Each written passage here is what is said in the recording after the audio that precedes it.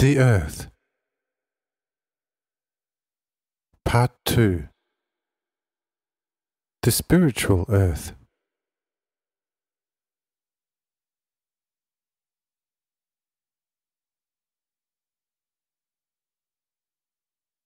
'27. The formation and purpose of matter. 9th February 1847.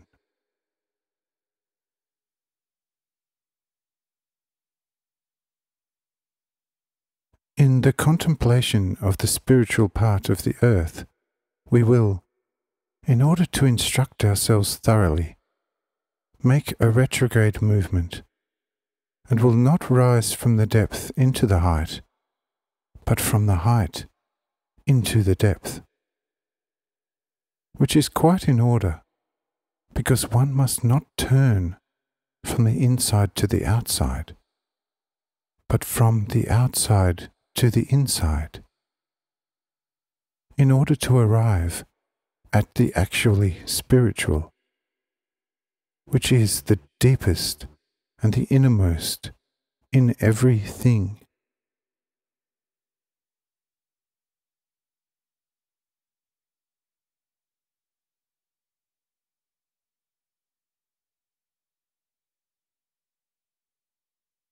It has been shown to you only too often that within the material there is always the hidden spiritual, and how the actual visible matter in and for itself is basically nothing else than caught, bound and fixed spiritual.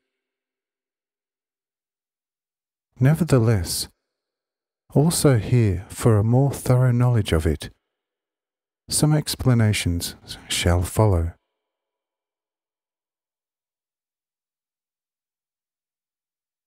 You can look at whatever matter you like, but you will not find that it appears as completely solid. But all matter is divisible, because it consists of parts, and between these parts there are still little spaces which are called pores by the experts of nature.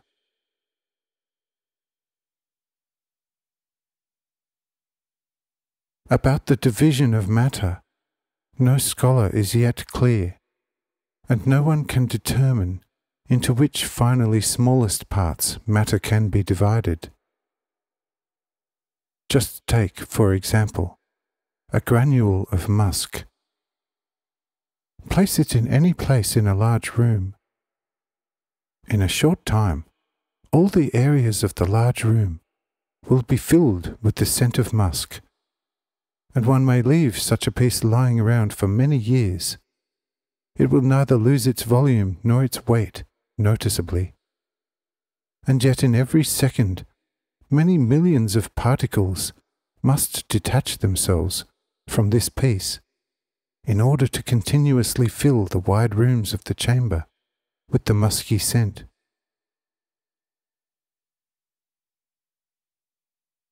A great number of similar examples could be given. Only this one is sufficient for our matter, in order to see that there is certainly a definite determination about the finite divisibility of matter.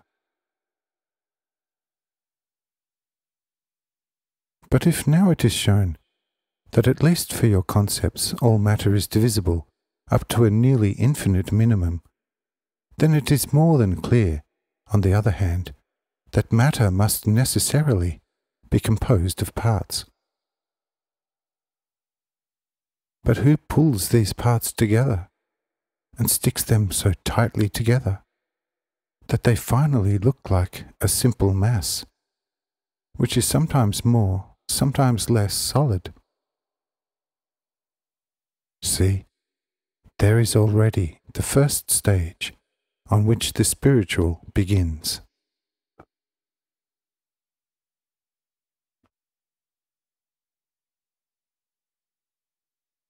These endlessly small parts are originally nothing but only my, the creator of all things, power of imagination. This power of ideas takes on shape, and the shape receives life from the life of the Creator. The Creator gives the newly animated form, free from himself, its own light out of his own original light. And with this light, which is alive, its own intelligence, through which the newly animated form recognizes itself and becomes aware of itself as an independent being.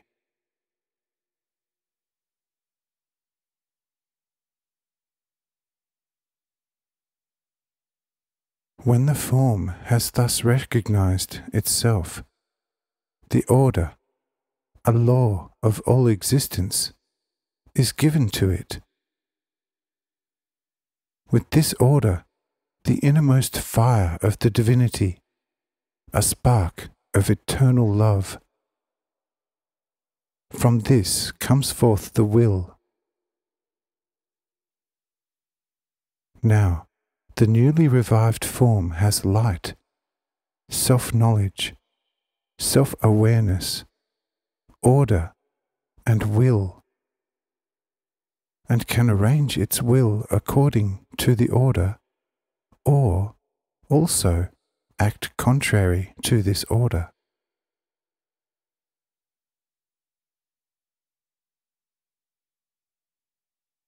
If a new creature thus acts and moves according to the order, then it will be strengthened like a tree and will appear as a perfectly free being in the great space of creation for eternal continuance, because all its being is created out of me, who surely am and will be eternally.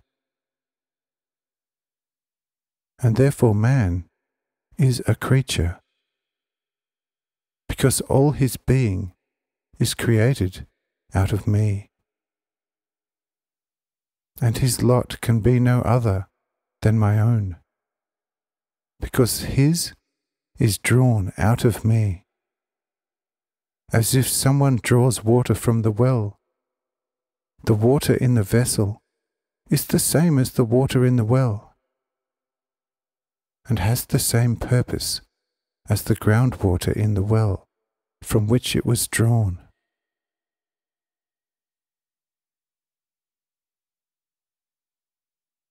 But if such a new being or creature with its free will does not follow the given order, then it naturally goes towards its downfall or its dissolution, which can be easily understood quite naturally.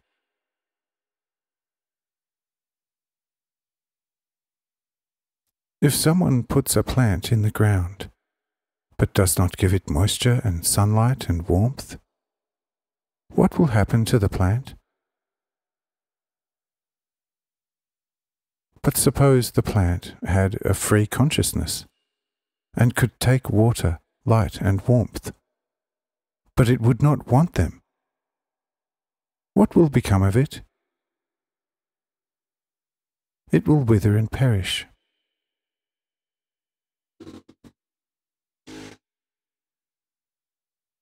Or someone wanted to be life realistically portrayed by a painter, but never wants to turn his face to the painter. What kind of image will that end up being? But it cannot be indifferent to me, the Creator, whether a being which was not merely conceived by me like an image in the idea, but was created in the above-mentioned way out of the fullness of my divine essence, exists only for a time or eternally.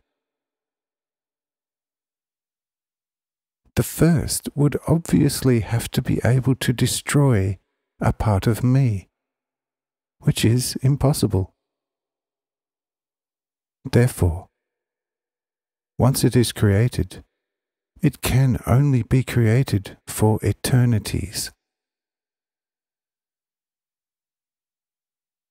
But such a creature can operate against my order, and that is just as much as to cease to be, for me, in a certain way. For he who is not for me is against me. In this way, however, an opposing force and power potency would form next to me in the course of time,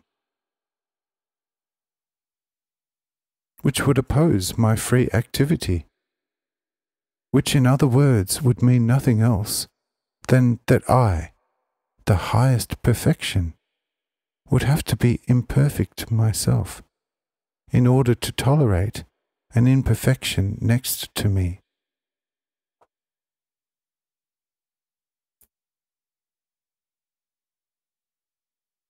In order to control this highest evil, a creature which does not want to conform to my given order is immediately captured and is fixed to a point and to a place. And behold, this fixation is what you know, see, and feel as matter.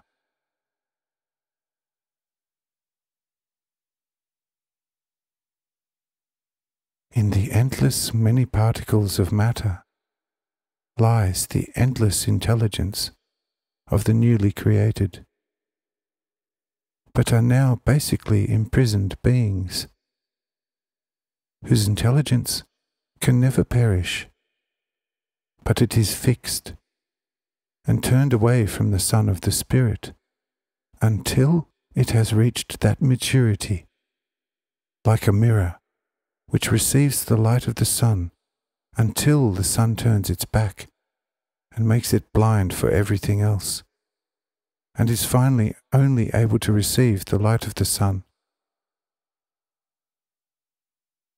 Towards the outside, of course, the mirror becomes more and more dull, and its matter becomes looser and more porous.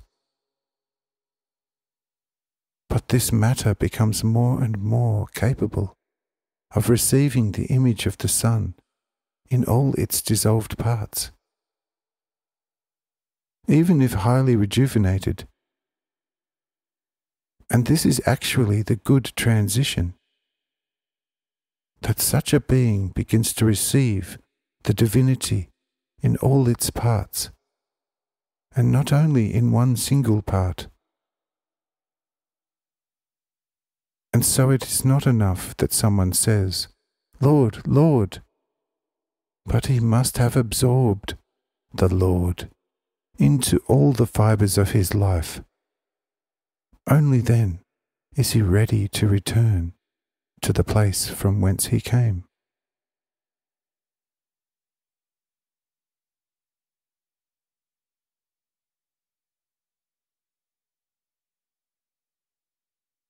For this reason, all matter must finally be dissolved again into the most minute, so that there is no particle left that would not be able to take up the image of the eternal Sun.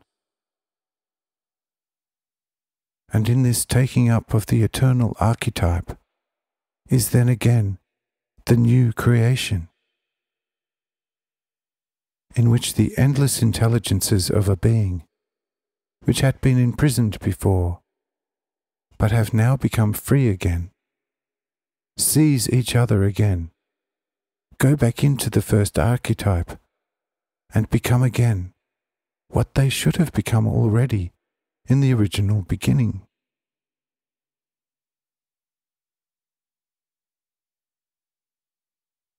From this preliminary guidance, it will surely be clear to you that in matter there cannot possibly be anything other than only spiritual. And we can now wander over and into the spiritual earth on well-enlightened paths,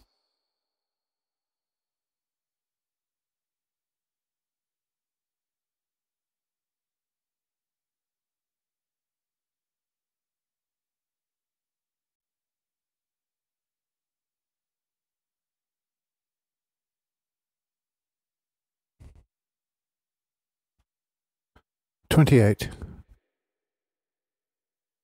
The spirits of the uppermost region of the air.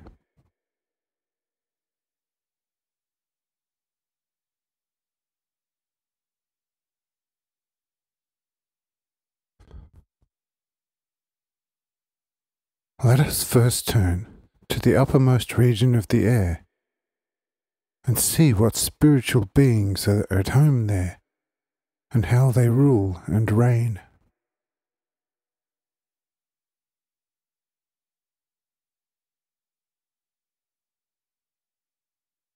In this region there are already purely perfect spirits, and all were formerly physical people on the earthly body. They already enjoying continuous light, for it naturally never becomes completely dark at such a height. But in the spiritual nature, there is already a continuous, uninterrupted day. For this third region already attests to a third, quite purely spiritual stage, while the second region is not yet pure and is exposed to very frequent turbidities. Still more, however, the first or lowest air region, in which, as it were, in the first stage, good and evil undulate among themselves, like cabbage and turnips.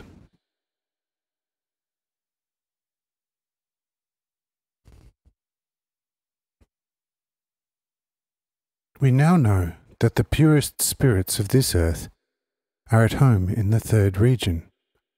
But why? What are they doing there?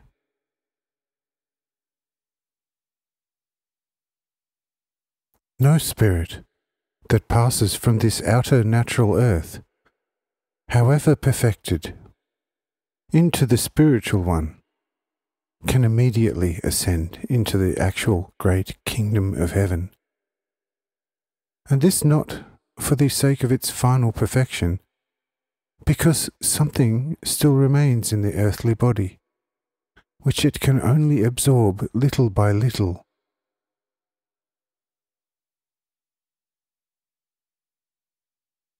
Only when he has absorbed into his being the last remnant of what belonged to him, ennobled and spiritualized, can he leave this region and enter a real first stage of the kingdom of heaven.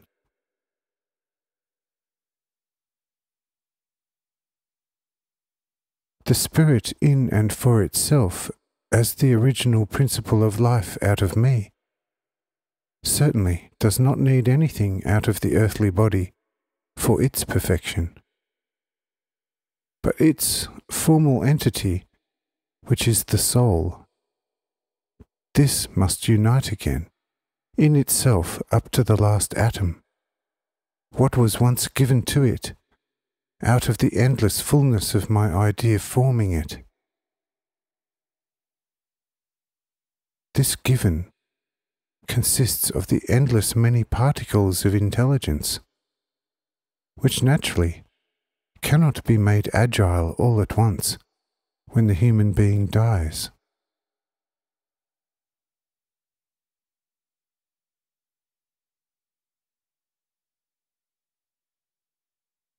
There are parts of his body and property which he breathed in and out during his life.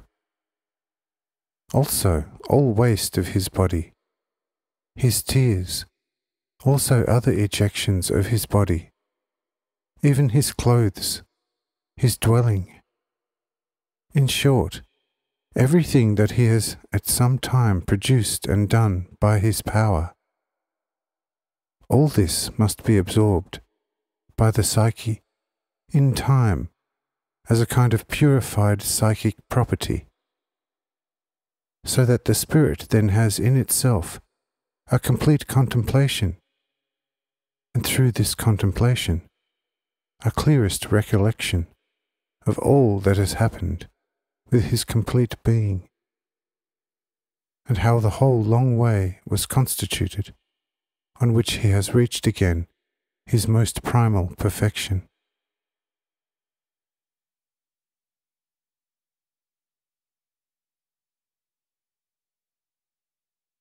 But the spirit could not get this kind of special recollection if everything would not be taken up into its psychic being, which originally belonged to its being, and which it had acquired on this long, circular way. That is why it is also said that all the hairs on the head are counted, and only he who walks according to my teaching gathers, but he who acts otherwise scatters. So the spirit must still wait a while until all that is his has been absorbed by his being.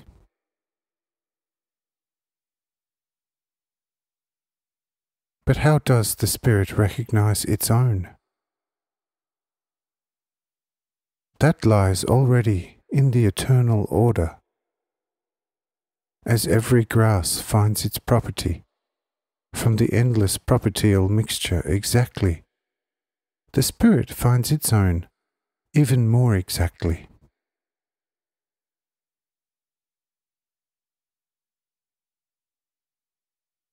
But what does the spirit do in the meantime? He acts according to the laws of love, and thus rules in this region, and causes by his presence and by his loving action that this third air is there. And he firstly arranges and organizes the ways for those who come up as newcomers into this region, and assigns to them a place and activity.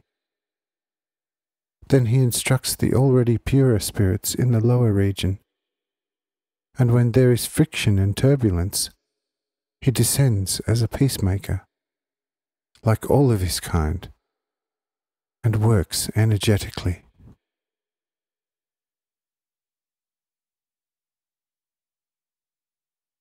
But when foreign spirits from other world bodies arrive here, he tests them, and if he finds them capable, he leads them down to earth on the right ways,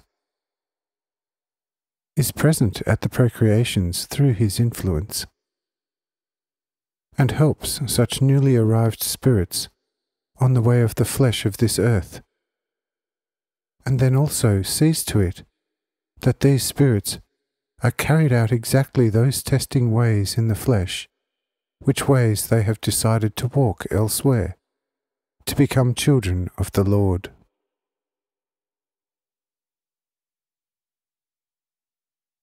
In this third region, the so-called guardian spirits of people, well known to you, walk and live.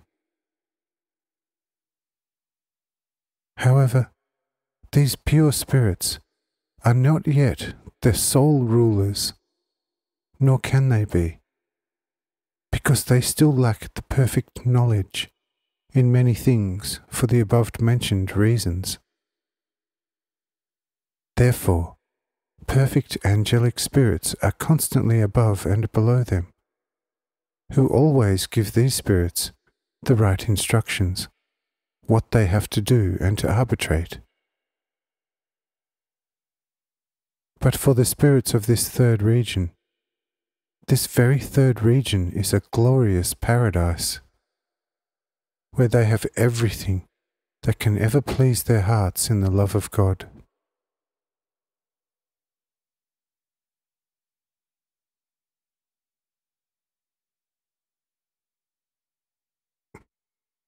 There are marvelous regions which, however, depend on the nature of the spirit. For there, every spirit already becomes the creator of its own grounds and the region in which it is at home. This region is exceedingly rich in fruit and rich in all things. The spirit enjoys everything there in abundance, and hunger for anything is far from him. And see, it is precisely in this enjoyment that the spirit gradually absorbs all that still remains of its essence on earth.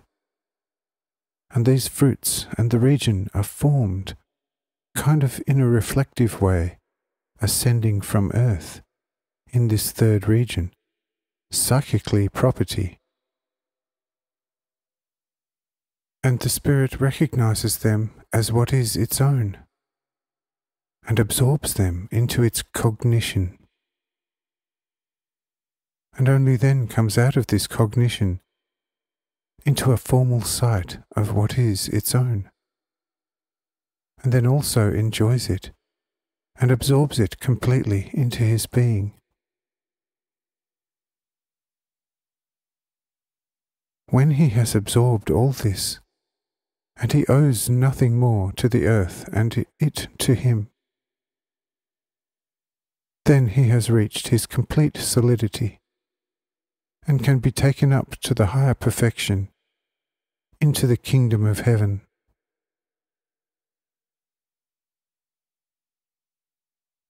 However, there can also be spirits who still have some things belonging to them in other world bodies, for reasons already known to you. These then also ascend to the sphere of those world bodies, from where they either got their main propertium, or where they once already lived physically, in order to also fetch there what belongs to them. But all this on the way of love, which alone is the attracting principle. And all this must happen through free choice, in which every spirit strives to gather in itself what is mine, and then to return it to me completely in its great love for me.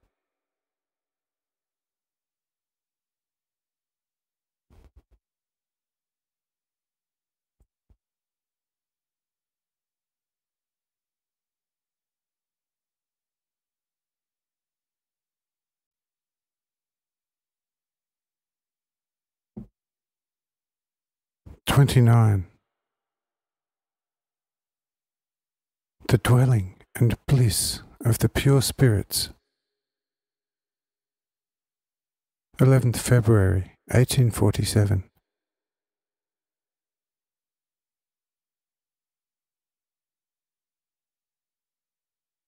In the bringing back, and indeed in the perfect bringing back, lies precisely the former perfect, most perfect and all-perfect degree of blessedness.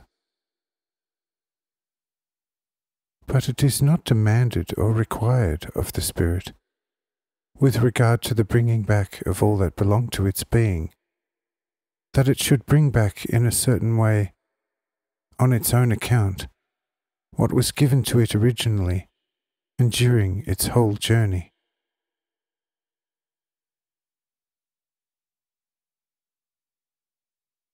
Whatever concerns his body and its predecessors, in general everything property, he receives in the orderly chronological order, without his doing. But it is different with regard to his ability to take up again everything that once belonged to his being.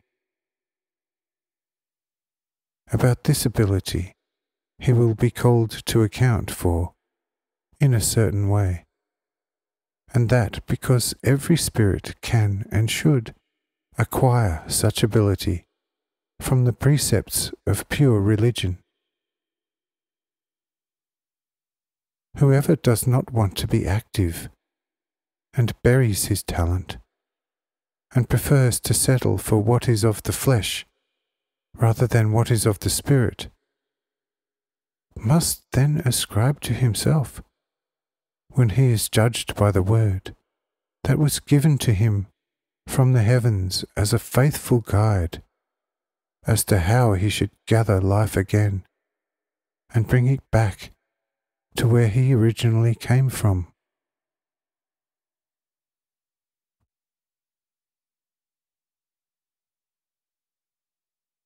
That is why the already purified spirits have to stay in this third region for a longer time in order to absorb their psychic properties. Or to put it more in German, English the translator, because they have to wait in the third region until their earthly things have decayed in a certain way and have passed over from the decay into their soul.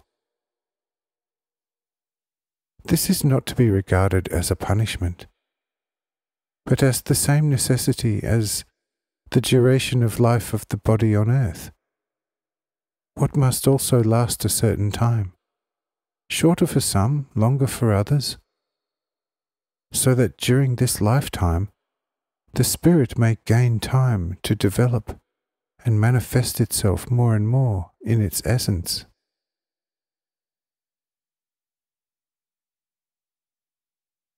Who could claim that someone has to give an account of the time he has spent on earth in the body?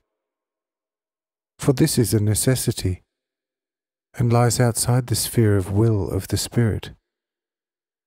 Just as no one will have to give an account of how long his hair has grown, or the nails on his finger, just as not about the pulsations of his heart, and about how often he has drawn breath.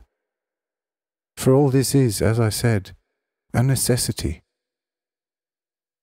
The account, or rather the judgment, lies only in the active will. Everything else is indifferent and is completely in order, and gives itself freely. If only the will was brought into order, according to the pure knowledge of my divine will.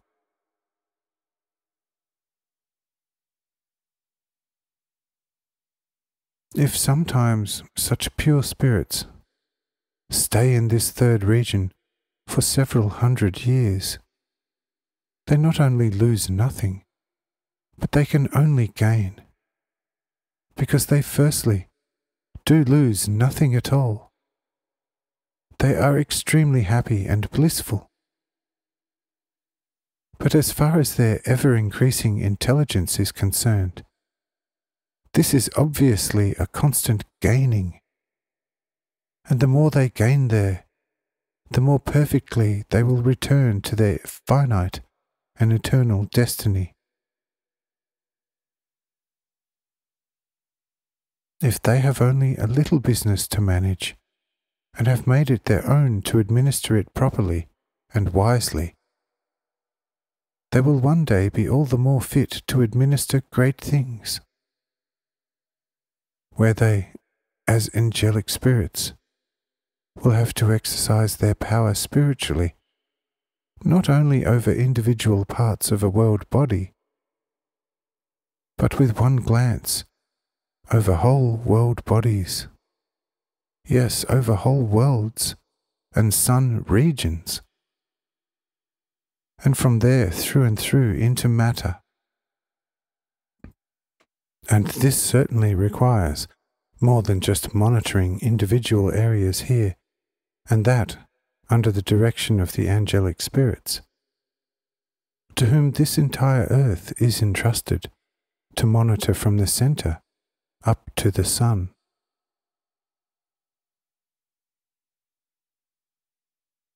Yes, my beloved ones, while you see little or nothing with your eyes, there are great things going on. And it is like a wise man once said, between the earth and the sun, there are things going on of which human reason had not yet imagined.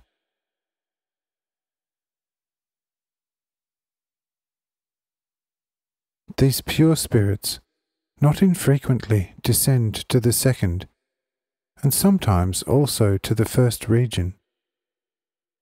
But mainly those places on earth are their visible places of abode which, because of their considerable height, are perpetually covered with snow and ice.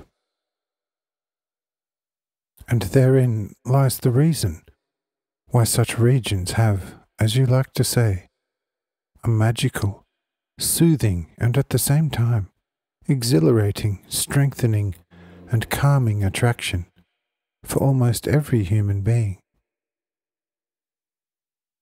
Whoever is sad of heart and full of restlessness in his mind, let him go to such a height in my name, or at least go near it, and his mind will be poured over as with a strengthening balm.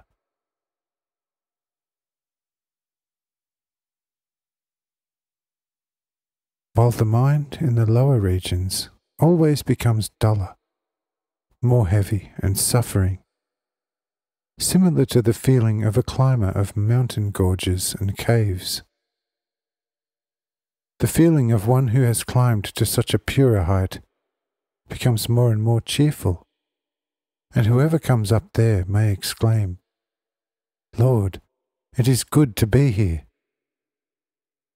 But then I say to this, it is not yet time for you to stay here. But I nevertheless say, go gladly to the mountains.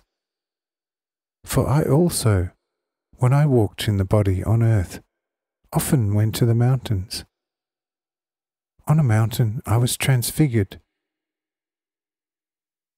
On a mountain I drove the great tempter away. On a mountain I preached the kingdom of heaven. On a mountain I prayed, and on a mountain I was crucified. Therefore, go gladly to the mountains, for not only your spirit, but also your body will gain more from them than from 100 pharmacies.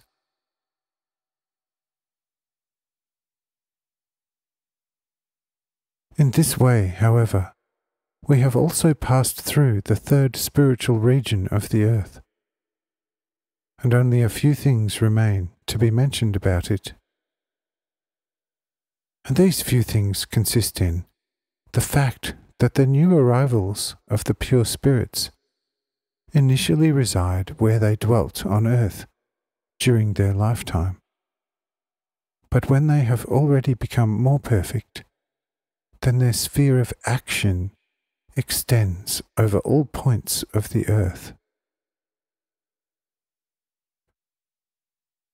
The strongest, however, guard the polar regions, and the softer, gentler and weaker ones, the tropical regions of the earth. And those who are very active guard the sea, the lakes and the rivers, and the beginners are entrusted with larger or smaller mountains to watch over, and everything that is there.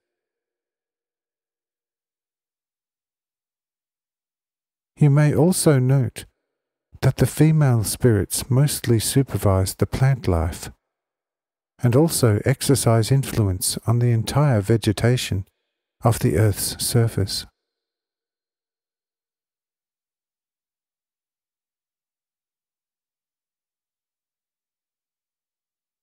Now that we also know this, we can already descend into the second air region, where it is already much more colourful than in the third, peaceful region.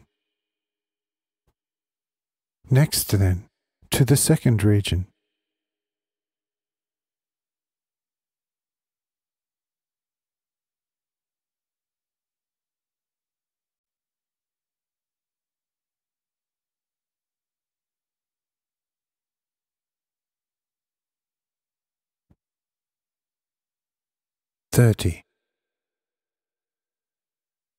The spirits of the second region of the air. 13th February, 1847.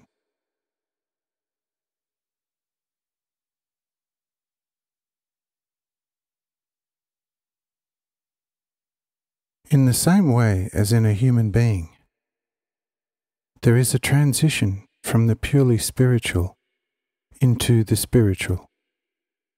In the same way, there is also a transition between the highest and the middle region.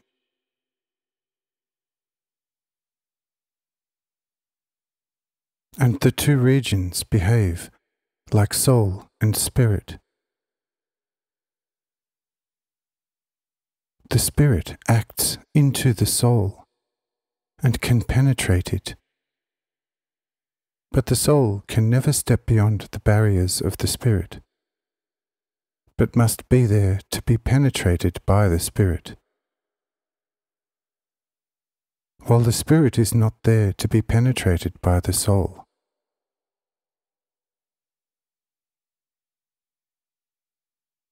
But the soul can be taken up by the spirit, where it itself becomes spiritual.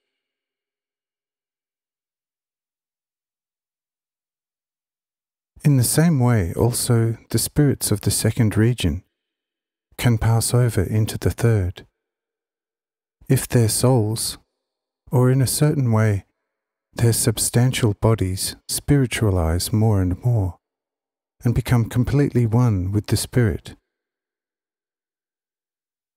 The soul for itself, as a compendium of innumerable substantial particles of intelligence, is therefore also stuffed with all kinds of drives, which it contains as a property in itself.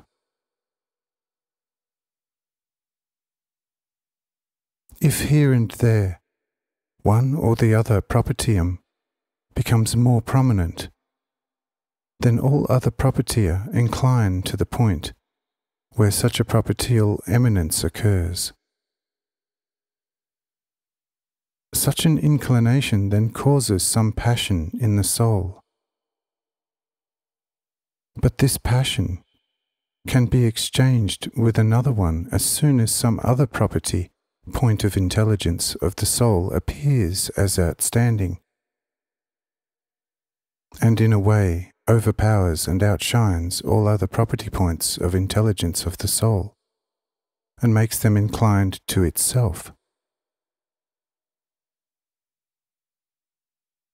It is easy for everyone to see from this description how many a soul, in which the spirit is not awake, is driven from one pole to the other by innumerable passions and desires.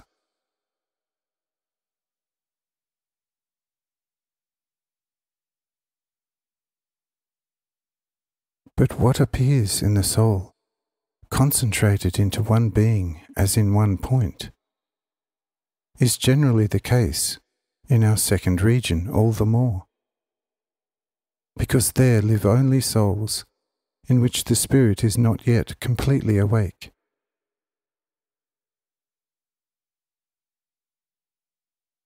One soul has this main instinct, another has another, and millions of souls have millions of different inclinations and instincts. One wants to fight, another to have rest. One seeks nothing but the secrets of creation. Another botanizes. Another again makes continuous journeys. And so each of the millions has an instinct of a different kind.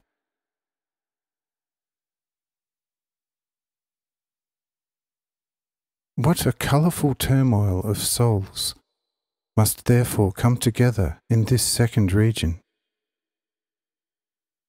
And what innumerable, most diverse phenomena must be brought about there, which phenomena must finally pass over, as it were condensed, into the natural world visible to fleshly eyes. And so it is. All the most diverse cloud formations, and still an innumerable quantity of other phenomena in this middle region, originate from it. And there, no day and no night brings completely again the same in the form, what was already once there. Just look at the cloud formation once a day and draw it.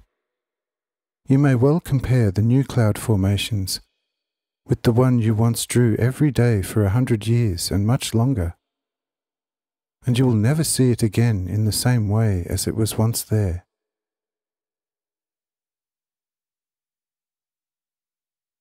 you will also discover a lot of other phenomena, which always remain the same according to the type, but never according to the form. And there is not one snowflake completely like the other, and no raindrop is the same size as the other. And when it hails, compare once 2 hailstones, whether they are completely similar to each other. There will be a difference both in shape and in weight. Ice will indeed be ice.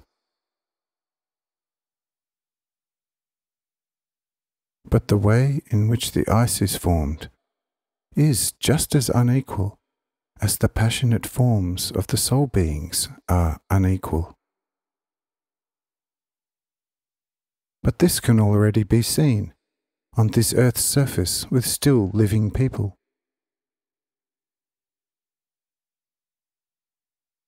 Just look at the houses in a city.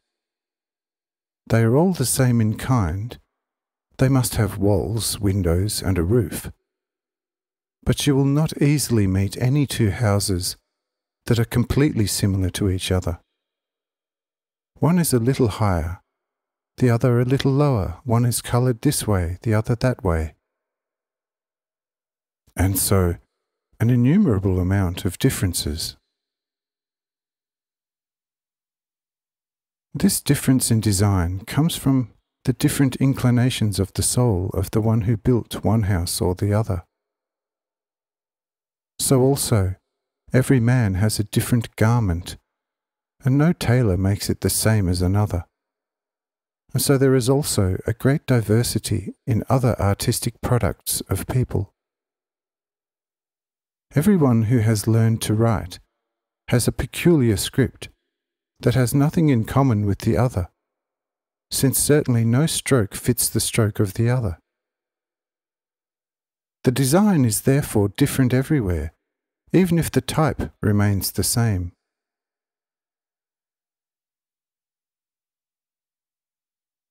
Or let several equally skilled painters paint one and the same object. Each of them will hit it. But the way of representation, that is, the form, will be completely different everywhere.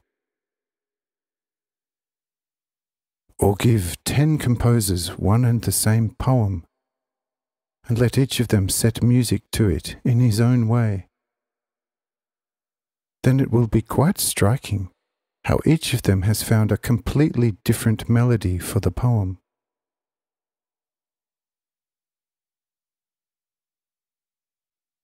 All these differences in the formal representation lie in the innumerable different property points of intelligence in the soul. Depending on the predominance of one or the other of these points, the way of acting of the soul is also directed. So there is a different wind blowing all the time. There, new phenomena appear all the time, and what has already existed never finds a perfect repetition. Especially there, least of all, where the producing intelligences are not under any positive judgment, which is just the case with the souls of man, because they have to work their way back into the original freedom. But there is a difference between a soul that has left and a soul that is still living in the body.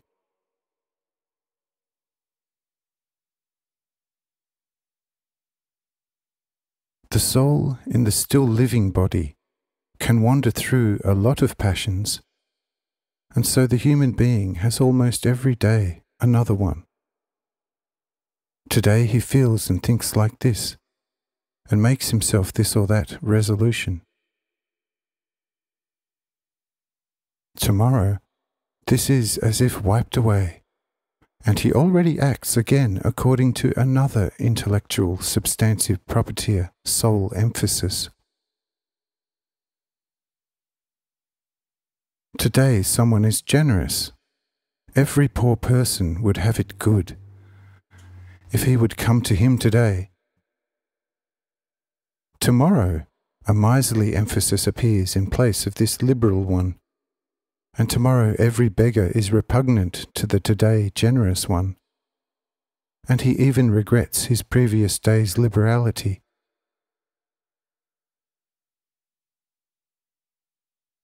But with the separated soul, it is different. With it, usually only one main passion appears, and dominates the soul always more and more, and pulls gradually all intelligence particles into its area. Therefore, also Paul says, "As the tree falls, so it remains lying," which does not mean that an isolated soul is in a certain way incorrigible, but only that it remains trapped in one of its main passions, until this has in a certain way consumed all other property intelligence particles, which then causes a great poverty of the soul. And this then passes over into a state of dying, where it is as if completely naked and in night and fog. Only in this degradation can the spirit become free and begin to penetrate its soul. And this is, then, the transition from the second to the third region. But before this state has not occurred, the spirit cannot spread and cannot penetrate the soul, because its propertia are still too material and therefore too unspiritual.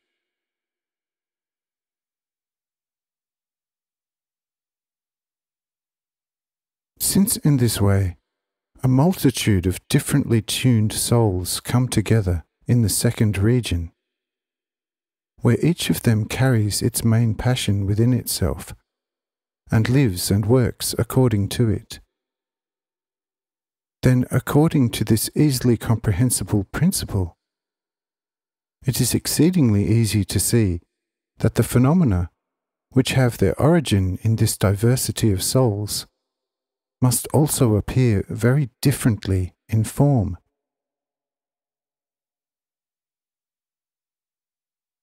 Therefore, every lightning has a different zigzag. Therefore, every cloud and every little cloud has a different shape and movement. Therefore, winds crisscross, and for this very reason, soon a cloudburst, soon a downpour, soon hail, soon a downpour of dust, soon large, soon medium, soon small snowflakes, and 1,000 similar phenomena more occur exceedingly frequently, especially in the tropical regions and in the polar countries of the earth. But this, then, is a necessary general introduction. Next, we will consider the matter more propertially.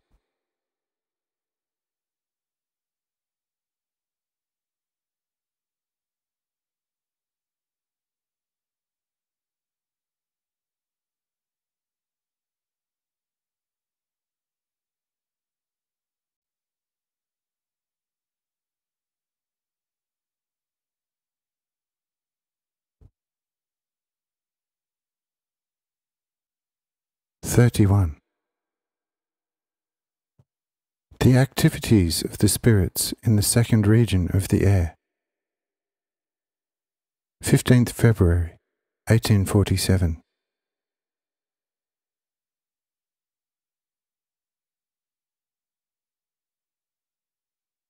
Here the question can be raised right at the beginning.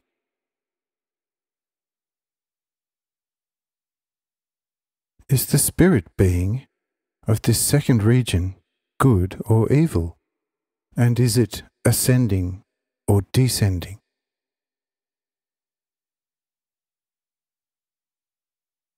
This question is just answered sufficiently clearly by some special considerations of the spirit being in the second region, and everybody will be able to find out easily what is either good or bad about it, and where it goes.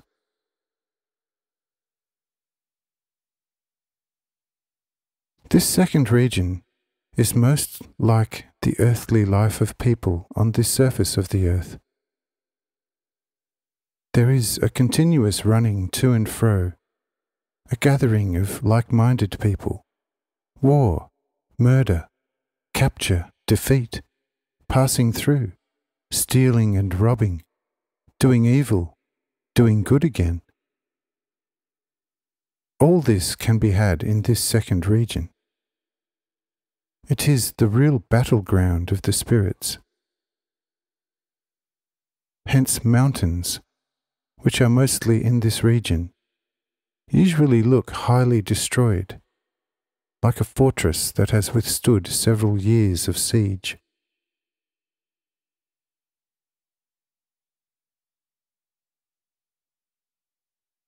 Already the sight of these heights sufficiently shows how quarrelsome and militant it is in this region.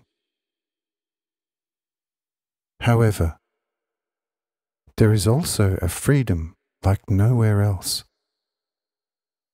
And that because precisely there is the preparation place where the spirits are prepared, either for heaven, but sometimes also for hell. For the soul and spirit of every deceased person comes immediately after death into this region, in which he lives on, just as he lived on earth. He enjoys full freedom and naturally seeks out his equals there. There are then united gatherings, and where several are once together in an association, plans are soon made as to how this or something else could usually be achieved by force or by cunning. Among such associations, there are also traitors who betray a plan of their association to another more powerful association. When two associations, or sometimes even several, come to know each other's plans through the traitors, there are already armaments going on, which can be seen in the natural world as ever-increasing cloudiness. It does not take long, and the fierce armies move out against each other. Unfortunately, above them are the all-seeing mighty peace spirits. These descend, capture the fierce armies so completely alone, and throw them down to the earth, where it then takes a while until they have, so to speak, picked themselves up again and gathered strength and courage, in order to return again, little by little, very quietly, to where they have been thrown out and down like a bad guest from a host, which, however, does not appear in the spiritual sphere in the same way as it appears here in the material world. But so, as if here such a true riffraff is caught and bound by the police station, and then locked up in a proper arrest. The detention is the matter in which they are recaptured, and the police station is the peace spirits from the third region. When after such a strong rebuke, the spirits humble themselves, and through this humiliation are brought into the position to be able and to want to pronounce my name, and to seek help, rescue, and salvation in this name. Then such spirits are immediately welcomed by the peace spirits in an extremely friendly way, and are led straight into the third region. And there, of course, they are also initially accommodated in this region, where they then already live continuously in contact with these pure spirits, and from there ascend higher and higher, according to the degree of increase of love for me and my order.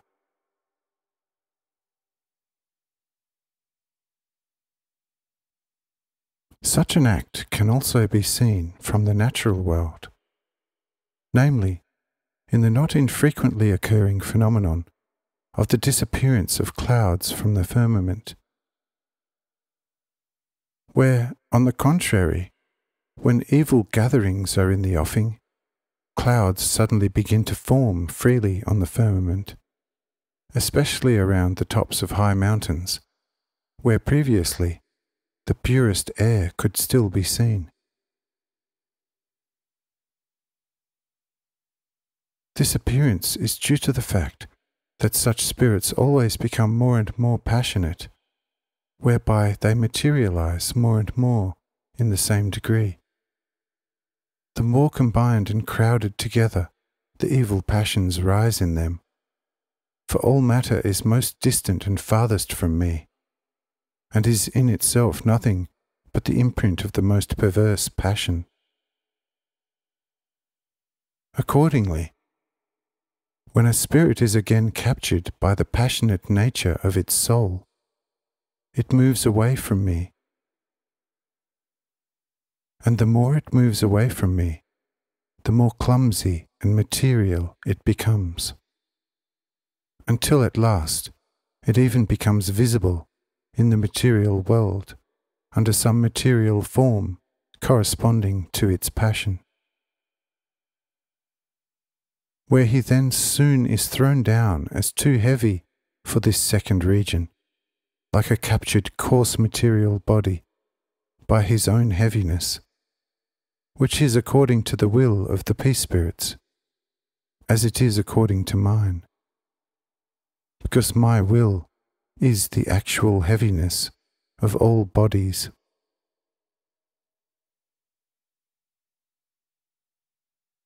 That such spirits then often remain completely material, and out of their own evil will prefer to inhabit heaps of dirt, the filthiest animals and ugliest plants, rather than to humble themselves, is testified to by many examples at all times.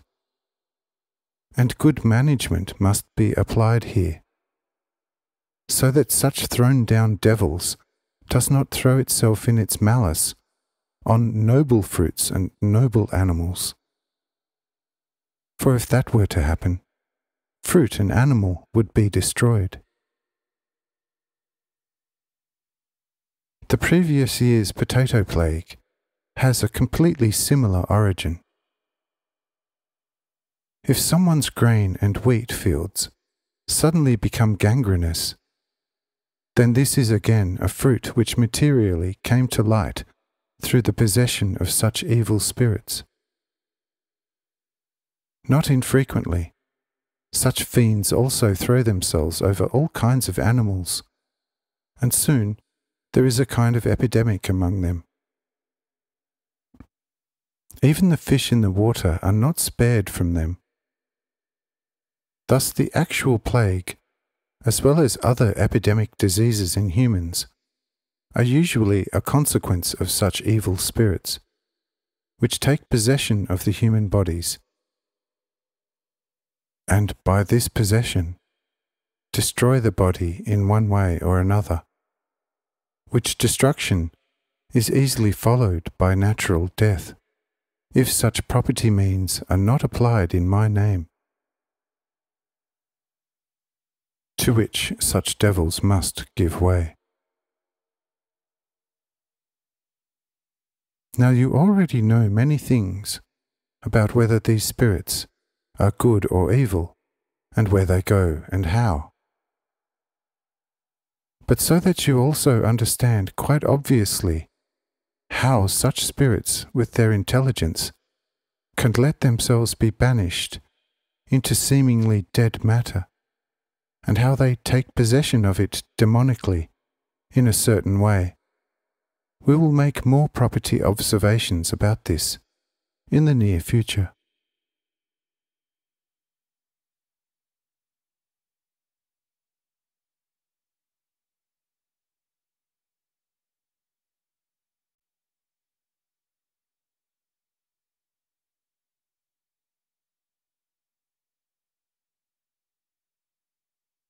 (32) The possession of matter by spirits. 16th February 1847.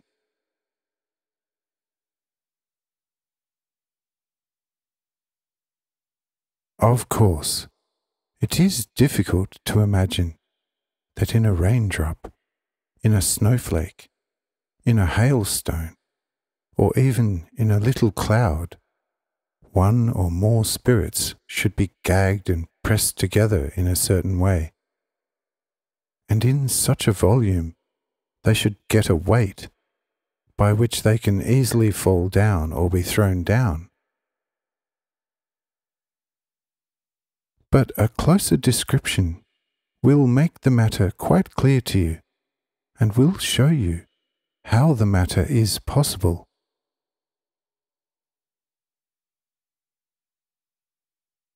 You should not think that the spirit with its soul is crumpled like a sheet of paper until it finally looks like a somewhat clumsy ball. That is by no means the case. The human form of the spirit remains intact.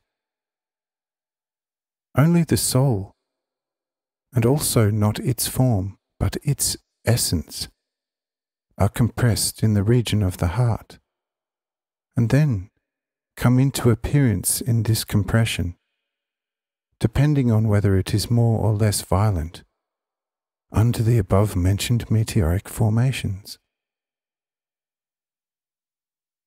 So you don't have to imagine that in a hailstorm, some whole spirit with its soul falls down crooked, but only its material desires.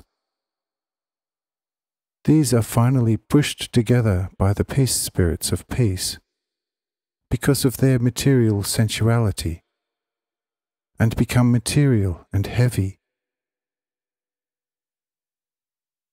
But since these are a living member of the spirit and its soul, then the spirit with its soul itself is pulled with this, its newly formed material emphasis, where this must take its necessary direction because of its material quality.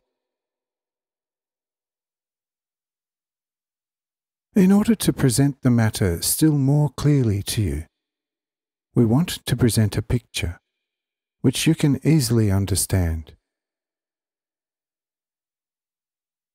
Think of a human form which would be assembled from the so-called gold beaters' sheets, as it were, to an air balloon which could be filled with hydrogen gas, just like another ball. And if it were filled, it would have a human form, and would surely ascend immediately into the higher regions of the air. If, however, this balloon man, filled with hydrogen gas, would suddenly get a compression of the hydrogen gas, then a possible water bulge would naturally become heavy and, due to its weight, would naturally fall down to earth. But since it is not outside, but inside our balloon man, who has lost the necessary expansion due to this inner compression of the hydrogen gas, then this balloon man, with his heavy water bulge, will also be pulled down to earth again. The form of this balloon man has lost nothing, except that it has shrunk here and there and has become leaner in a certain way, but could no longer maintain itself in the high air region because of its newly formed centre of gravity. But when on the earth below, that is, on the material ground, the compressed water bulge dissolves again into the previous gas by a new heat, then the balloon man will rise again. Behold, this is, although quite material, but nevertheless correspondingly representing the spiritual, a quite well-fitting picture, from which you can see how the spiritual man whose soul is a spiritual balloon-like outer form condenses in his inner being, thereby becomes heavy, and takes his direction from his height to real matter, where, however, this material condensation of his sensual desires is soon dissolved again by the fire of his love awakened in humility, and he then, more humbled, ascends again, generally to where his being's appropriate place is.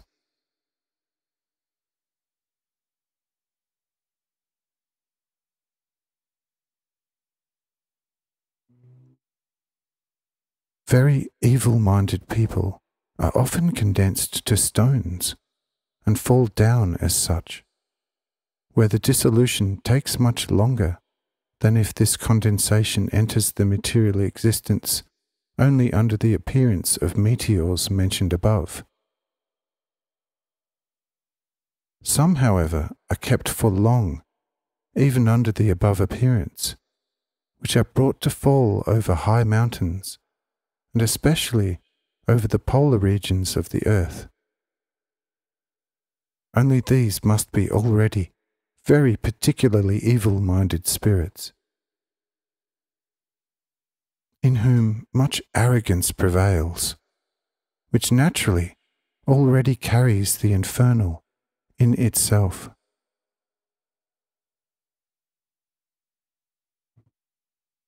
What happens to the spirits after such lessons will be shown more clearly by the follow-up.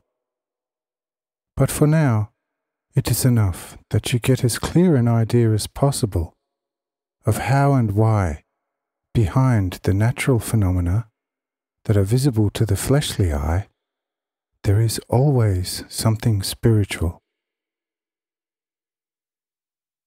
So we will soon make several considerations about this, how and why.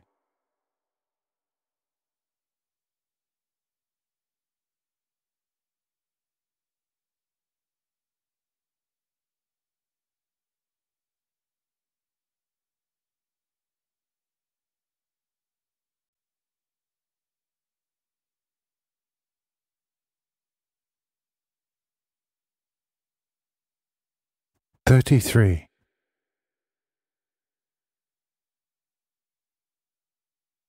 Nature spirits and human souls. 18th February 1847.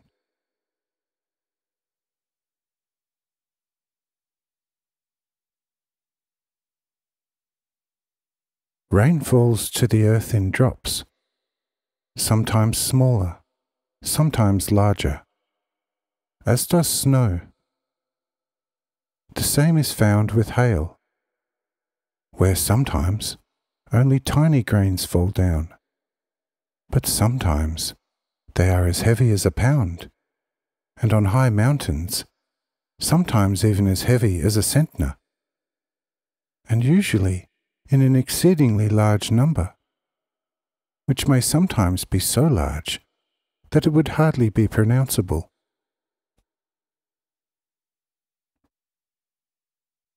Then we can ask, how, if every drop of rain, every snowflake, or every hailstone draws a spirit with it, where does such an immense number of spirits come from? And when it rained and snowed and hailed in Adam's time, from where did the spirits come then? if no one died on earth from the number of people?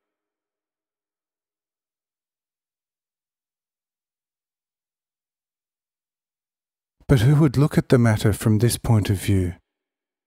He would have to fall into a far greater error than about the size of the whole earth.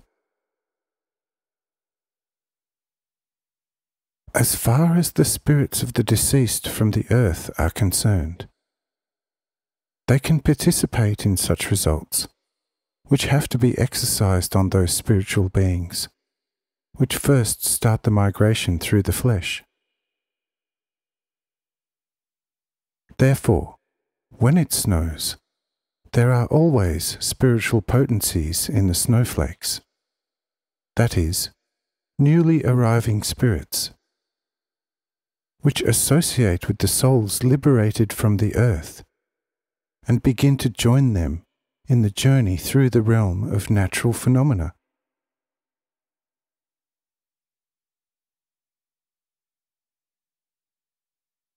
These are therefore not spirits of deceased people, but they are in a certain way new arrivals, or if one would like to say still more characteristically, they are new emergences from the long sleep of the earthly matter.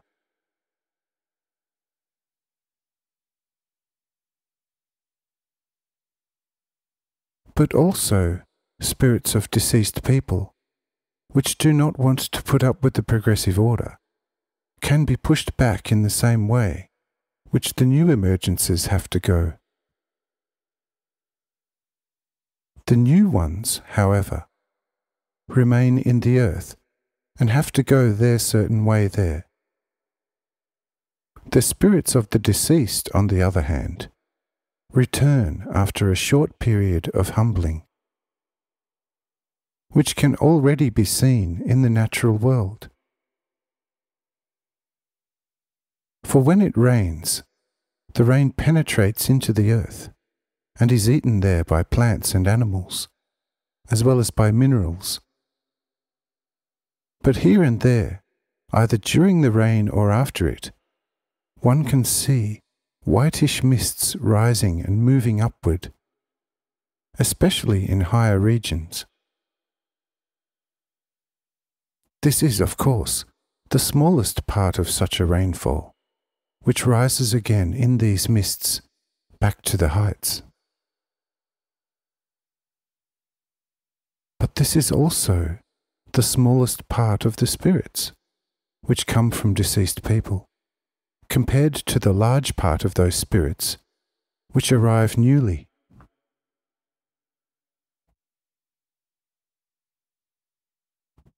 In appearance, there is no difference at all.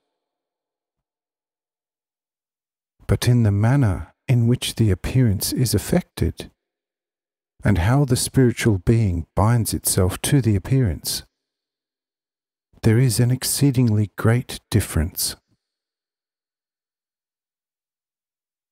In the case of the newly arriving spirits and new spiritual emergences, the spiritual, as well as the psychic, is still completely enclosed in matter. Matter is not an inner center of gravity that comes to appearance and pulls down the spirit, like the water blob in our balloon man, but the spiritual, as well as the soul, is still very fragmented, so that hardly in a million raindrops, snowflakes or hailstones, the essence of a single spirit and its soul is completely sown into the earth. Whereas with an already complete spirit, it is a completely different case, since with him, only his material desires and inclinations are pressed together in such a material form into one, and then for a short time share the very bitter lot with those spiritual potencies which under the above appearances begin the great circle to their becoming free.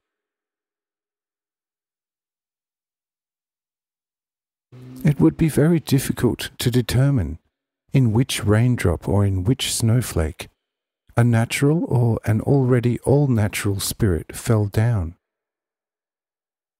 because the outer appearance is the same.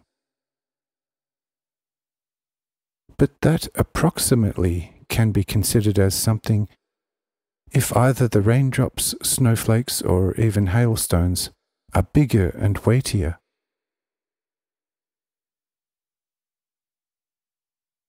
In such a large hailstorm, there is not seldom a humiliated spirit, which has already gone through its earthly course.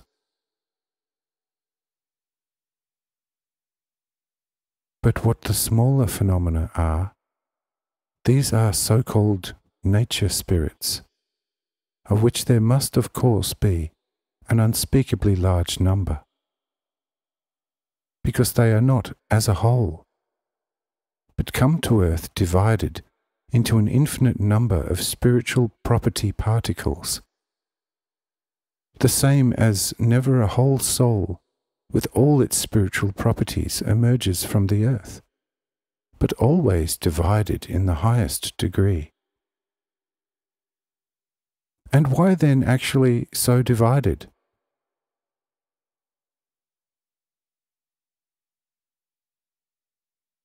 This division has a doubly important reason. The first lies in the original spiritual being itself, where every spirit has divided and torn itself to infinity by its desire to become great.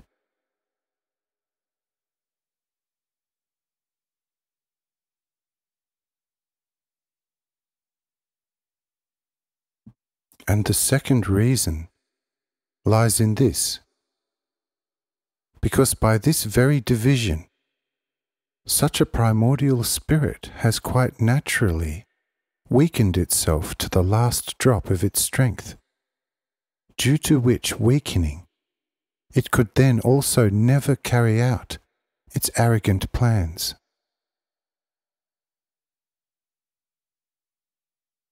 Such a scattering of the spirit is similar to the Babylonian confusion of languages. As the peoples had to scatter there, so a spirit had to scatter its concepts, so that it could never grasp a full thought, still less any plan. For this reason, Satan is still today most eagerly endeavoring to recapture in the individual human beings and spirits his own archetype in one, in order to thereby attain the power which was his own in the beginning.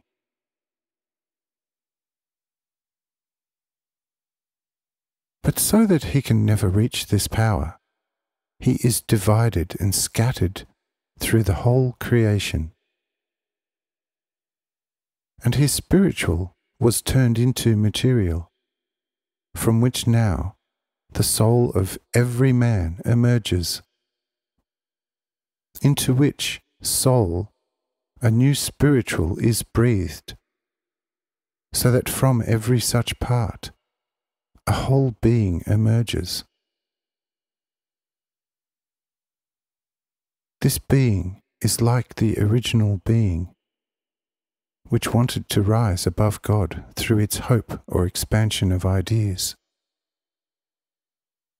but thereby, in a certain way, broke itself apart and split into infinite parts, so that nothing remained of it but its ego, and with it, its fundamentally evil will.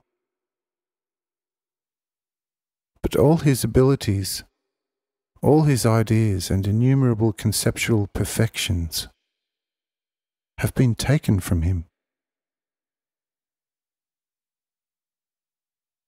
And these are just now, which continually reach the world bodies, and for the most part are already present banished in the world bodies themselves, and thereby divide into soul and spiritual, since in the soul the given I and the self-awareness emerge again from matter, and in the spiritual the knowledge of God is implanted again into the soul, without which the soul, like the plant without rain and sunshine, would soon wither and die.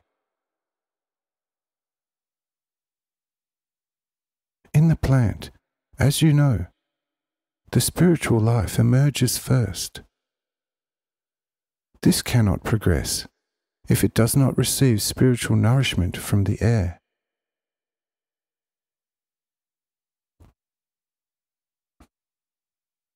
From this, it is obvious how and why so many spiritual things come down to earth in the phenomena described above.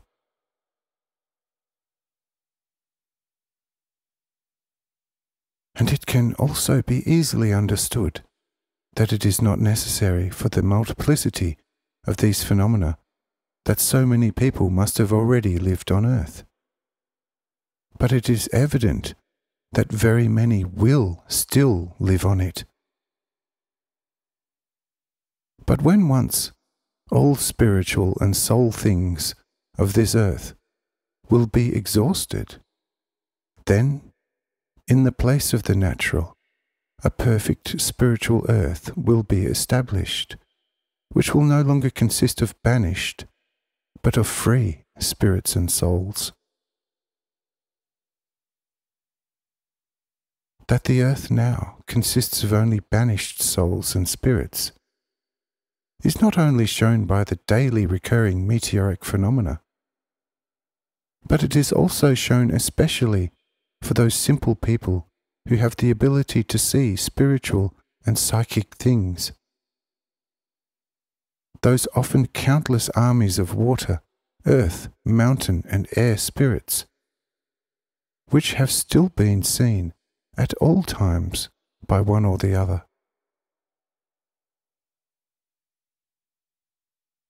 The learned world, of course, does not see such things, but it also does not see many other things that would be even closer and more necessary to it than to see such spirits banished in the earth's matter. But whether belief or non-belief among the worldly scholars, the primeval things still remain as they are. And the bird can master the air today as it did ages ago, although it never took the strict examinations in the aerostatics at a Parisian university.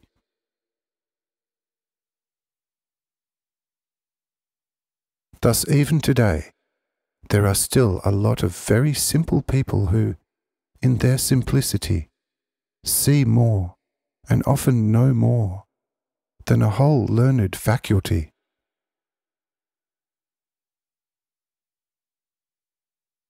There sure are also better scholars who at least do not doubt this, but still, only a few can see it. To this we can add many useful observations, from which it will be very easy for us to have an overview of the whole of the rest of the spiritual world at a glance. Following a few more observations of this kind, and some interesting things to think about.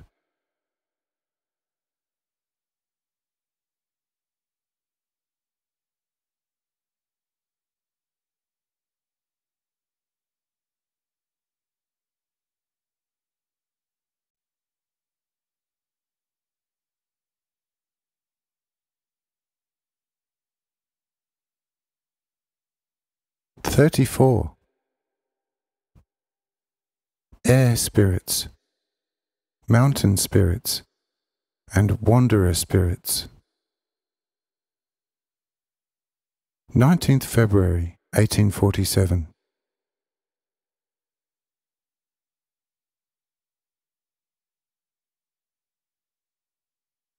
The little mists that develop here and there, especially on high stone mountains, soon above one or the other rocky ridge, are, if no rain has gone before, or also no snow and the like, mostly nature spirits, which do not come from deceased people, but can become human souls and spirits only after some time. These spirits, which so readily rise into the air, and sometimes even cover it completely, are the so-called air spirits, which already enjoy more freedom than the firmer earth spirits. But nevertheless, in this their free state, must be most carefully supervised by the pure peace spirits. Otherwise they could easily do some great harm. These spirits are seldom seen by people, and the spirits also prevent this more carefully, because they have a great fear of everything that is called matter, but especially from those with whom they sense a strong perceptive faculty. This very fear, however, also instills in them a kind of hatred against matter, in which they were imprisoned for so long. For which reason, then, a careful supervision of these spirits is very understandable. Because every spirit, if it once got rid of the matter, is not to be brought near matter at any price. Even the spirits of dead people have a great disgust for it, although a perfect intelligence is present with them. How great is the shyness of those spirits towards matter, who only a few moments ago, by special admission, have arrived at the required freedom from the bonds of the hardest imprisonment, in which they pretended to be perfect, without going through the fatal and tediously long way of the flesh.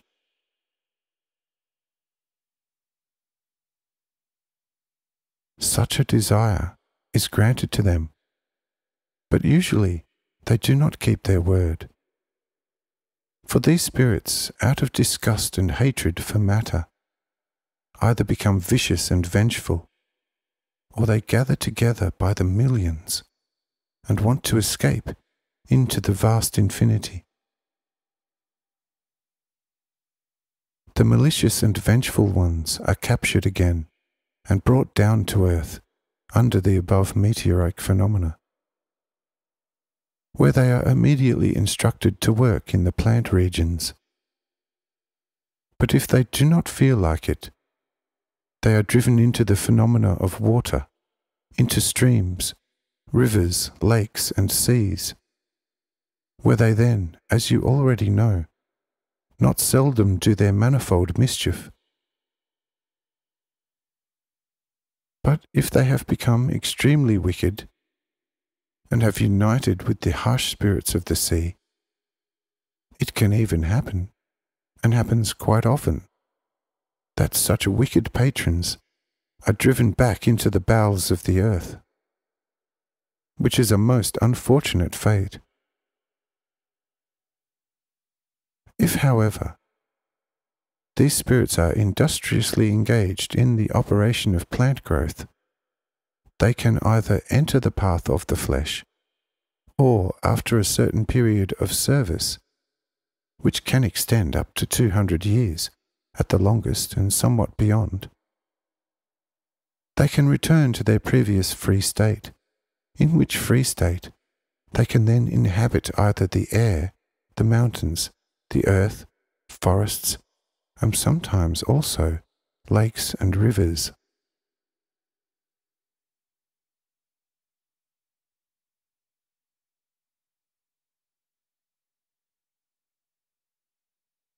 This kind of spirits, then, has a perfect intelligence. They are extremely knowledgeable in the things of nature, and can see and hear everything that happens on earth, and what is talked about there. These spirits can even deal with people and sometimes render them decisive services. only everyone must beware of approaching them in anything. For there they easily become embittered and can do significant harm to the one who had embittered them. And that because, although they inhabit matter, they are nevertheless mortal enemies thereof.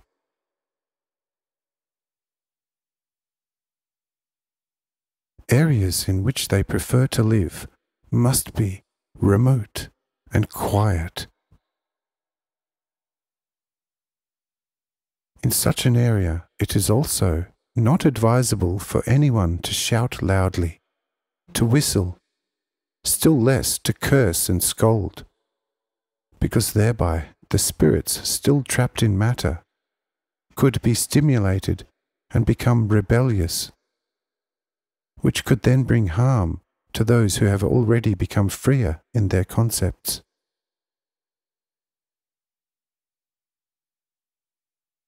In order to prevent this, they try to frighten the hikers in such areas by all kinds of phenomena, so that they will want to vacate such an area as quickly as possible. They are especially hectic in the tunnels and shafts, where they have often caused the greatest accidents for those working in the mountains.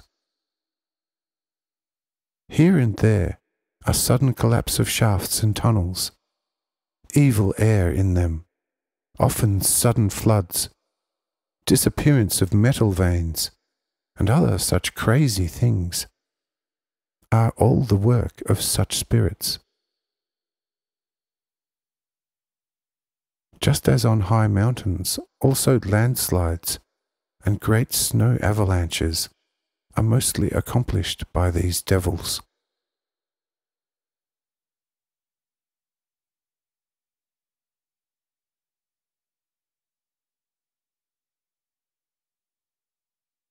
If these spirits are sometimes benevolent to people in some way, or at least do not intend to do them any harm, they usually appear in a dwarf form, either in a very dark, grey, blue, or green colour.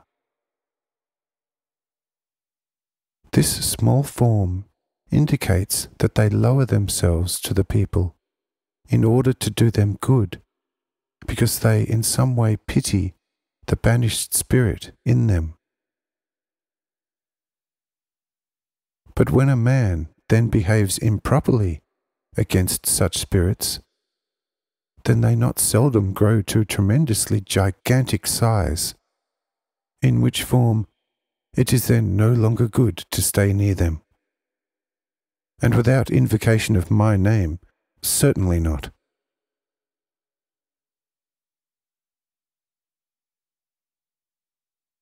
But that such spirits do exist has already been stated in the last communication. The only question now is whether such spirits will also pass through the way of the flesh or not.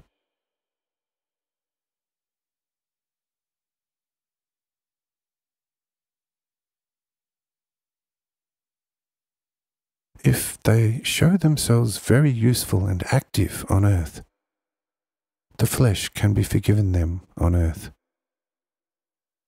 But for this they come either to the moon or to another planet, where they must, nevertheless, accept an incarnation, and also usually accept it more willingly, because the incarnation on the other world bodies is usually more fleeting and easier.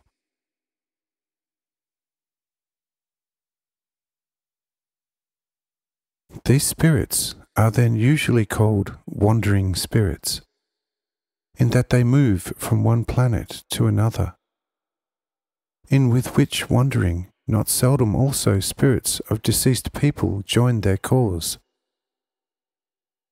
to which especially the so-called natural philosophers and astronomers profess,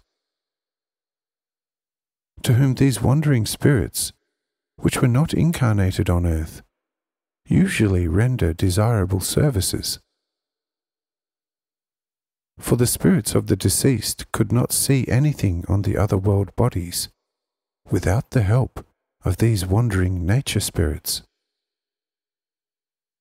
But these nature spirits help them to the way into the people of other world bodies, and make that such spirits can then see the things on the foreign world bodies through the eyes of these people.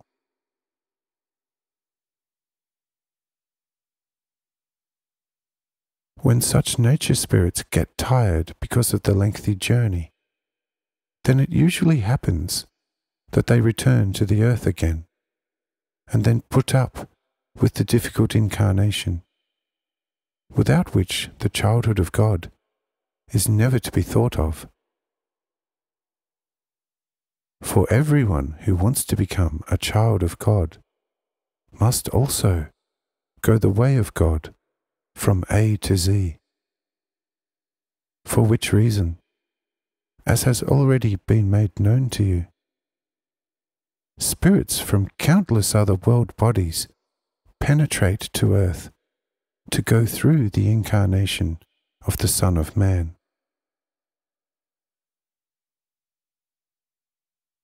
For as there is only one God, one truth, and one life, so there is also only one way to Him, from which it is not a necessary consequence that, therefore, all inhabitants of other world bodies must make this way in order to be blessed in their kind. Just as there can also be an innumerable amount of other healthy nerves and fibers in a human body, without them being nerves and fibers of the heart.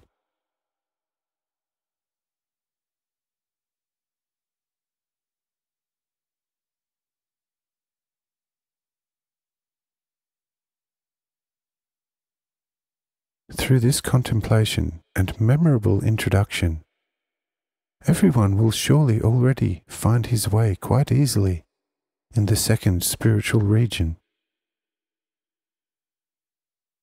Next, therefore, only a few memorable little historical tales, and then quickly down into the first aerial region.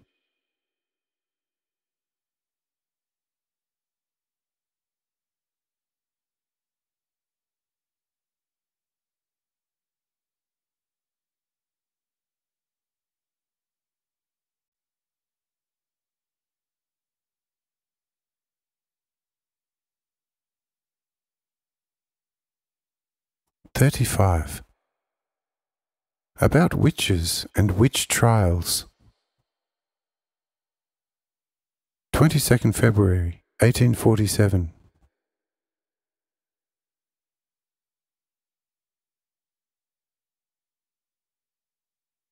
There will hardly be a person who has never heard of the so-called witches, for it is not so long ago that the courts still held witch trials, and under this name transported a large number of the most innocent people from this world into the other world with the most painful death.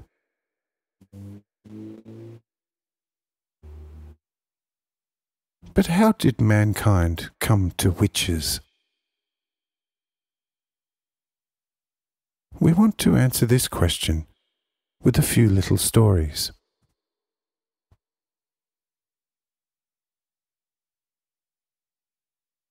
In earlier times, when people lived much more simply than now, there were often those who had the so-called second sight and lived naturally in both worlds. People in this time could easily get there if their food were simpler. But the present complicated food is mostly harmful to them. With this fare, they so bungle and stultify their nature that in itself the soul becomes entangled and agglutinated like a bird under the spindles of glue, so that it cannot possibly attain to the agility and dexterity in which a free upward and outward flight would be possible for it.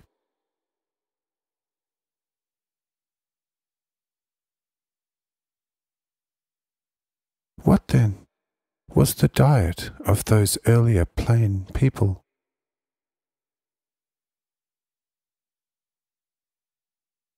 The food consisted mostly of pulses, which were cooked very simply, softly, somewhat salted, and then never eaten hot. So was also simple bread, milk, and honey, also an ancient simple food, with which the people mostly reached a very high age, and were continuously in possession of the second sight until the last moment of their lives.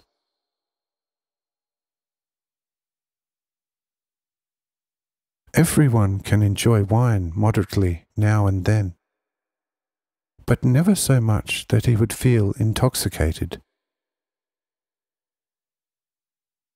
Meat dishes should be eaten only at certain times, and never more than 7 days in succession, very moderately, and always from the freshly slaughtered animals. And there the meat of fish is better than the meat of pigeons, the meat of pigeons better than that of chickens, and the meat of chickens better than the meat of lambs, and this better than the meat of goats, and this better than the meat of calves and cattle. As among breads, wheat bread is the most useful. However, of the foods indicated, never more than one with some bread, as well as fruit, should always be enjoyed only moderately, and always of the best ripeness. Likewise, some root fruits, but only one at a time. With such a diet, the body would never reach that heaviness in which it becomes sluggish, sleepy, and cumbersome, so that then the soul has to work over its head and neck to keep such a cumbersome machine in motion,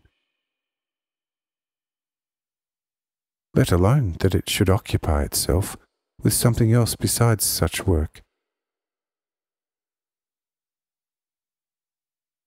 See, such simply living people, as already mentioned above, there were many in former times. And especially simple lived those people who had erected their dwellings on the mountains. These people constantly had the second sight, and had a natural contact with the spirits by day and night, and let themselves be instructed by them in the most manifold things. The spirits showed them the effects of the herbs, and also indicated to them where here and there one or the other noble or base metal lay hidden in the mountains, taught them also how to get the metal out of the mountains, and to make it useful for all kinds of useful things by smelting and forging. In short, there was seldom a house on the mountains that did not have its own house spirits, which belonged to the house, just like other household servants. Therefore, there were also a lot of wise people, especially on the mountains, who lived in the greatest familiarity with the secret forces of nature, namely with our spirits. Or these forces or spirits were, so to speak, almost always at their disposal. When people from the lower regions, as well as from larger villages, markets, and cities, came to these wise mountain people, then they must of course have noticed a lot of things that were uncanny and mysterious for them. And especially when often evil-minded people wanted to take up a dispute with such a mountain dweller in some matter, because such a fighter surely got some, for him incomprehensible, so-called Merkzof, of which he of course could not think anything else than this was taught to him by the incarnate Satan, or at least by his accomplices. What was the consequence? The thus shrewd marketer, villager, or city dweller immediately went to his local clergyman, who at that time was usually either even more stupid or at least more mischievous than the plaintiff. Their masses, processions, and exorcisms were ordered, of course for cash, which always had to amount to quite a considerable sum, if not the entire property, including house and yard, of the, in any case, bewitched, if not already thoroughly demonized plaintiff. If the plaintiff has satisfied his clergyman in this way, the case was reported to the secular court. This then went with all kinds of consecrated anti-hex and anti-devil apparatuses ordered by the clergyman to the house, where the plaintiff was supposedly bewitched or demonized.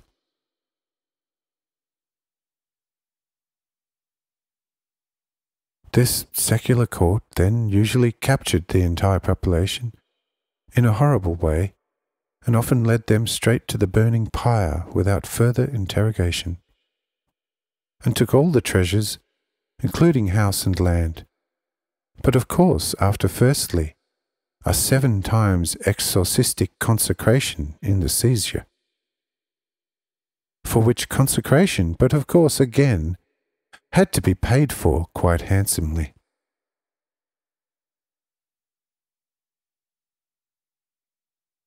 In later times, it was often done even worse, because in the end, anyone who was seen in a black coat, except for the clergy, and who could walk faster than anyone else, was considered to be a devil.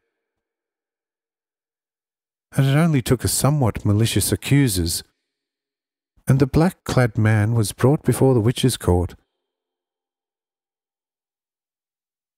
until in the present newer time, the natural scientists and chemists have finally brought it about that the exceedingly stupid mankind has begun to realize that their alleged witchcraft is a most very barbarous stupidity.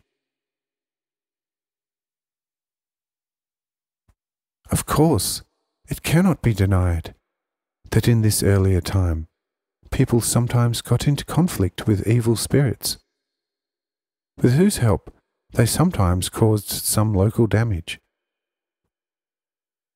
But just these evil ones always had a very efficient control, and were very efficient disciplinarians on their good neighbours, who knew on a hair's breadth what some evil one had in his evil mind.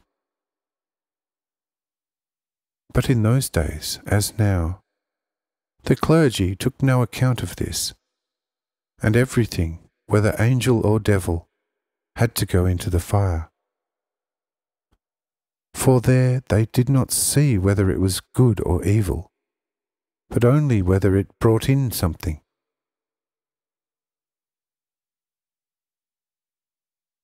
If the plaintiff had no fortune, and the alleged sorcerer also none, then it was, leave it in peace. Only if one or the other part sensed some fortune, the matter did not go so well and peacefully.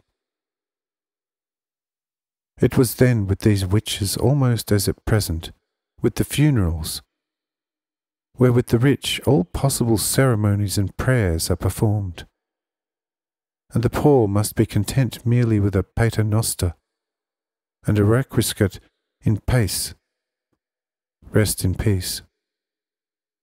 And if the poor can pay nothing at all, he may be content merely with the consecrated earth. Doesn't that also mean practicing sorcery? Ah, no. It means that the poor will go to heaven without any trouble. Only the rich will have to sweat a little before the gates of heaven are opened to him.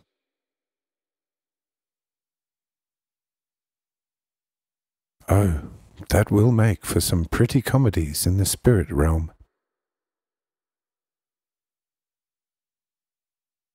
Everyone considered these ways of acting honourable and legal, while they are spiritually much worse than all previous witch trials.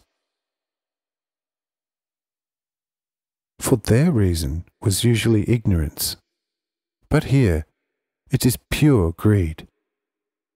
And a witch trial out of greed is much worse than one out of ignorance. And what is such an exegesis other than a witch trial, through which one still thinks to exorcise away many a devilish thing about the deceased?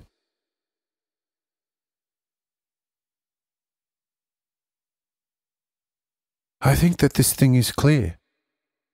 Therefore, another few little historical accounts, and then continue.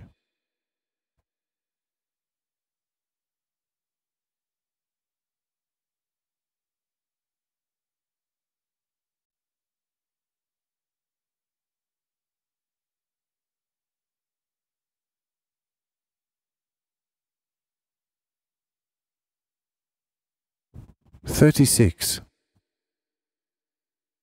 About magical mountains.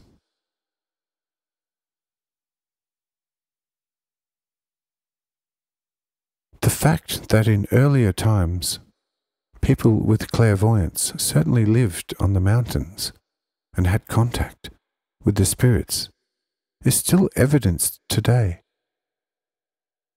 If not much else, by the peculiar names of the mountains. In your country, there are a lot of such mountains, which still contain in their name what happened in former times. In Carinthia, in Tyrol, in Switzerland, in Savoy, on the mountains of Germany, and everywhere where there are mountains, there are a lot of them from whose names it can be easily gathered what once happened on them.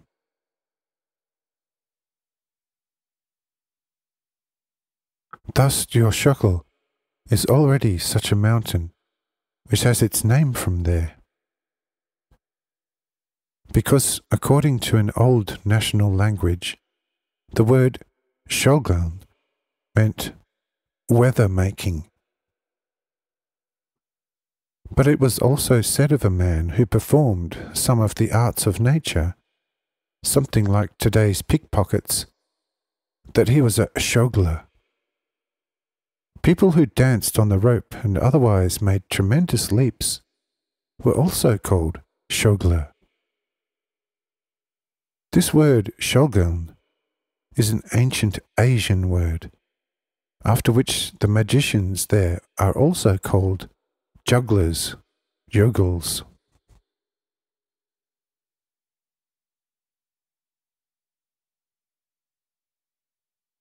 In the German language, there is still a word in use today, but admittedly somewhat obsolete, which is derived from this word, namely the word shock. That is, a stock of people, or stock of sheaves. A certain group of people was called a shock because one usually believed that there was a person among them who knew a little more than the others, who was therefore certainly a Schogler, and the crowd therefore took the name Shock from him.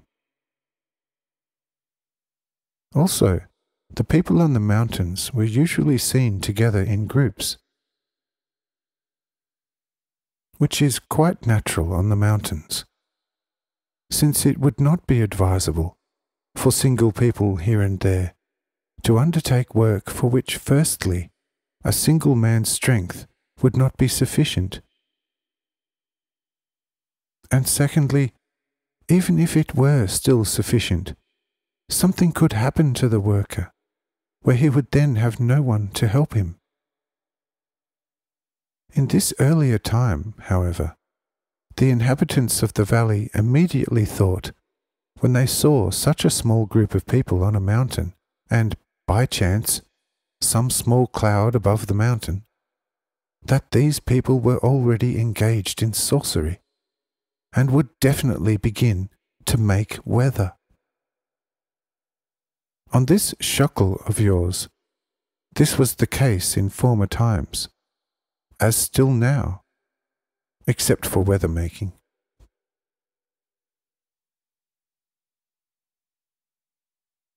This mountain was inhabited far earlier than the valley areas, and its first name was Freitau. But when in later times the valleys were inhabited by more effeminate people, the valley dwellers soon began to suspect these mountaineers of being sorcerers, and the name Freitau soon changed to Schockel or Zauberberg, and there have been times, hardly 100 years ago, when this mountain was still so notorious that no honest Christian dared to climb its highest peak, because everyone who had some Catholic Christian sense was warned against the Schockel witch in the most urgent way. For this reason, its highest peak was deforested in order to take away the hiding places of the Schockel witch, so that she could not hide when she was shot at from all sides by means of consecrated powder. The fact that no weather ever came from this, and even less, that a witch has ever inhabited the Schockel, hardly needs to be shown to you in more detail.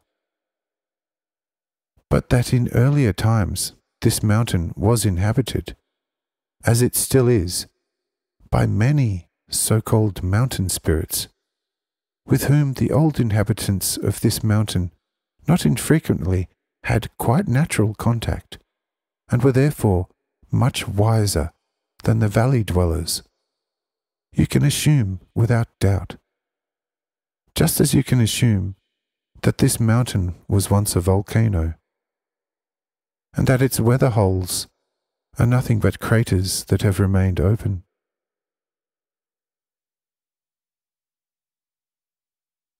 But like the Schockel, a lot of mountains of Styria have their mysterious names, which the space of this communication would not allow to discuss. So the Raxalpa is of similar origin, for the word Rax is in a way apostrophized from Raka, which is in a way half-devil. The dead woman has already in its name the most efficient characteristic of what this mountain once was, namely, a ground full of witches by which once a woman, who was intercepted by them, but did not want to submit to their will, was turned into a stone. With this transformation, of course, she was also dead. In later times, a hermitage was established lower down, in which a woman was once found dead, and several other such legends are attached to this mountain, which of course have as much truth in them as the lie itself. But the reason of the suspicion and the bad naming of such mountains is the same as it is already given in the whole course of these enclosed memorable histories.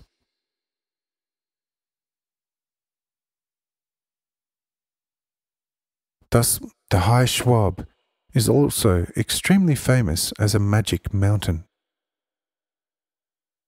Its name comes from a descendant or emigrant of Swabia, who existed as one of the most famous magicians in this region, and did his mischief there until the nearby pilgrimage site, Maria Zell, the editor, which you know well, put an end to him.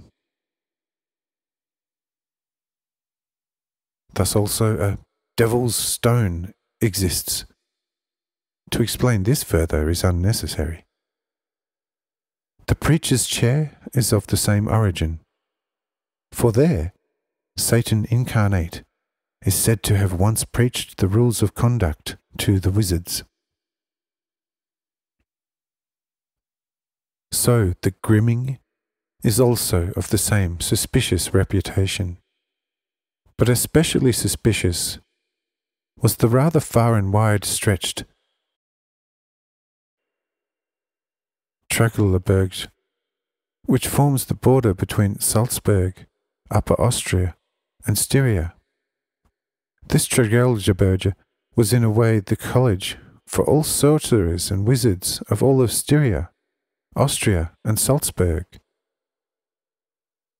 The name is still very suspicious today, and no inhabitant of Altossi or Ramsau, for example, can be easily persuaded, especially if he belongs to the so-called lower class of people, to go to this bare mountain range, except for hunters who, of course, wisely no longer think anything of witches, but all the more of the fat chamois that are so very much at home on this vast mountain range.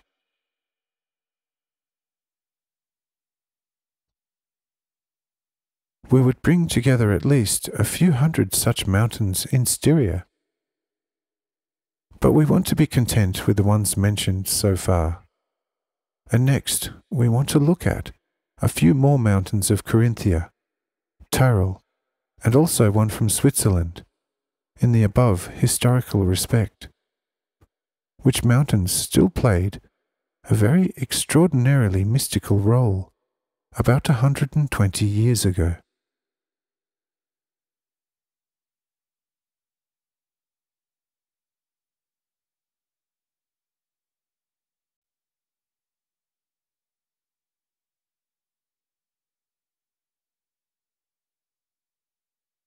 (37)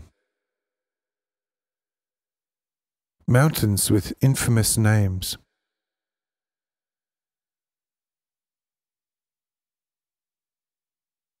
In a region of Upper Carinthia, not far from the Drau River, there is a mountain called the High Staff.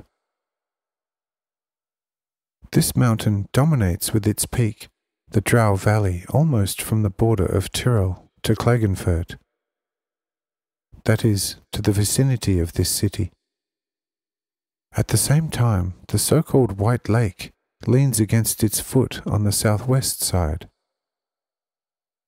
It has a height of 8,000 feet, and from its top surely everyone who has climbed it enjoys the most enchanting view. This mountain was once extremely notorious, and was, so to speak, a main gathering place for the witches and their masters. Of course, according to the legend of the still living countrymen who inhabit this mountain around on all sides.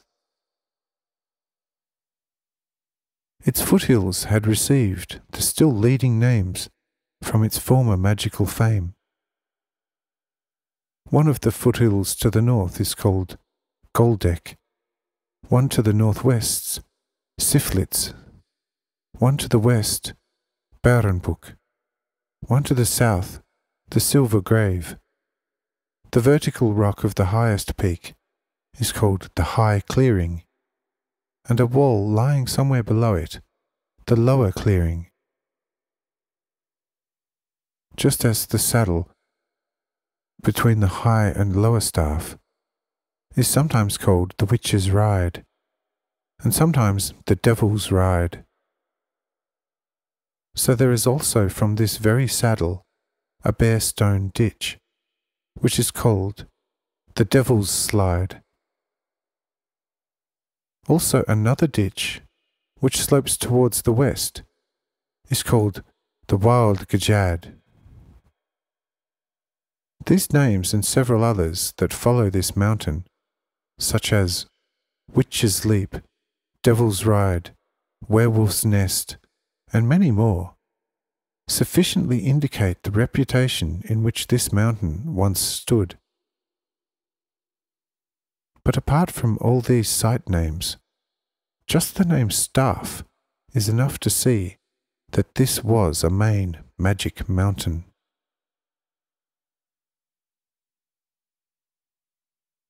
The word staff was an expression used by these earlier mountain dwellers to denote the quality of an extraordinary thing. Extraordinary, however, was with them that which served both for the elements, as there are air with its phenomena and water with its own, as well as for humans and animals, served as a point of reference, for which reason in later times this mountain was given a new name, which only translated the first in a certain way into a more modern German. The new name was and still is Landscheneur, from which name the French staying there later made Landjur out of it. Therefore, in this old mountain language, the word staff denotes a kind of court, and Hochstaff a high court, and that because every unauthorized person, not initiated into the magic mysteries of this mountain, was immediately judged in the most terrible way, of course by the sorcerers, if he dared to climb this mountain only so high, where the forest region ends. For such a guest was suddenly seized by invisible hands, and in a flash, as the legend goes, carried away to the highest peak. There he was tormented by likewise invisible forces for several hours in the most painful and cruel way, and with thunderous voices was coerced to join the witches' league. If he did not want to do so, he was thrown from the highest point, which was therefore called the high clearing, to the lower clearing, but so magically that he was not killed.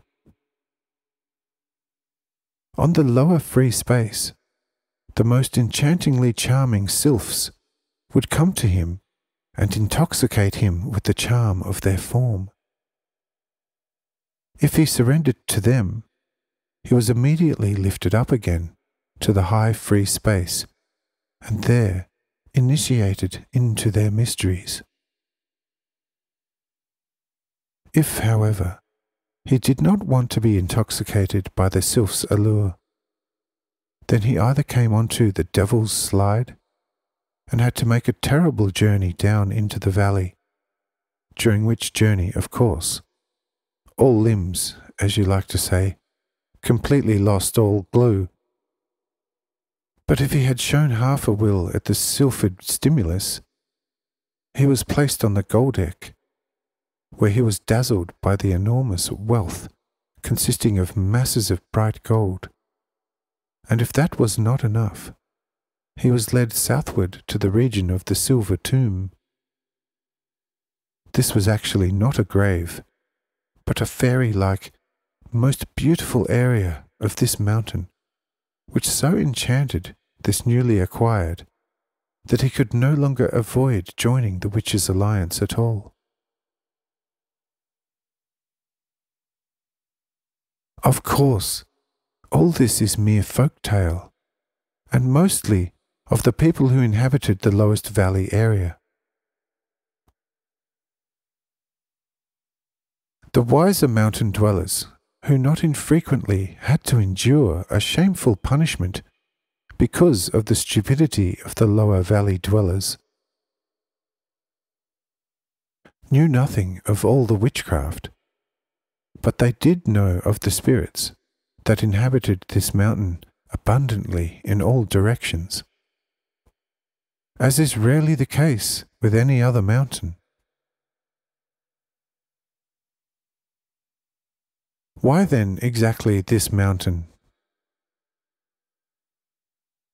The reason why such beings often take possession of one mountain more than another is different. Partly it depends on the location and on a certain height of the mountain, partly on the content of such a mountain, but mostly on a rather free position, according to which a mountain is cut off from other mountains from all sides in a certain way, so that the spirits of other mountains, which are often of an evil nature, cannot easily reach these spirits and cause disorder among them. But mainly such a mountain is taken possession of by the above-mentioned spirits for the reason that, as a result of its free position, it affords a charming view to all regions around without restriction. For these spirits also have the ability, if they wish, to look at the natural world, and in that they are also used for the so-called making of weather. If the spirits of the mountains have to keep a watchful eye on the neighbouring mountain spirits, they prefer such mountains where they cannot be limited in their watchfulness by anything. Such spirits, of course, are already accompanied by more perfect spirits, who control and guide them. But in spite of this, no spirit is deprived of its own individuality, its free activity, and the joy connected with it.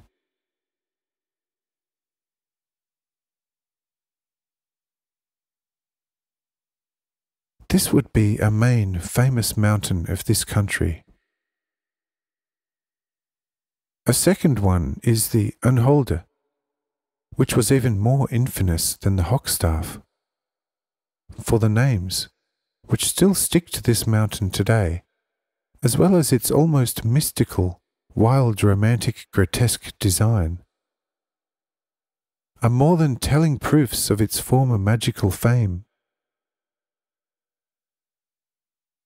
We only want to mention some names of its foothills and its premises, which will sufficiently teach us how it should have looked once with this mountain, but naturally it never looked thus.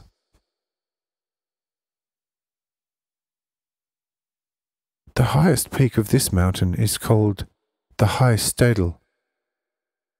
That is as much as a high place and a high dwelling, in which the witches spent winter and summer. A side peak of this mountain is also called the Lower One, and a peak rising above it is called the High Clearing. A clearing is a place where quite innocent people were recruited to become magicians in the way described earlier.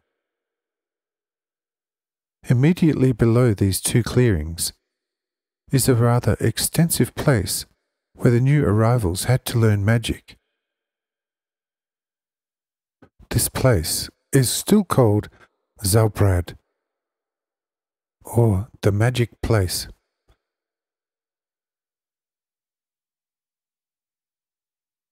Above this magic place, more to the south, rises another rocky peak under the name Rudnik. This was the place of rest for the new students of magic. Below the Rudnik, even more to the south, there was a large open space called Graz. The word Graz, in the silly magic language of that time, meant a place of the most exuberant joy, and at the same time also a place of the magic game. Therefore, even today, there are several springs towards the rock walls of the high stables, which only emit a jet of water at exactly 12:30, of which only one has survived until now, and is still called Hauptzuwurfhöhe Brundel, the 12-hour spring.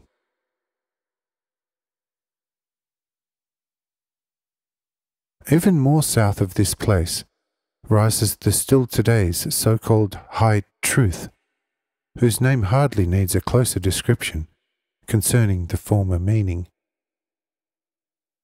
Above this High Truth comes the so-called Red Wall, also called Blood Wall, and to this renegades or traitors of the magic are said to have been hurled by the devils.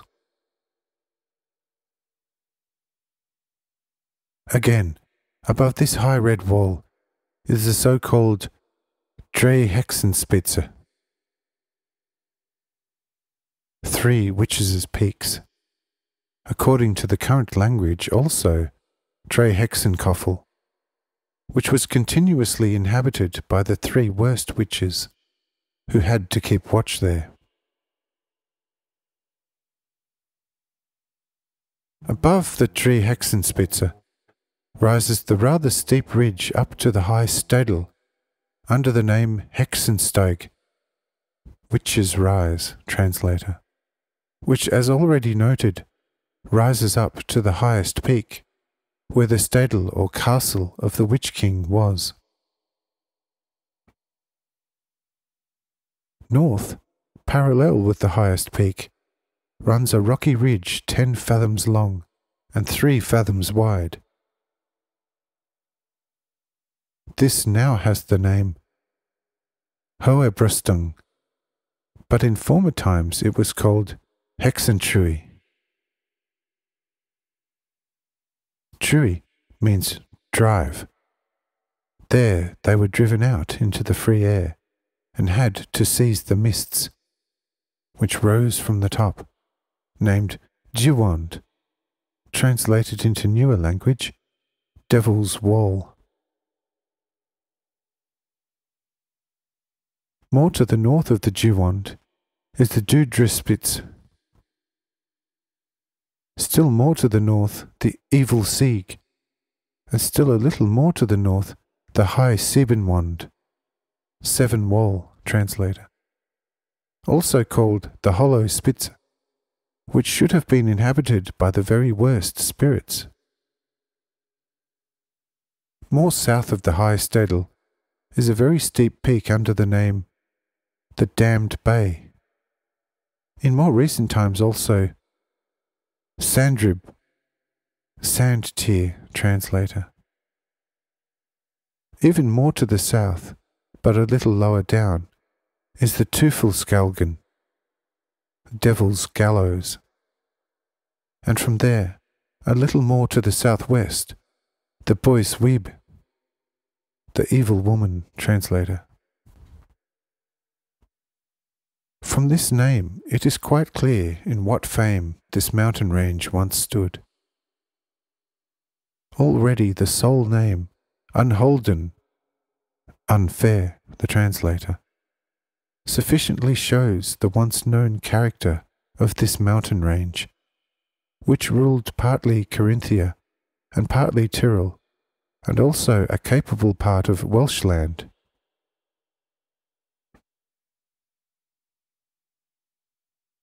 That there is nothing else behind these legends than what I have already explained to the clearest view is self-evident.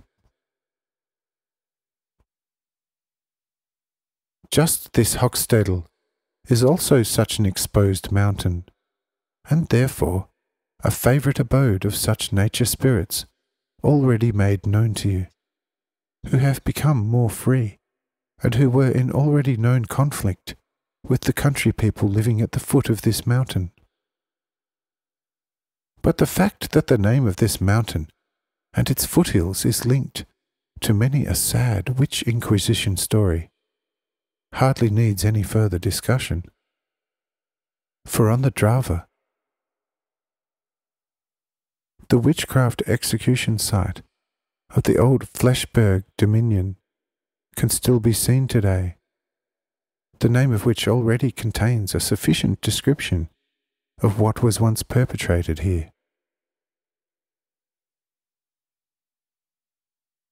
There are a lot of similar mountains in Tyrol.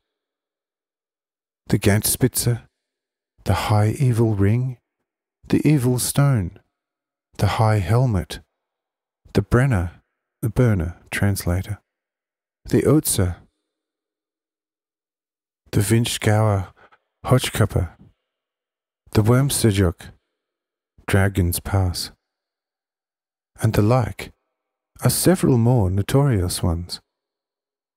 In Switzerland, the well-known Wetterhorn, Weatherhorn, translator, the sinister Achshorn, the High Monk, translator, the Wallerhorn, the Pilaterspitz, also the Bernardsberg, the Teufelsbrücke, Devil's Bridge, and many similar lone mountains of the same calibre.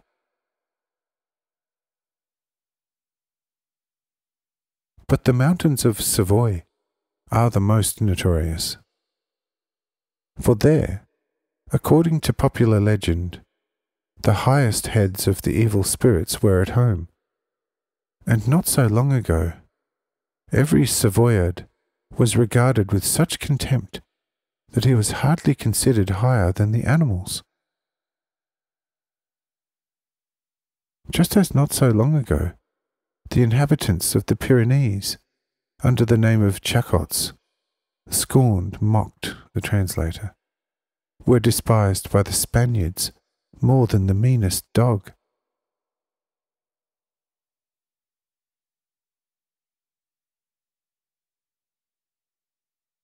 Now that we have sufficiently explained the existence of the spirits in our second region by these little stories, and now see how it is in this second region, we will immediately go down to the first region and see how it is there spiritually.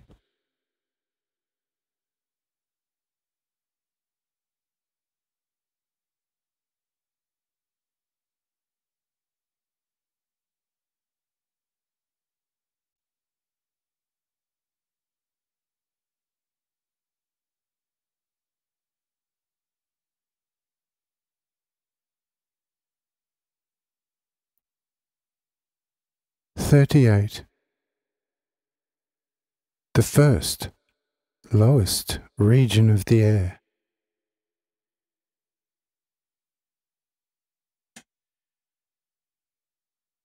The first region, which is naturally the lowest, occupies the very place where the natural atmospheric air, in which plants, animals, and humans live, rests above the surface of the earth. The spiritual is so closely interwoven with the natural that a wise man would obviously have to say, in this whole lowest region of the air, I find nothing but spiritual. Only what is fixed by the spiritual action, either momentarily or successively, that alone has the appearance of the natural under the formal appearance. At the very foundation, however, everything is nevertheless completely spiritual.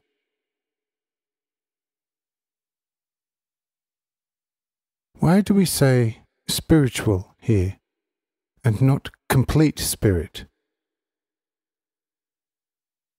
Because in this region the spiritual, thus also soul, individual property intelligences, must only gradually take hold of each other, unite, and find themselves again conscious of themselves as a complete and singular being in a whole, perfectly spiritual form. How is this actually to be understood? I tell you, it is easier than you think. Everywhere a certain center is given for the complete unification of all the spiritual properties. This center is the actually most closely bound original spirit, or the love spark out of me.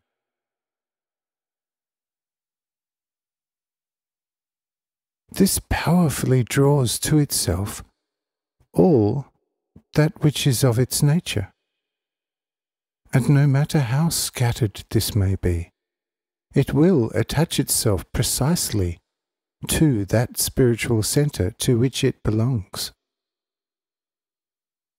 and becomes, even if of the same quality, different in every center. One example will make the matter perfectly clear to you. Consider, for example, the education of one or several men in a school. 100 pupils have one and the same master. They learn from the same books. They all learn to write according to one rule, and, being considered afterwards as people who were educated in this school, there will not be two who have the completely same way of thinking, not two who have the same writing, and such differences more. And yet, the spiritual educational property or food was the same.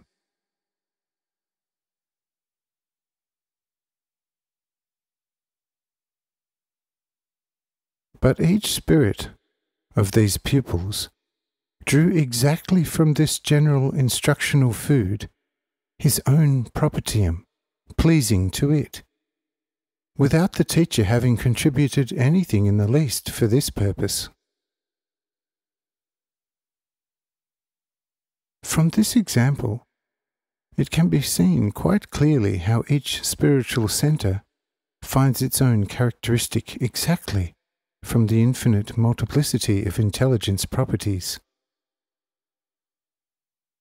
Just as the central soul property given in each seed finds and draws to itself from the same water, the same air, the same earth, as also from the same light, exactly that which belongs to its essence. Thus, the spiritual intelligences concentrate around the spiritual center peculiar to them, or they flow to where the spiritual center is, gather at an intelligent form, and adapt themselves according to the basic nature of their spiritual center, which usually takes place in man, because the actual spiritual center is given again only in the form of the human.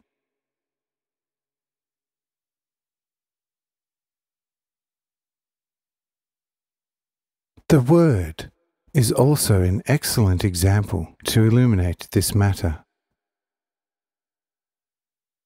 A word is given, and this word, as it is given, draws to itself at that moment all that is necessary for the full fulfillment of its concept.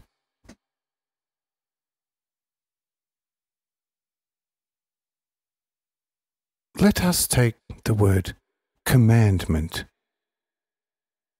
The word is a center, but it momentarily draws to itself everything that it needs to be a commandment, and it also unites it immediately in itself.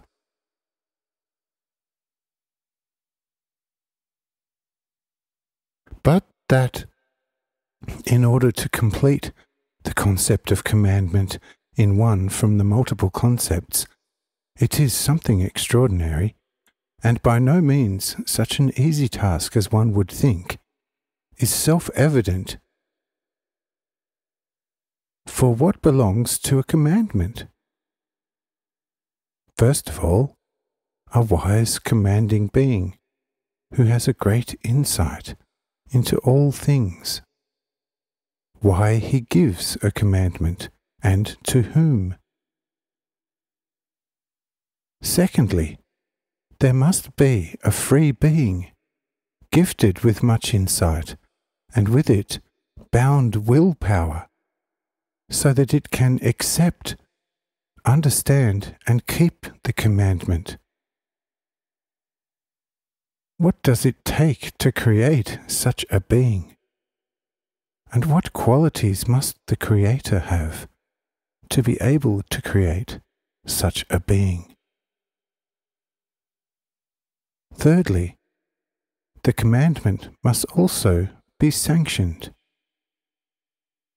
What does it take to be able to sanction a commandment wisely, justly, and efficiently?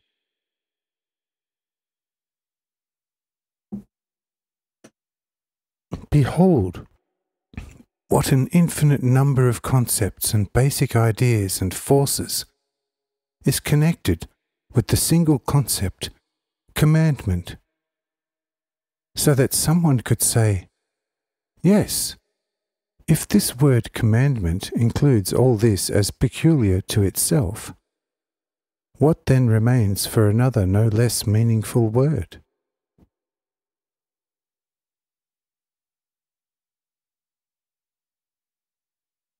The main explanation is that each word forms a certain spiritual center and draws to itself from one and the same number of concepts and unites them for itself in its own special way. So that the same concepts must qualify in this word for something quite different from what they qualified for in another earlier word.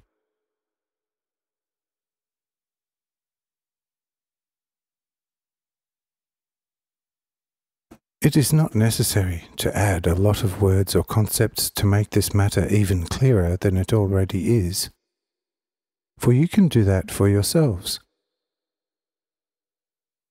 To the concept of love, virtue, humility, God, and the like belong just as much as to commandment. And what becomes a commandment in the commandment becomes love in love. Virtue becomes virtue in virtue. Humility becomes humility. And God becomes God in God. Just as the same elementary plants become clover in the clover, turnips become turnips, grapevines become grapevines, and so on.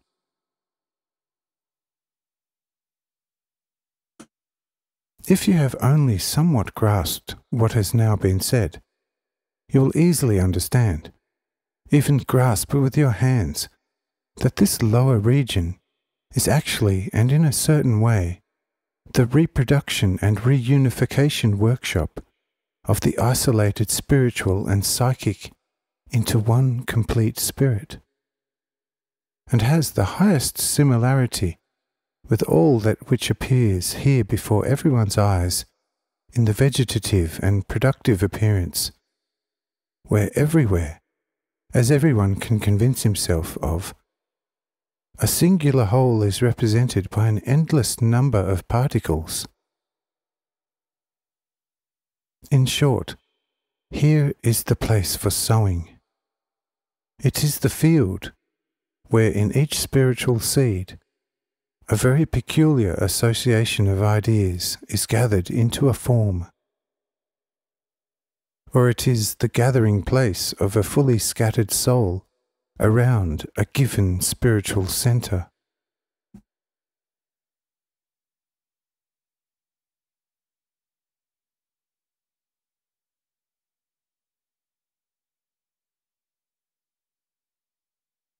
Since you have now understood this safely and easily, it will be easy for the next communication to move further in this sphere.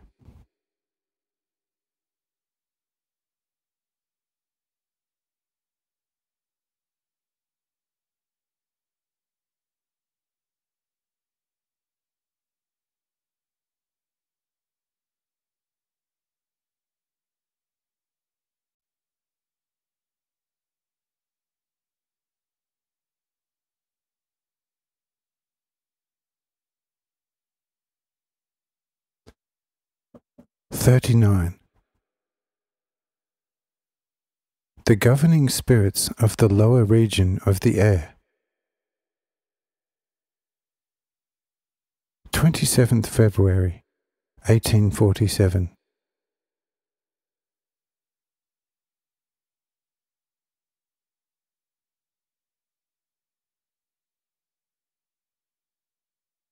Wherever a great business is carried on, however it may be arranged, there must be managers employed in the business who order and direct everything and keep the machines in order and measure the forces in them.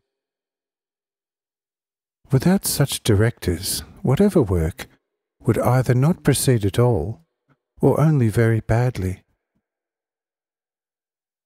So it is also in our lower spiritual air region. It is true that this is actually only the gathering place where isolated and scattered spiritual intelligences gather around a spiritual center in a kind of instinctive way, because they recognize this as their own. This gathering, however, would turn out to be extremely clumsy and lumpy if it did not take place according to a fixed order.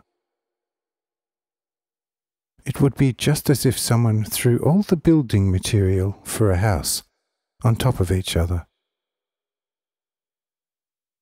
In this way, stones, lime, mortar, wood, shutters, roof tiles, and everything that belongs to a house would come to lie together in a heap.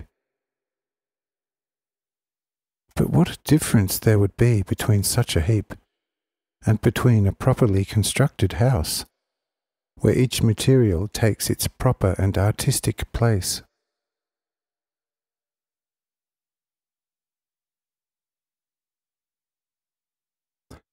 But as it is the case with a house that is to be built, once the material is available, so it is also in the spiritual respect in our lower sphere of construction. There is material in abundance, intelligent soul propertia and spiritual centra in abundance. But the material, even if in each particle rests its own living intelligence, cannot build itself into a perfect human being, and that not because each individual intelligence also recognizes only in itself a single one from among the innumerable many.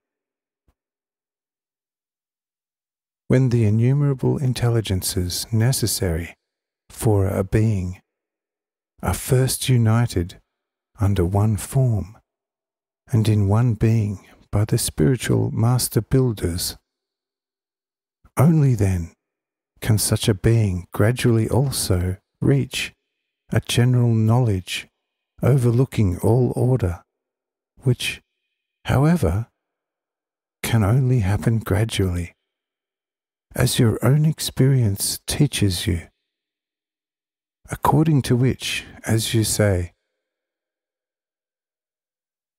no scholar has ever fallen from heaven, still less a wise man.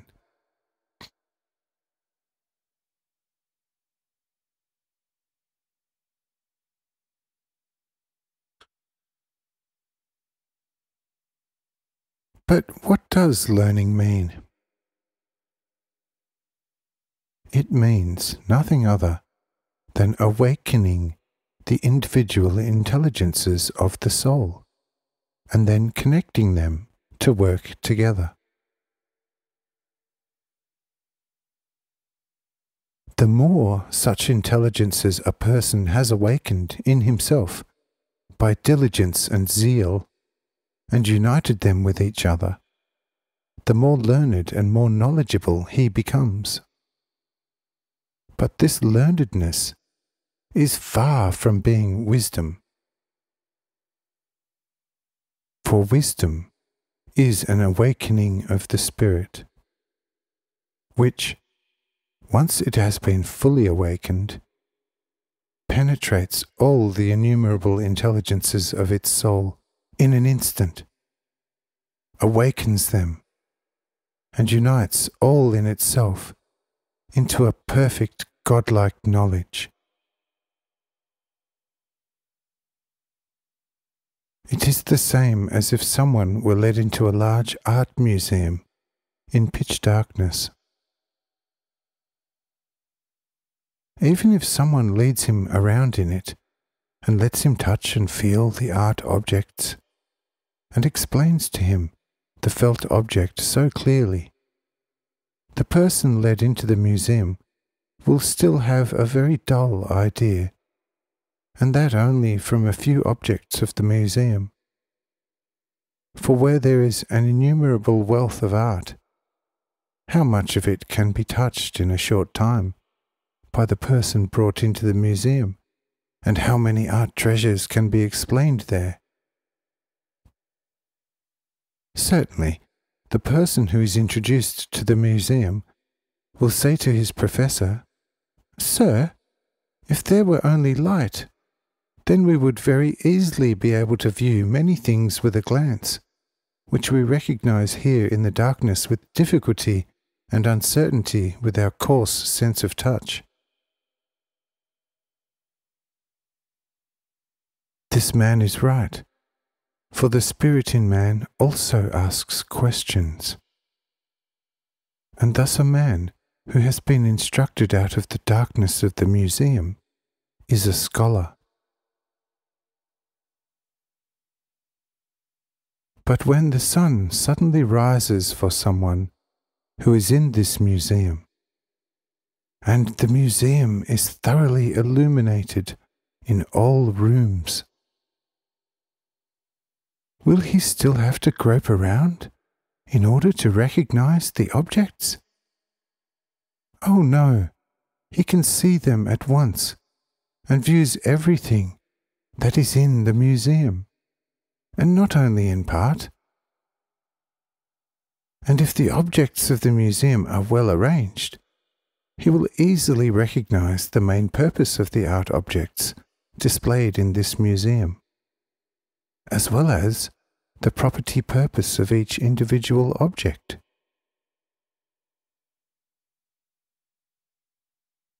See, the first education is equal to the mechanical learning, and from this, learning as much as possible, the self-creation of the objects in the museum is then usually the erudition of the people of the world.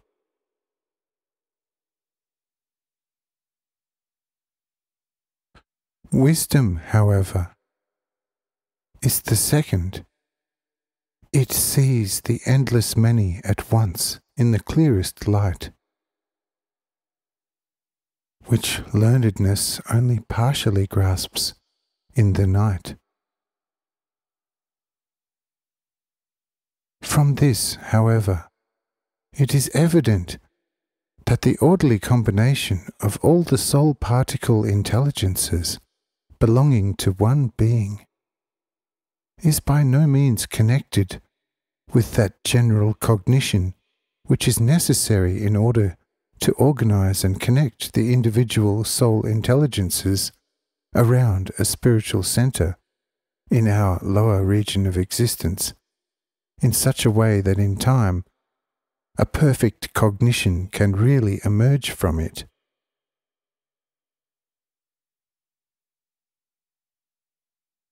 It is therefore also understandable that our above-mentioned soul intelligence particles cannot order themselves, but such beings must always be present which have to watch over such order of beings and to lead it. But who are these builders?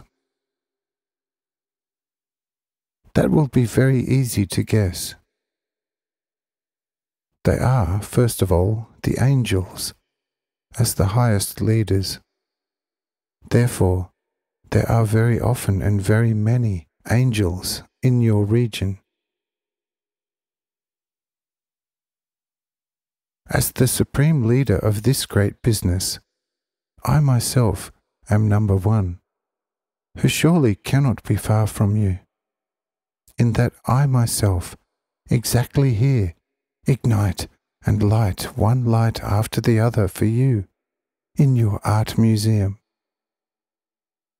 And there where I stay, there are quite a lot who like to be around me, and have always liked to be around me. But for this very reason, there is a great conflict here. For where heaven develops its greatest activity, hell is no less active. But it must also be so here. Otherwise, no free movement between these two polar points would be conceivable.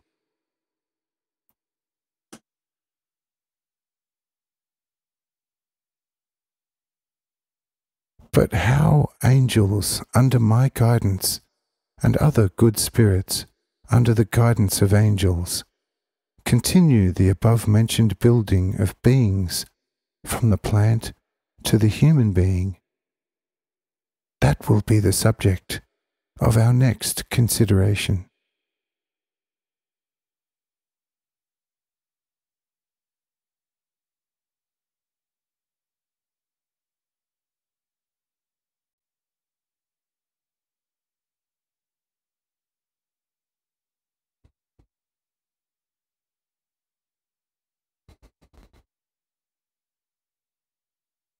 (40)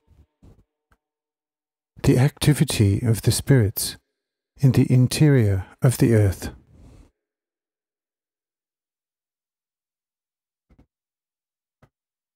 March 1847.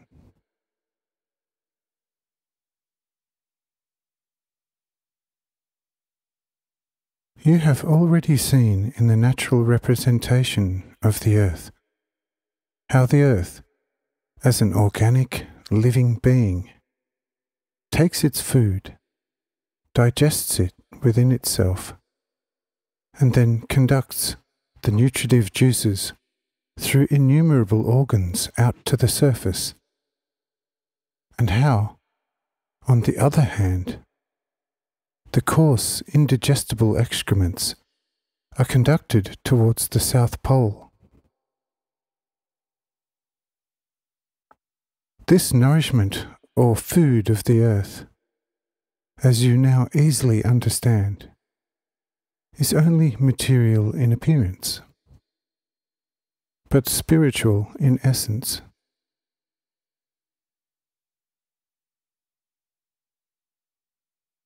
For an innumerable number of spirits and spiritual propertia of a better kind are continually penetrating into the innermost part of the earth, where the worst spirits are usually banished.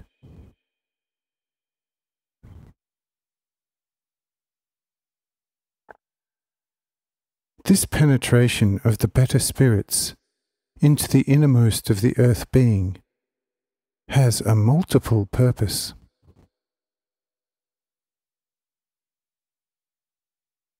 Firstly, the souls and spirits of evil people will be judged there, and, as you like to say, will be exposed to an eternal hellish captivity. For such mutineers against the divine order must be kept in deep and firm custody, so that they cannot disturb the divine order again. Since before such incarceration, many thousands of attempts at reform have remained fruitless.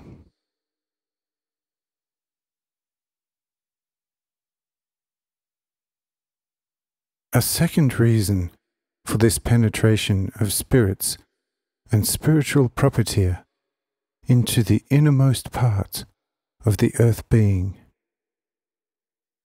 is that in this innermost part there are spirits again which, as you are accustomed to say, have already paid a fair price for their rabies in this captivity, and have been very strongly provoked, and again have a most ardent desire to reach freedom. Such spirits are then freed from their imprisonment by the entering better spirits on the proper ways, and led up to the greater freedom, where they are then again used for activity, and must there first, because there is still something evil in them, take care of the poisonous plants, as also of poisonous animals themselves, and arrange the psychic primordial property necessary for growth, and thereby give to such a poisonous plant or poisonous animal that form and constitution in which they must continually duly appear. If such spirits then do well, they are led to the management of better plants and animals. If, however, they do not do well, since they often get out of hand, and instead of passing the harmful property into the plants, they immediately pass them into the animals or humans, which then causes epidemic diseases. They are taken away from such business again, and put into closer confinement in the earth, where they have to deal with the formation of metals and stones, which work is naturally much harder and more tedious. And a liberation from such a state can only take place when such a spirit, after very many years, has carried out his assigned business faithfully and for the benefit of the redemption of souls trapped in matter. So this is again a reason for which the better spirits go down into the interior of the earth.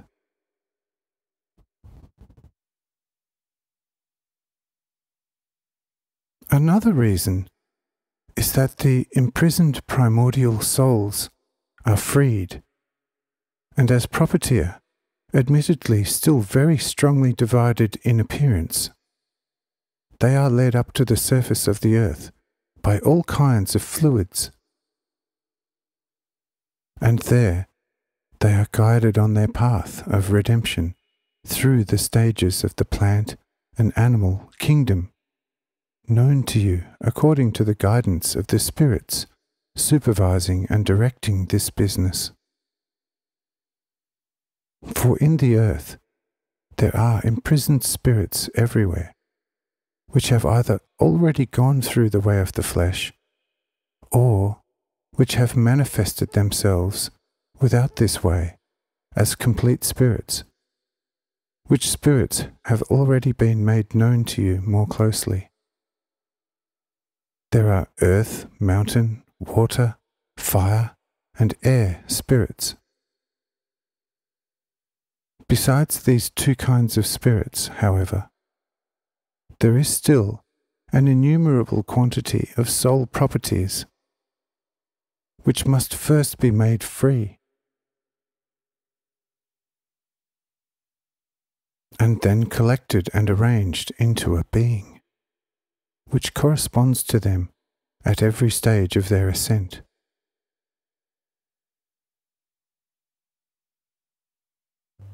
Since such spirits and soul atoms are worse the deeper into the earth they are, must be led with even greater supervision, and especially with the soul particles which come together from all over the earth's surface. Only the purest are used for the completion of the actual soul, but the coarser and more evil ones are chosen for the formation of the material bodies.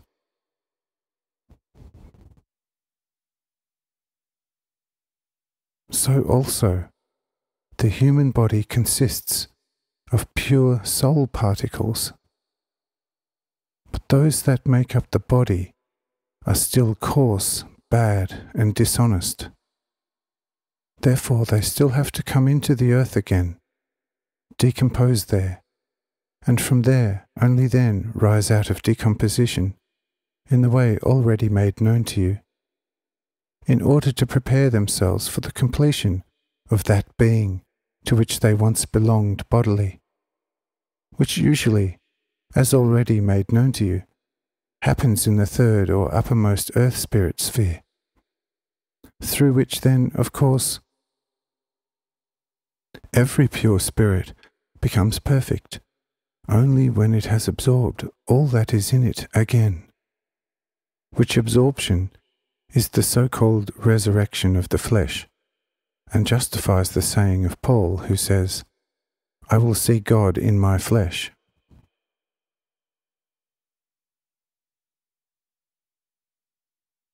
That the spirits in this first region have to work over their heads and necks is self-evident. For this reason, times of rest have been arranged on earth, in which such busy spirits have rest and recreation. That is, they do not have so much to do as in a time of activity. Such a rest period is the winter, which of course lasts much shorter around the equator than towards the poles. Therefore, the more towards the poles, the weaker spirits are employed, just as in the higher regions of the earth, and the lower down, the stronger the workers must be, which the products also show quite graphically.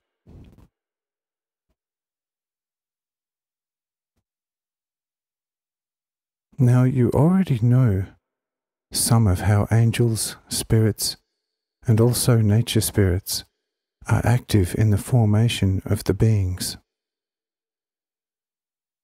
But because these activities are connected with exceedingly great difficulties and combinations, so we will still have so many things to say about this very point, until the matter becomes completely clear to you. Therefore, next time, more in this sphere.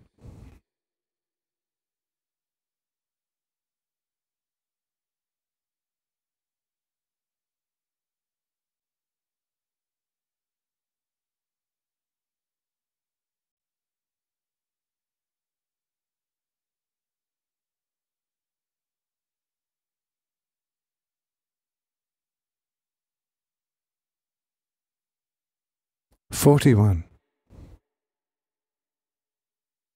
Substance and matter, power and material.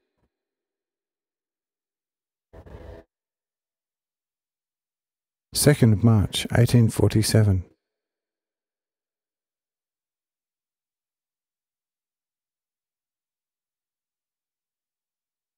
A so-called moral saying, admittedly somewhat bad, and not quite correctly describing the matter, reads, Memento homo, quia pulvis es, et in pulverem reverteris. Remember, man, you are dust, and to dust you will return. Translator. This saying, in the word dust, indeed also denotes a total dissolution of the body. But it is incorrect in its meaning, because everyone understands by dust those crushed earth and stone particles which the wind easily picks up and carries into the air. It can also mean the even finer sun dust, which is admittedly somewhat finer than the road dust. If the body were dissolved into such a dust, it would be of little help to it and its soul. For the very finest dust, which can still be seen in the natural world, is nevertheless always matter, and cannot unite with the soul and spirit as long as it still remains matter.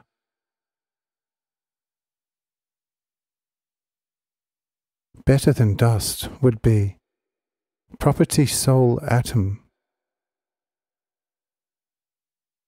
such an atom is no longer material, but substantial. But between matter and substance, there is a sky-high difference.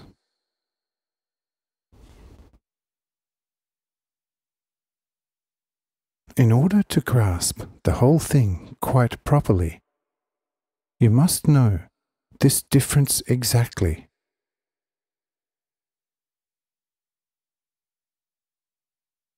Take a magnet. What is visible of it? That is matter. But what attracts or repels in the magnet is substance. This substance cannot be seen with the fleshly eye. The eye alone is not the sole guide and announcer of the existence of soul or spiritual things. But man has other senses which are closer to the soul than the sight, which is approximately the outermost sense of man. Hearing is already deeper. The smell and the taste even deeper. And completely united with the soul is the feeling or the sense of touch.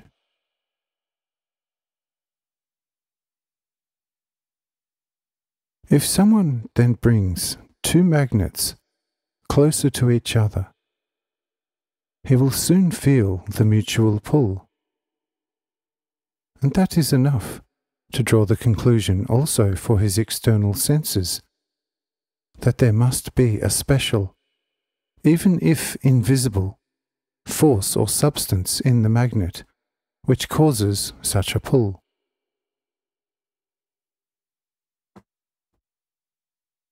Here everyone easily notices the difference between matter and substance.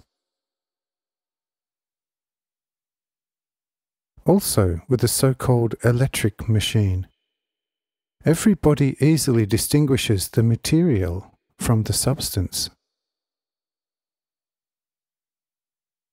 The glass pane, the friction pads, the metal conductor, and some more bottles are matter.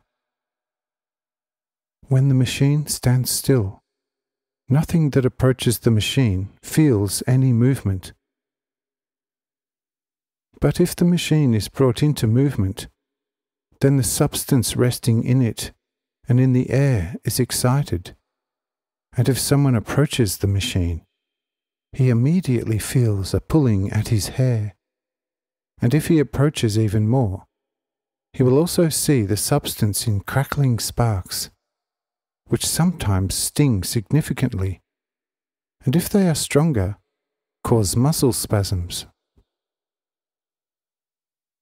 Such an electric spark, although visible in the material time and in the material space, is however no more matter, but soul-like substance or force, which rests in the matter.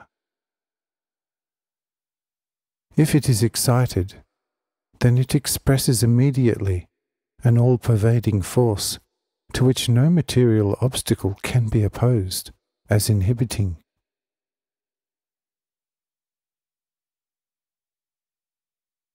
Here you have again a good example of matter and substance. Consider the gunpowder you know well, which consists of sulfur, solnator, and coal dust. The grain is still and falls like any other matter, from the height into the depth. But there is a lot of substantial force bound in the grain. If this substance is excited by something similar to it, it tears its prison into atomic pieces in a flash, and then enters the sphere of its freedom. Fire is related to this substance and is therefore the means of its excitation. There it also shows itself as a substantial force, to which no obstacle of nature can set barriers. Thus, the substantial force is also present in water, which is excited by a high degree of heat.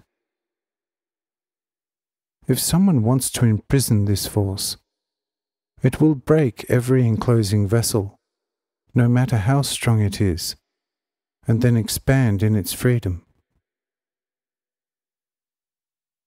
So there is also a substance in almost every matter. It only depends on how and by what means it can be excited in order to manifest itself.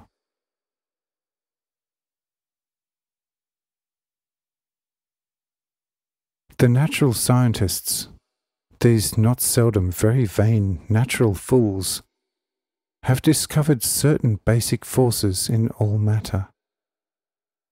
As there are the attracting and repelling force, of which the attracting one was assumed to be known as the cohesion or gravity, and the repelling one as the centrifugal force.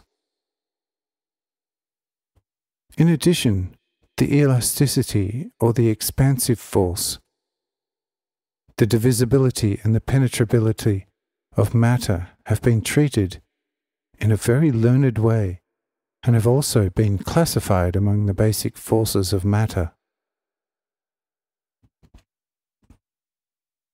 If only these learned natural geeks, as living beings themselves, had taken only one step further and had given a place in their fascicles to the all-controlling and all-fulfilling life force.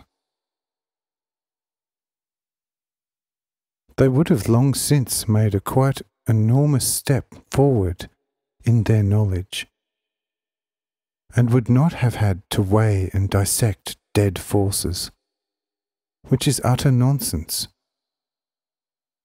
But they would have had to deal immediately with that basic condition of all existence, in which they would have recognized themselves and all matter from the correct, only effective, true point of view already for a long time, perfectly and easily. But in this way, which is actually the most stupid and ridiculous thing, the living grope around in nothing but dead forces, and in the end, they even want to prove that the living force is a mixture and composite of nothing but dead forces.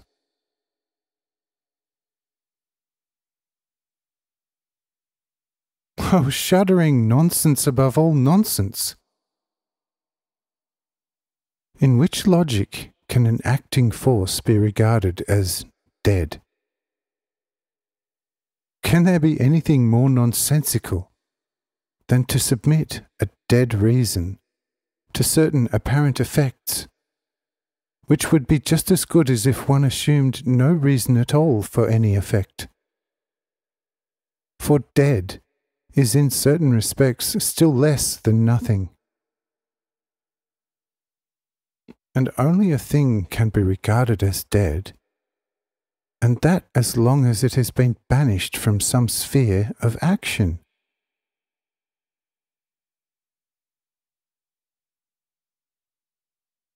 And man's soul and spirit can be dead, if they have contracted through the bad application of their trial of freedom the proper necessity to go again into that captivity in which they are cut off from any effective work.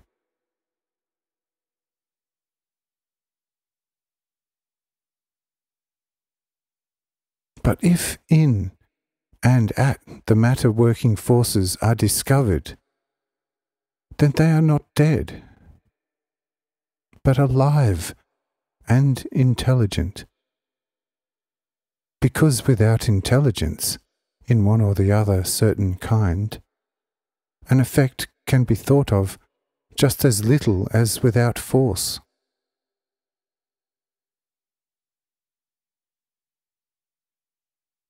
But as the force can be recognized from the effect, so also the intelligence of the force can be recognized from the always uniformly ordered planimetric theory.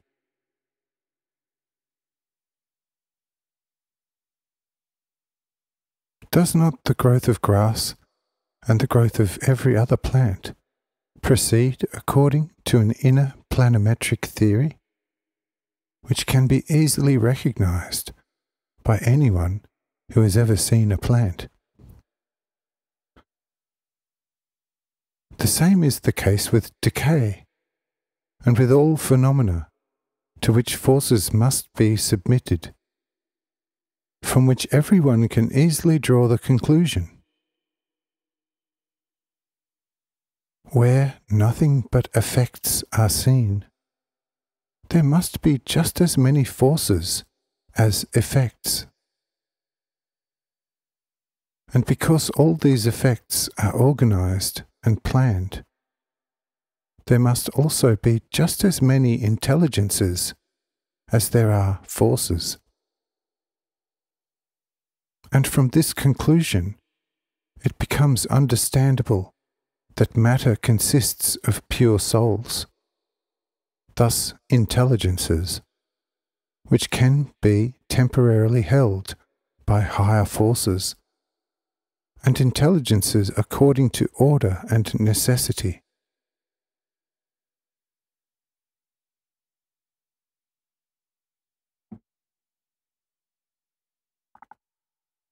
But when the time of detention is over, the individual intelligences awaken and reunite as original substance in that being in which they were originally formed out of me, the Creator.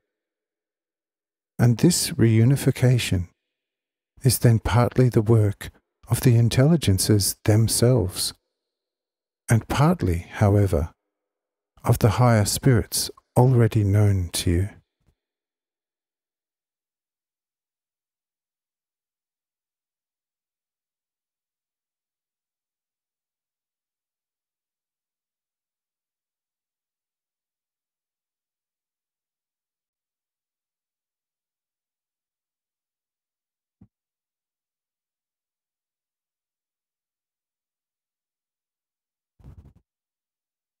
(42) God's work through spirits. 3rd March 1847.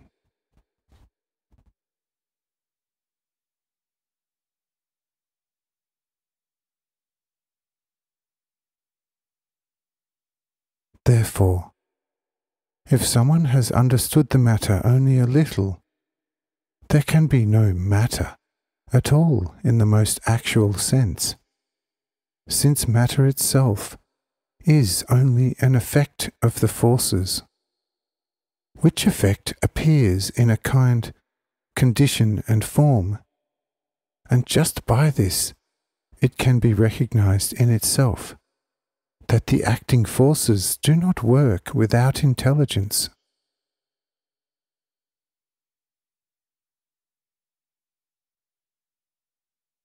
Because wherever in a thing or in a being a certain form, kind and quality can be discovered, there also nobody can deny the intelligence of the force working in it. Of course, a pious pilgrim, for instance to Mariazell, will make the remark and say, "Our dear Lord does all this. Why should there be other intelligences?" That is certainly quite right, for thus says the Lord, "Heaven and earth and all that is in them I have made and, take note, still make."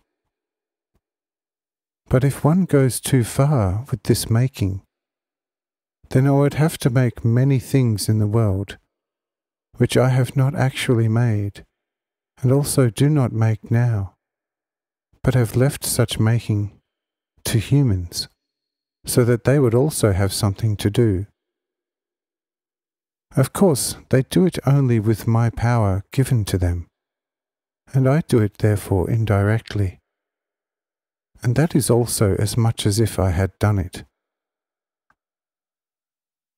But just as I let countless things be done by the hands of humans, I also let those things be done by the power of love and wisdom in my angels and spirits on earth,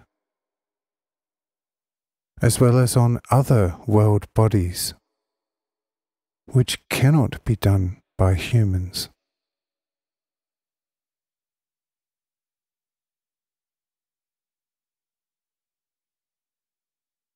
People can build houses and prepare clothes and make tools, but they cannot make matter. They cannot make grass, bushes, or trees, and just as little an animal. But the thoroughly living spirits and angels can, because they are equipped for the purpose with that power out of me, to be able to accomplish such things in my name.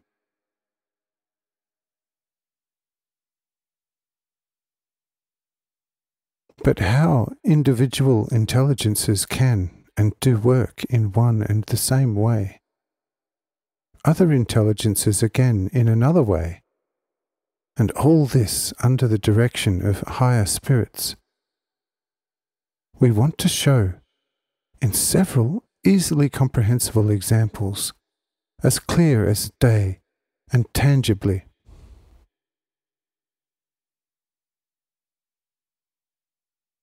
Consider once a spider. In this little animal you will find two united intelligences. The first is the recognition of the food it likes. To use this food in itself for a double purpose, namely, for the nourishment of its animal being, and for the preparation of that sticky juice from which it spins its web. That is just the one intelligence. The second intelligence is the spider's peculiar art of pulling the thread out of itself, attaching it to small hooks and spinning, or rather weaving, a web, then covering this web with a pearly, sticky sap in order to catch those animals that give it new food.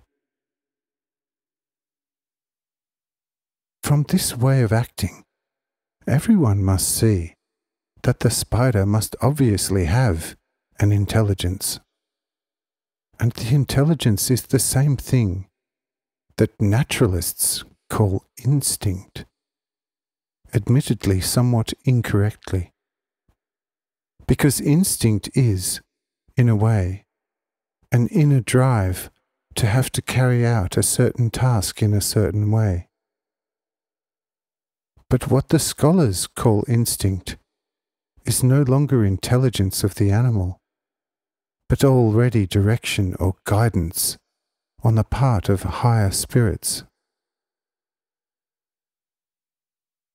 For it is obviously two different things to possess a certain skill and to carry out a certain business according to this skill. But with the possession of such ability, the necessary execution is not yet connected, but added to it, another instinct must come.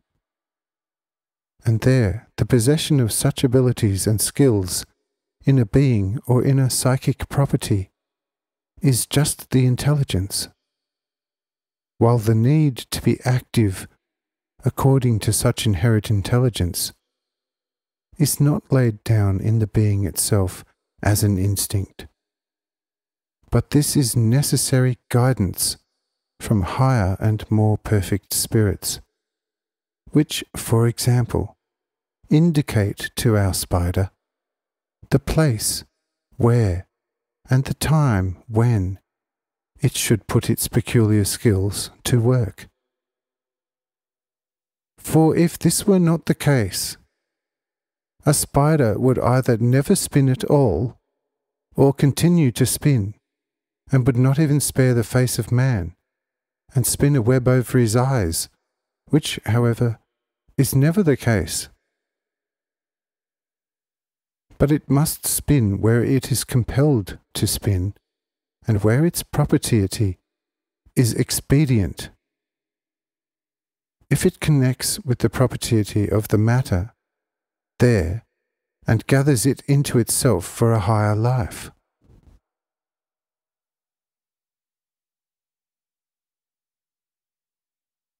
Thus also the silkworm spins its thread, and that because it collects in itself from the food and from the free propertium in the air those intelligences from which it then achieves that skill, and in a certain way comes to that insight to first prepare in itself that tough juice from the food taken to itself, and then to spin this juice around itself like an egg,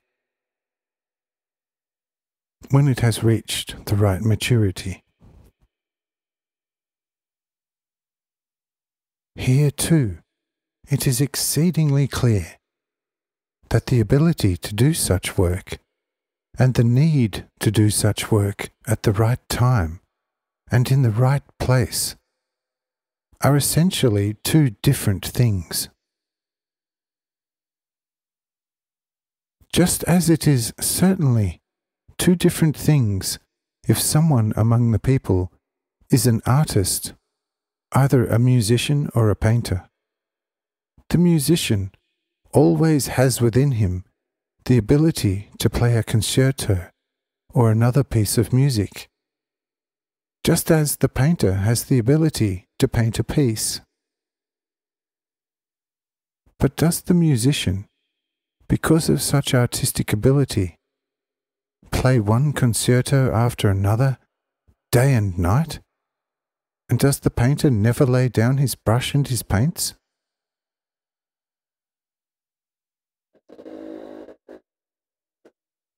Behold, although both artists carry the same ability in themselves all the time, the sound artist will produce something from his permanent artistic ability only on a given occasion,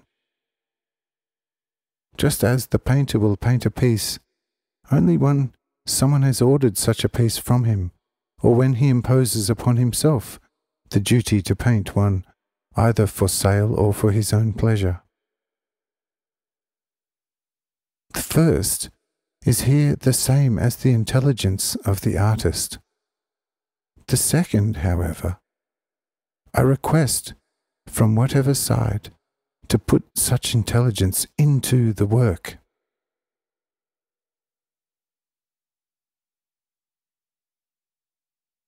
But if people already set up directors for larger productions of the artistic abilities of individual people, who set the time, for example, of a concert, determine pieces and then conduct them, how much more necessary are directors among such innumerable artistic intelligences, where it is a matter of the preservation and expedient continuation of entire worlds.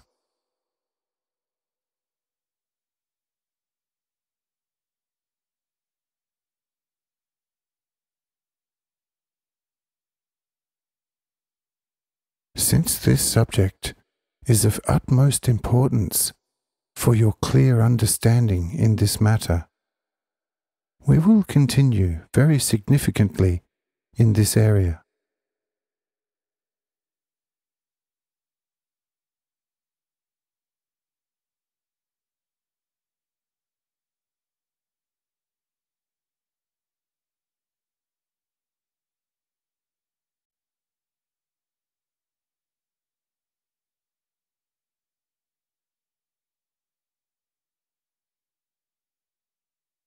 43. The impressions of matter on the soul and spirit. 4th March, 1847.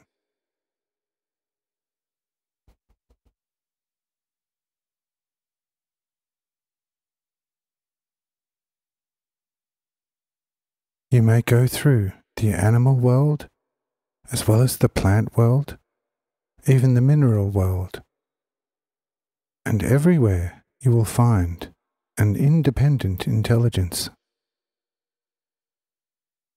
But besides this intelligence, also a need. This independent intelligence can be recognized not only from the different characteristics, but also, what is especially important for psychologists, from the impression that the different things and objects make on the human mind.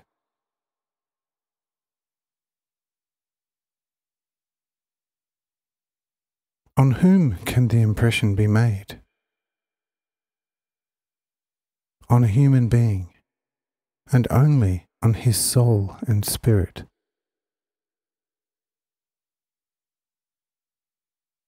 But how must the human being be constituted so that he is receptive for impressions? He must be alive and completely intelligent, and so that everything can make an impression on him, he must already unite all intelligences in himself, that is, in his soul. So he must be alive and completely intelligent. Question: how then can a dead cause or a dead thing make an impression on man? For the impression is an effect. How can a dead thing or a dead cause have an effect?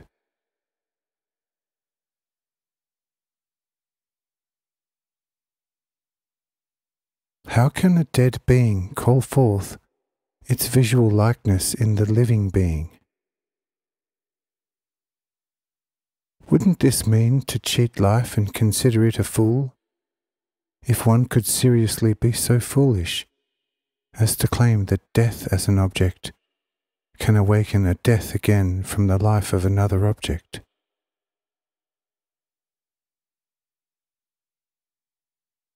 But if there is talk about revival, how can a dead thing be revived if it is dead? The term death presupposes either a complete lack of essence, or at least a complete lack of effect of a being, which is basically one and the same, because no being at all can certainly make an impression on nobody, because it is not there at all.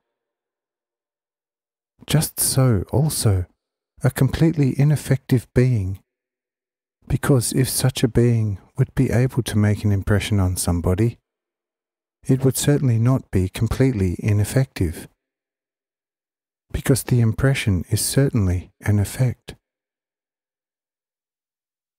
But from this it follows that all that which makes any impression on the human soul must not be dead, but must be intelligently alive, insofar as to excite in the living soul its equally living intelligence proprietum.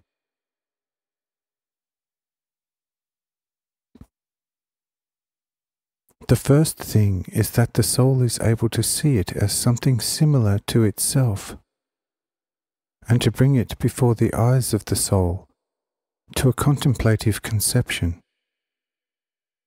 which conception is then exactly the above-mentioned impression that any thing or cause has made on man. From this it also follows that there is nowhere a death in the physical world itself, which some better naturalists have already dimly discovered. But what the short-sighted man calls death is only a transition from a less intelligent form into a higher one, where the intelligences are already united many times.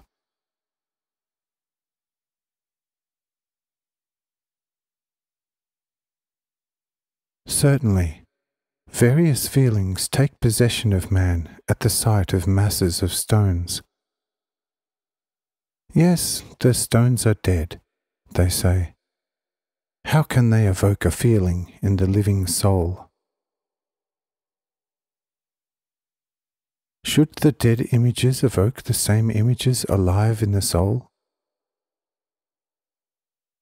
Such an assertion or assumption would be even more incomparably stupid than if someone wanted to claim that if one holds seed above a calm water surface in which they are reflected, these reflected seed images will begin to germinate in the water, and indeed drive roots out into the air and let fruits ripen below the water surface. But this would not even be so stupid, for then the object that is reflected in the water mirror would not be dead, and it would be more likely to assume that it would be able to produce something living of its kind through its image in the water, than that a completely dead object would be able to produce a living idea in the living soul.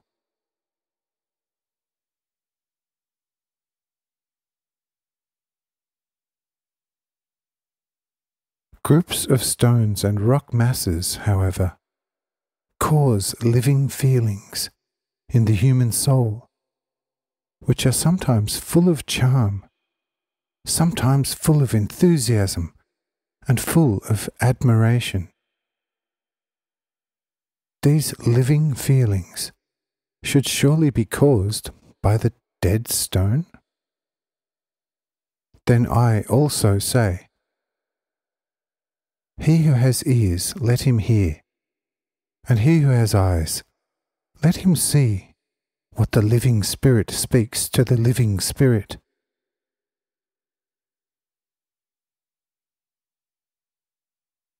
These stone masses have come forth just like the most living cherub from the almighty eternal power of God. How could the eternal primeval life of all life create dead, say, dead stones? I, as the original creator, can sure fixate the endless fullness of my ideas. Thus says the Lord, and can hold the living intelligences as if it were single thoughts in the apparent matter of stone, and make them gradually free, and in the fullness and glory contemplative to me, the Creator, and to those who are out of me, so that not all endless fullness of my ideas float as if a whole unchangeable picture before my eyes. For it is precisely in this material creation that the Creator locks up for himself the endless abundance of ideas, and through the freeing and dissolving of matter, presents them to himself again, like individual thoughts, to his divine contemplation. If, however, the Creator has bound his ideas and thoughts, which are certainly not dead, in the appearance of matter, in a certain way, like the bookbinder binds a book, then there must also be life in the stone. Thus a large quantity of intelligences, which are found again in the living human soul, which has already taken its living part of it in order to regenerate itself in a certain way as alive again in the soul.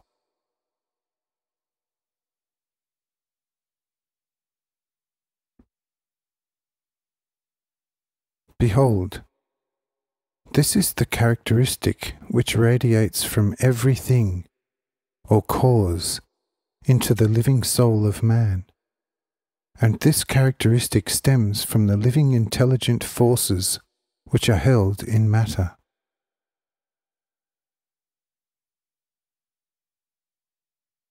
This characteristic attests to the free intelligence by which each thing in its kind is in a certain way self-conscious of one or more abilities and skills.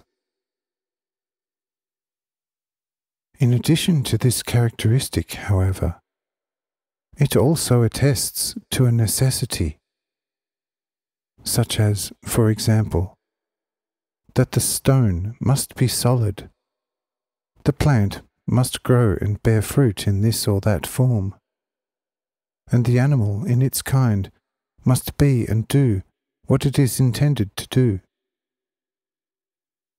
This need does not lie in the matter, but this is a work of the perfect spirits to whom such business is given.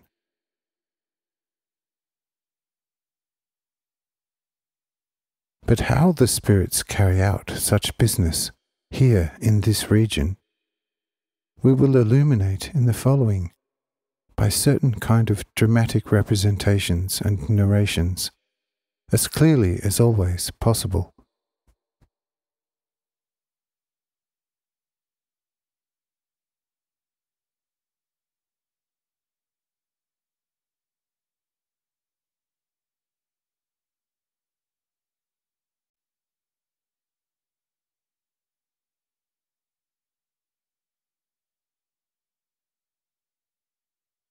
44.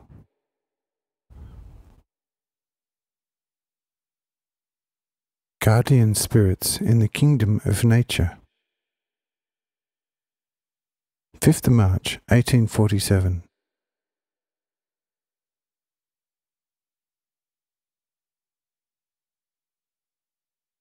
You know how at certain times gardeners and farmers scatter seeds in the soil, and that soon after each seed scattered in the soil begins to swell, finally bursts open at the place where the germ is located, and a small white-greenish point comes out of the seed.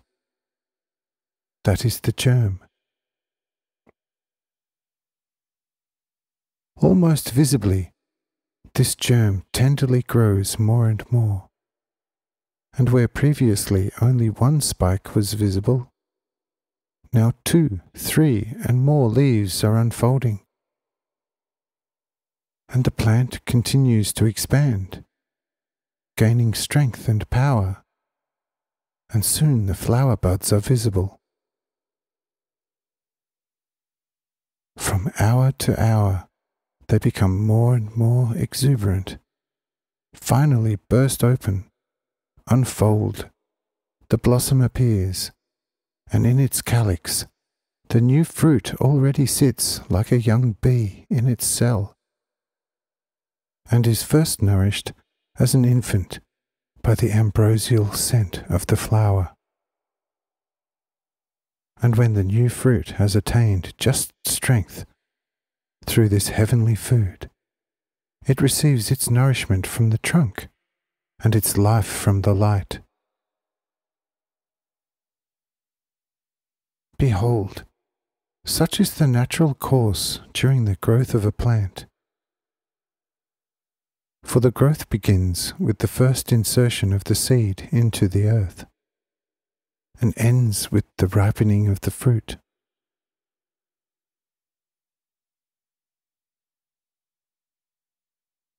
The seed itself would have as little power to look for its own nourishment as a newborn child, even less than a child in the womb, if there were not spirits who would give to those spiritual intelligence properties that direction through which these properties have to go to a certain point where their own sphere of action is assigned to them.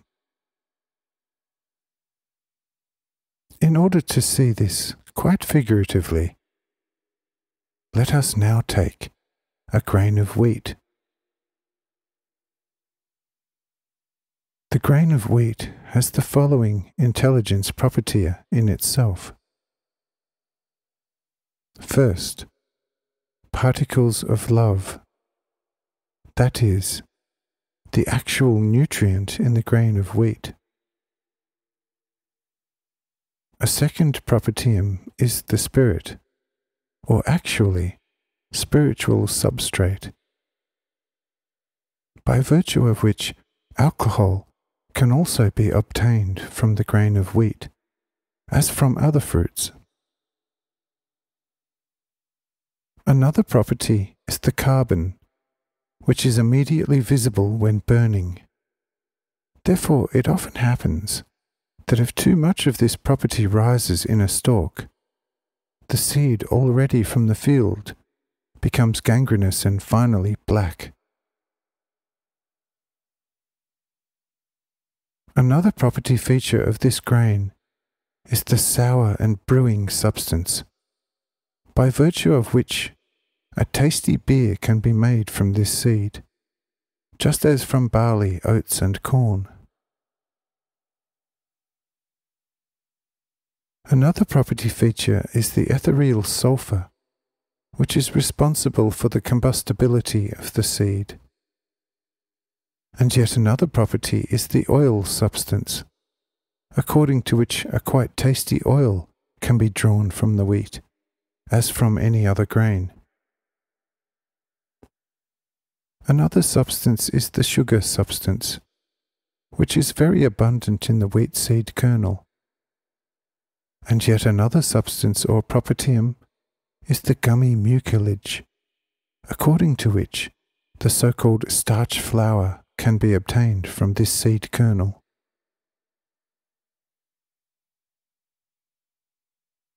Then, in the seed, there is a good portion of the purest and simplest hydrogen gas propertium, which is a main component of the wheat stalk, as well as of all other plant genera.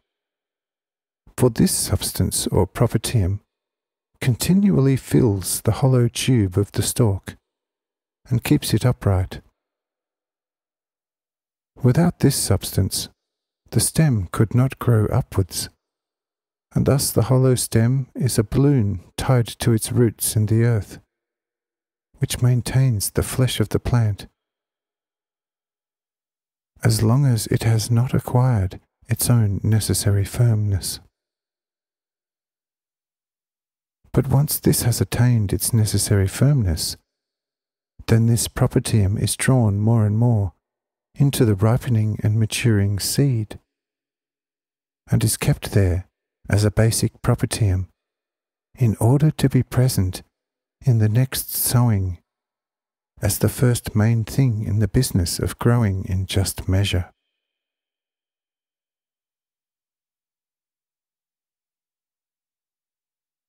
From this enumeration of the propertia in our wheat grain, we have seen how many different basic propertia must be present and active.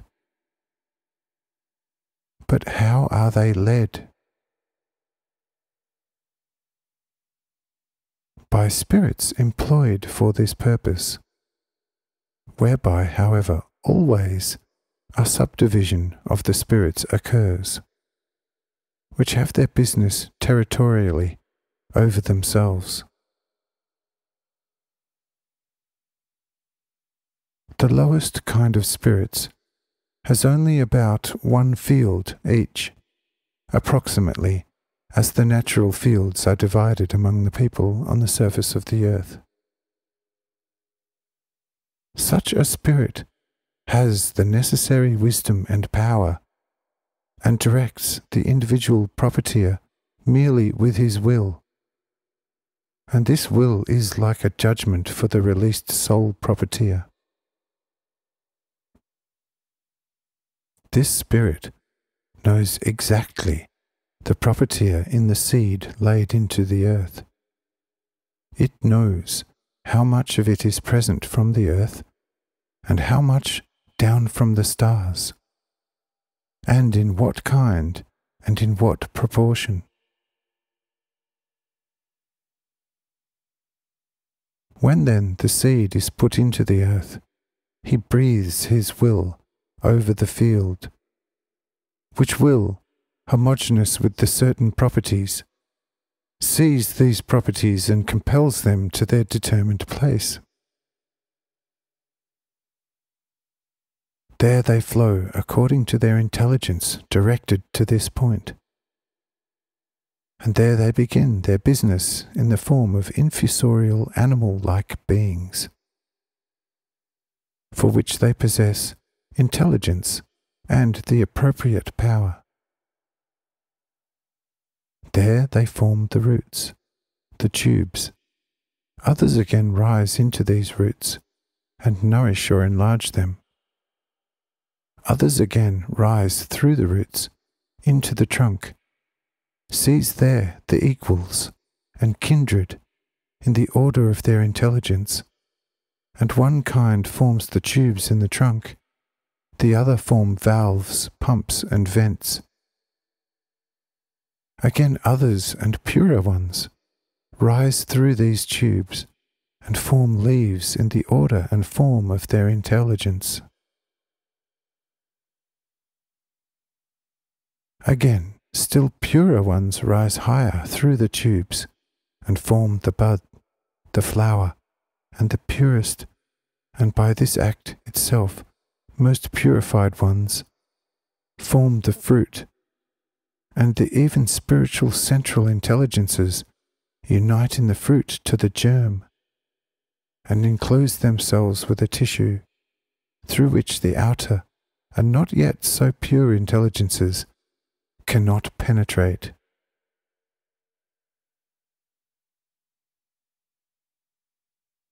If the ripeness has been caused by this activity over time, then this field's spirit has also done its work, and leaves the rest to the people, and something thereby to the nature spirits, which then cause the decomposition, or better, the further dissolution of those parts which do not belong to the fruit, so that these propertia can rise then in the next period in a freer form.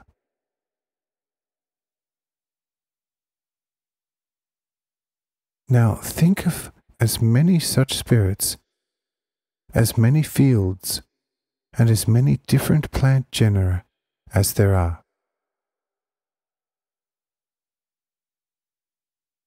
Each one gets a certain genus on a certain territory, and has to take care that his genus continues in the same condition and form.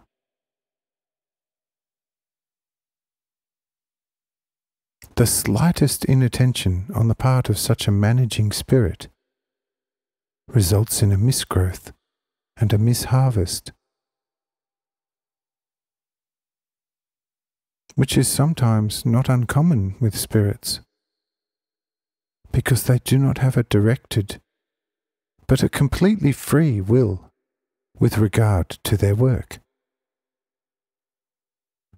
which is necessary, because in a directed will there can be no power.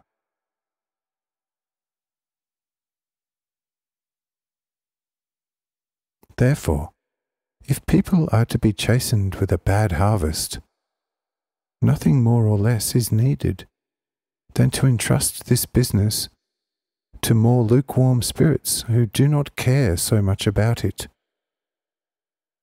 If these spirits, which watch over the vegetation, do not bring the properly delivered soul propertia in the right order and the right number under the roof, the unoccupied ones immediately rise to the second region, unite there to self-beings and to nature spirits, then cause bad weather, bad miasms, and all this has a bad effect on the plant growth.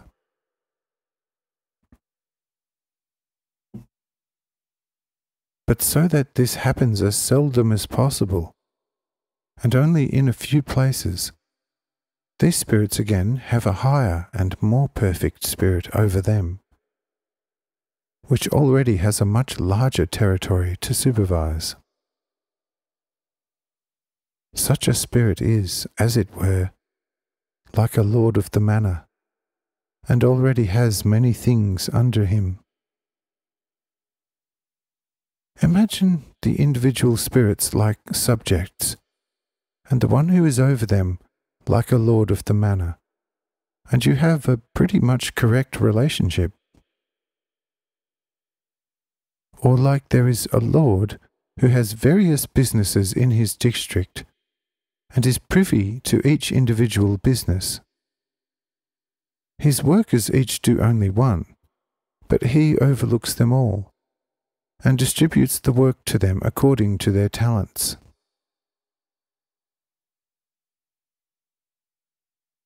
A lord of the manor, or such a lord of his district, however, does not reach over into the district of another. But so that an equal order may prevail in all districts according to the nature of the districts, a spiritual governor is again placed over the district lords, who in a certain way already overlooks and directs a whole country in everything. This is already a spirit from the third region. But you know that several countries make up a kingdom. An angelic prince watches over it. But over all kingdoms, the Prince of Princes watches, as he also watches what no spirit can do, in every single property. And it is therefore that the eye of the Lord sees everywhere what is there and happens.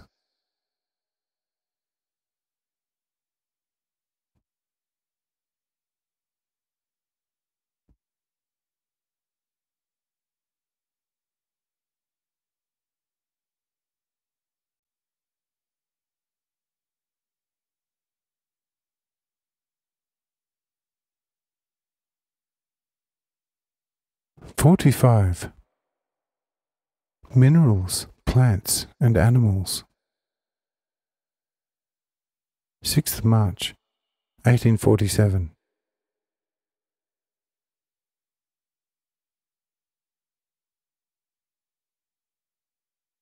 The plant kingdom, about the origin of which we have just spoken, is in a certain way the transition point from the mineral and the ether, which descends from the celestial bodies into the animal kingdom. In the very foundation of the matter, however, there is neither a mineral nor a plant kingdom, because both the mineral and the plant kingdom is in the most actual sense also a kingdom of animals. And each mineral consists of as many so-called infusoric animal genera as individual soul property intelligences are discoverable in it for the spirit of wisdom, which is certainly something unthinkable for the ordinary intellectual man. But if someone possesses only something of the true wisdom and cleverness of the spirit, it will not be too difficult for him to find out in every mineral, as in every plant, the intellectual psychic basic properties, namely by the way as it has been shown so far. Would you be allowed to discover all possible properties in a mineral or in a plant? You will also find just as many basic propertia, each of which is very peculiar, and therefore only fulfills a certain purpose in the mineral with one intelligence. But in order for a mineral to become what it is and should be, the various propertia belonging to it must unite as if in one, in order to represent through this unification precisely that mineral which must be represented in accordance with the order.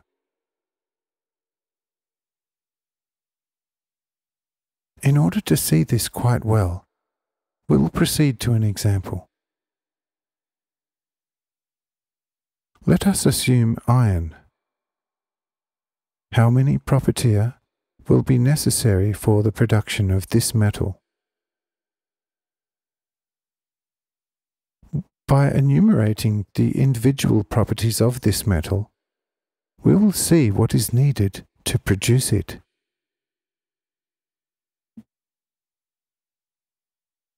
First, iron is heavy. What causes this heaviness? Through a property that rises from the innermost chambers of the earth. Therefore, even though it is bound to this metal here, it still directs its intelligent pull to where it has been banished for so long. In this property it has, as it were, its love downwards. Furthermore, one notices the characteristic of hardness in the iron. This property, which stands alone, contains in itself the vital intelligence of complete selfishness, and thus hardness and incorruptibility against any surroundings. This property is like the gravity from below.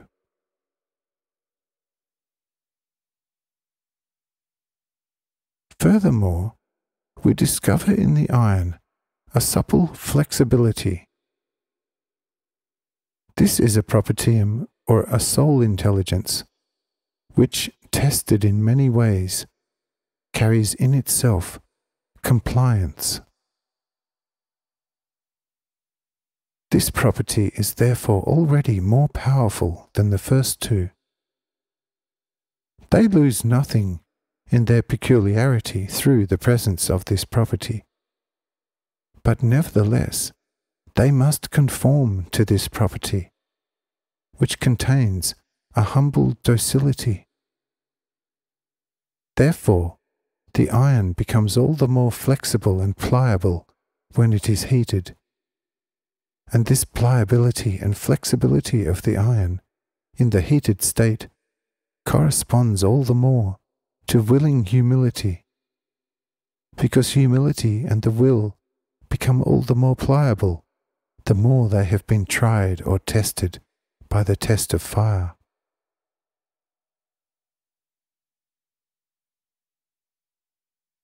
This propertium is still from below, but it is already of a good kind, because it conforms, since it has learned to conform through many trials.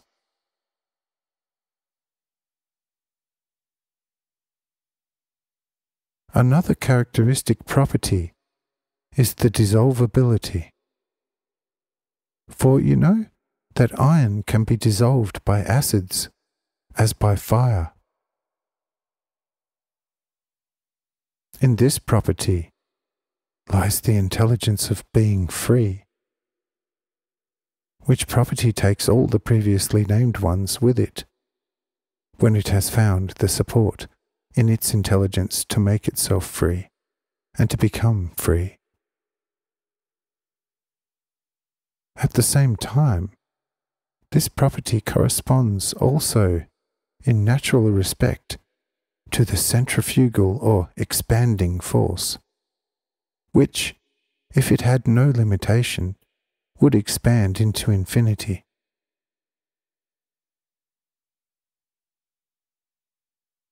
But so that this does not happen, we immediately discover another characteristic beside it, or an intelligence propertium, which in a way contains the unadulterated stoicism in itself. This, therefore, wants to be reduced to the most minute. This propertium is therefore the controller for the former, and limits it in its thirst for expansion. On the other hand, the former centrifugal propertium also controls this latter centripetal propertium.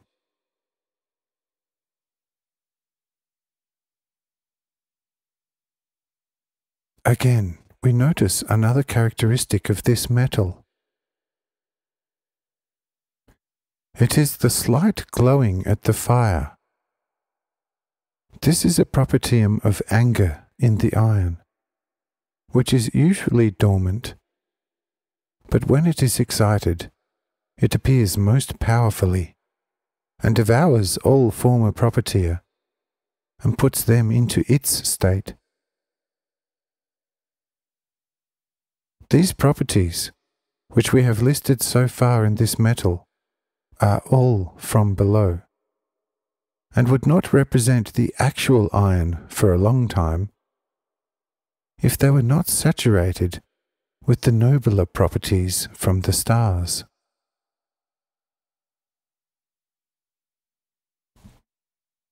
But how can one recognize these propertia?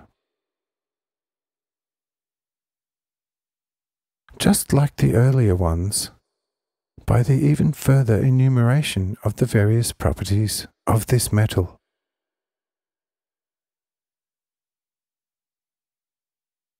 When iron is grated, it gives off its own metal acid odor.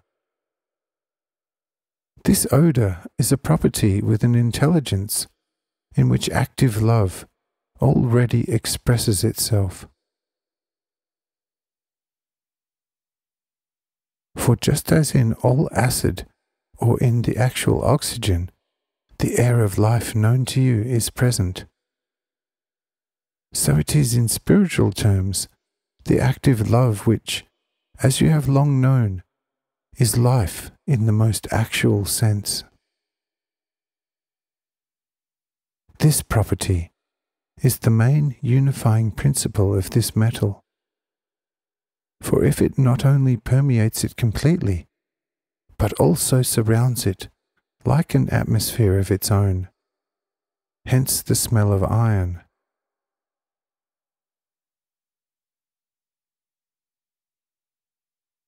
Another characteristic of this metal is that it shows a great readiness to receive electricity. The cause of this is the same property in this metal. It is the intelligence of mobility, and with it, the thirst for social union. This propertium is likewise not like the earlier ones, a firmly bound one, but like the aforementioned, only one that penetrates and surrounds this metal. But since it is nevertheless more or less related to the earlier propertiums, it holds with them a kind of standing quarters, and is constantly endeavouring to make them free, and then to win them over for itself. It usually occurs in the appearance of rust, which rust, as you will have often experienced, in time turns all the iron in on itself, and gradually dissolves it completely. The rust in itself is not the actual electric property, which remains continuously free. But these are the other earlier properties already connected in a certain way to this free property, which strive, each in its kind, to become equal to this property. Behold, this property is therefore also from above.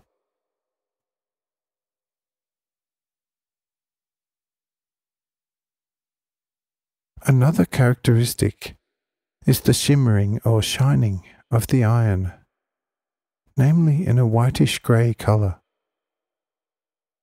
This propertium contains the concept of rest. Only in rest can everything balance itself out.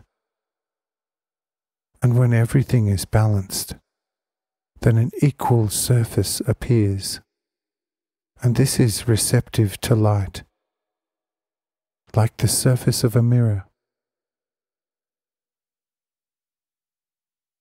This property feature is inherent in all iron, but it is not firmly bound to it, but unites with it only when the surface of the iron is cleaned, polished, and then smoothed.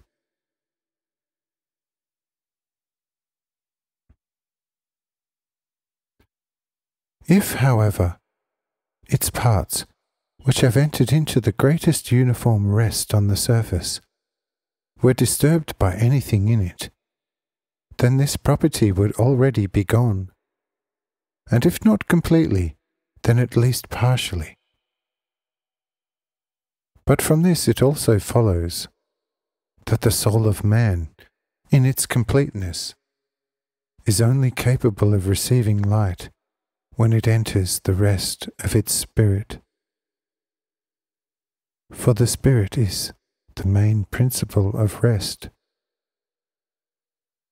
for which reason even the ancient sages desired nothing but rest and light for a soul in seclusion.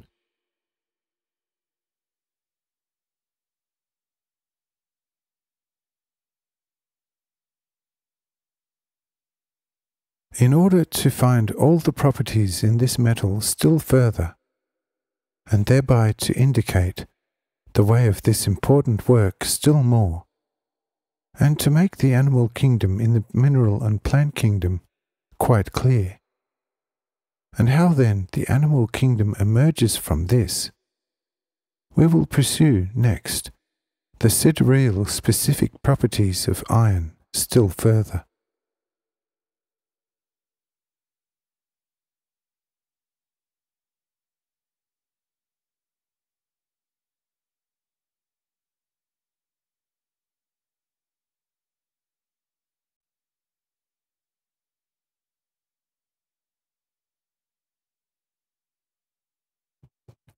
(46) The composition of intelligence properties in living beings. 8th March 1847.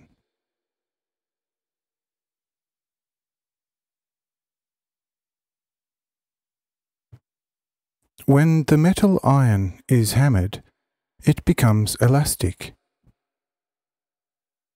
This elasticity is also a propertium from above, and is identical with an orderly willpower, which does not change from one day to the next. If this power is deflected by any available means, it will immediately revert to its former direction. This property force is one of the most widespread in the lower air sphere, and penetrates every atom of the air. That is why the air itself is elastic in the highest degree.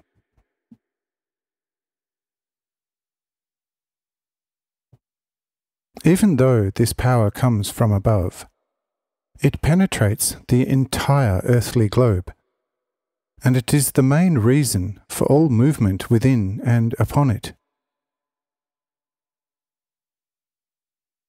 It is the actual principle that causes movement and elasticity in all bodies.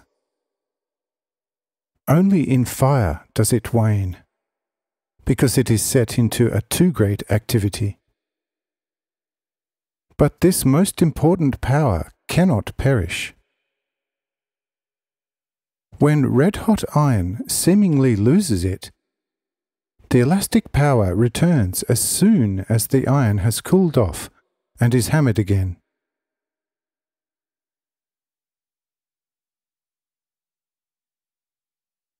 This propertium is related to the light, because it consists of pure light atoms. According to the form, it is spherical, or even better said, this propertium is carried in an admittedly extremely small and highly transparent vesicle, which penetrates into all pores of the matter. If, as in the case of iron, the pores are rubbed and closed by hammering, so that these elastic propertial bubbles cannot escape when this metal is bent, they immediately make their powerful presence felt when the iron is bent, and do not let it rest in the direction in which it was bent, but immediately drive it back again in that direction which is most corresponding to its pressed position.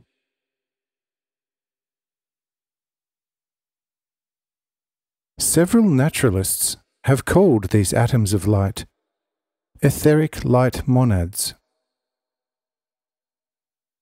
The designation is correct, because the term monad signifies the valence of one of a property kind. Since this propertium originates from the light, it is highly peculiar, particularly in its intellectual sphere. It loves rest and seeks it with the greatest persistence.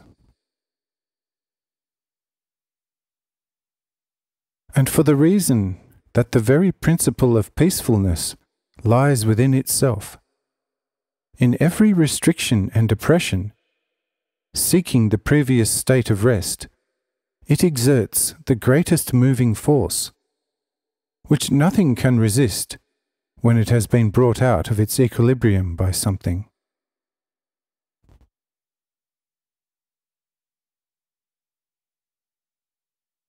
Behold, this is therefore again a new propertium, that is, a new intelligence in this metal, and it manifests itself in the apparently dead metal in the same way as it does in plants and animals.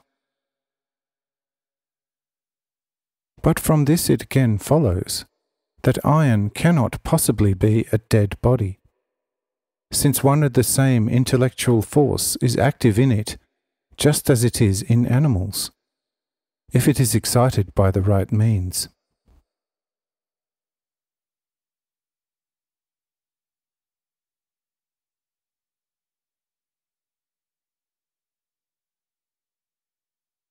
In what does this property consist, then, so completely? In a small spark of light, incomprehensible to you, in the aforementioned bubble. This small spark of light is a psychological intelligence of persistent will, and remains quiet in its little dungeon as long as it is not offended by any push or pressure. But if it is offended, then it awakens in its shell and breaks open its walls, as the air does the walls of a bubble when it comes into it. If the pressure or impact is only slight and weak, its existence is evidenced by a tremor, from which the sound usually originates.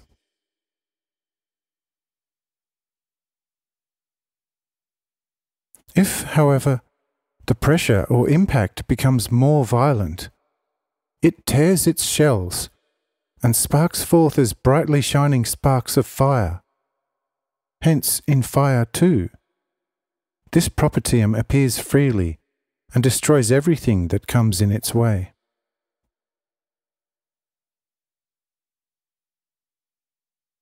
I think now that you have become acquainted with these properties, and have seen that they are really present in this metal, just as they are in the plant and animal kingdoms, what is to prevent us from assuming with just cause that animal life is also present in the metals and other minerals, as well as in the animals themselves. For the individual intelligences are always the same, whether in minerals, plants, or animals, only with the difference that in minerals only very few intelligences appear united, while in plants, and especially in the more developed animal kingdom, a far greater quantity is already present. Where the mineral counts about 8, 9, 10, at the most up to 20 intelligences, there are already many thousands with some plants, with some animals many millions, and millions of times millions, and with the human being, countless amounts from all stars and from all atomic particles of the earth.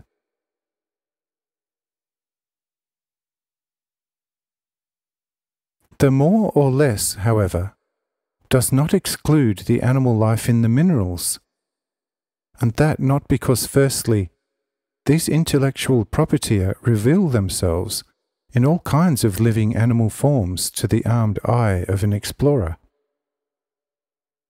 and because secondly, these intelligences in the metals and minerals are the same to a hair as in the animals.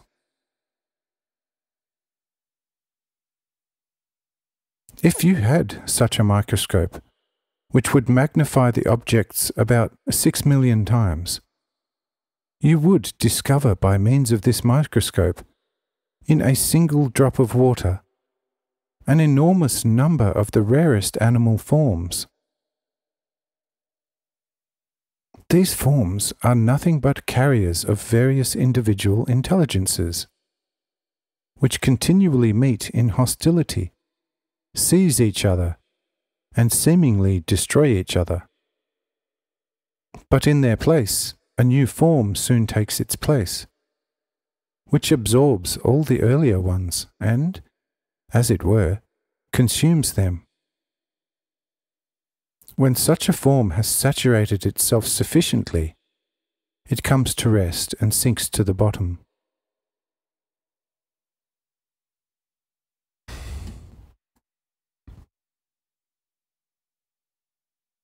But when, then, an innumerable number of such figures have come to rest and have sunk, then they adhere firmly to each other in the rest as the most related beings.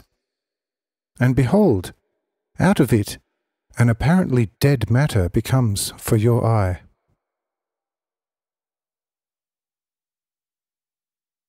But it is by no means so. It is only a trapped number of individual intelligences, which can be dissolved and come to life again, and combined into another form, which work, as you already know, our already very well-known spirits perform in exactly the same way as we have observed them in their activity in the plant kingdom.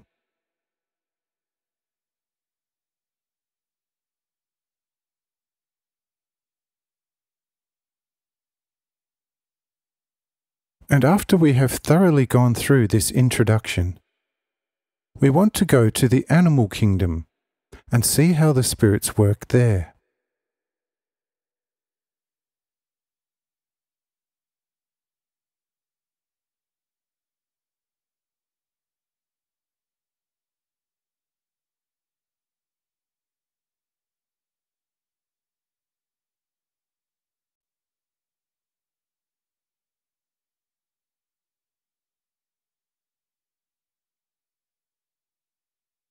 '47.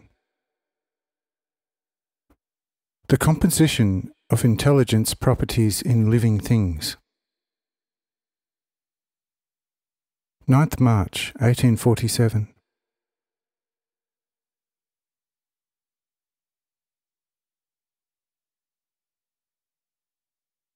It is sometimes not unnecessary, in order to make what follows all the more vivid and comprehensible, to recall what has already been said.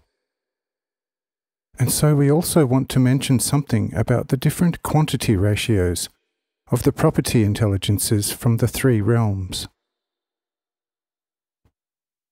It has been said above, if in matter or in the metal or mineral kingdom 10 to 20 intelligences occur, then in the plant kingdom they occur 1,000 to 1,000 times 1,000. In the animal kingdom on a higher level, 1,000,000 and 1,000,000 times 1,000,000. But in man, they go into the indefinite. That this is really the case, we want to show more closely by a comparative example.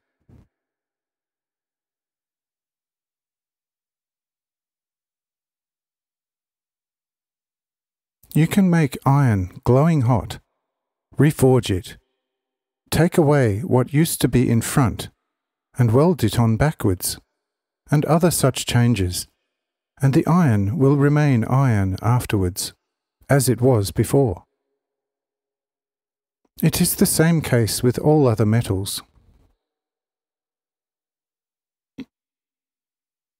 Stones are already somewhat closer to the plant kingdom, and also already have more propertia than metals. And indeed, the more common they are, the nobler and richer in property respect.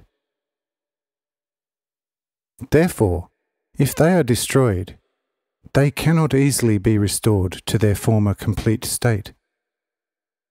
They remain as crumbled parts of an earlier complete larger stone of still the same matter. But they cannot be joined by the fire like the metals to one and the same material mass, because fire already puts them into a completely different state, which never resembles the earlier one.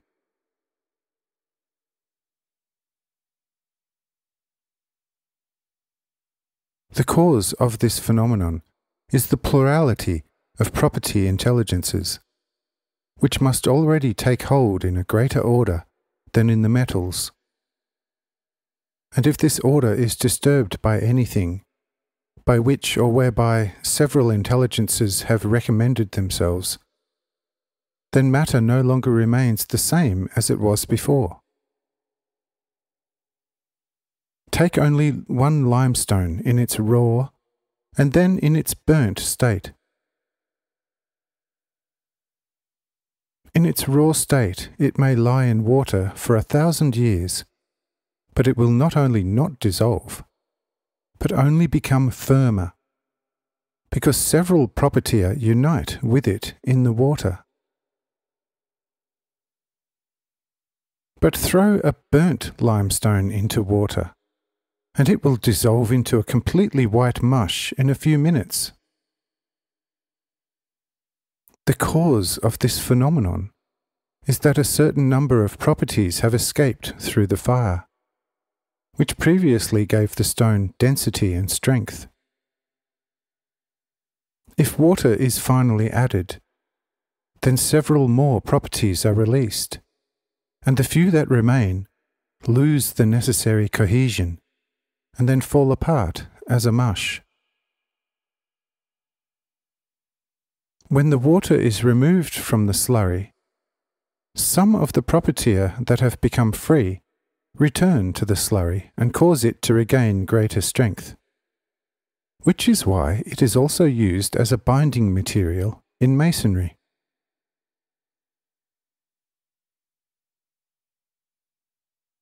From this example, we have now seen that bricks cannot be manipulated in the same way as metals without losing their former properties. This is even more the case with clay, which, once it has been baked, completely loses its former property. For a well-baked brick never becomes clay, still less a so-called clay slate. But even more than clay, loam is heathy, for a loam cake placed in the fire burns almost as well as peat or hard coal. Only this is understood of pure loam. Loam, however, can still be softened by water and kneaded into various forms, and also remains loam, which is also the case with the clay. But what a completely different case it is already with the most ordinary plant. There is already such a fixed order that it may not be displaced anywhere by an atom without harming the nature of the plant. The reason for this is that in the plant of the simplest kind itself, all the properties must already be present in a well-ordered manner, which are otherwise to be found divided and separated in the whole mineral kingdom.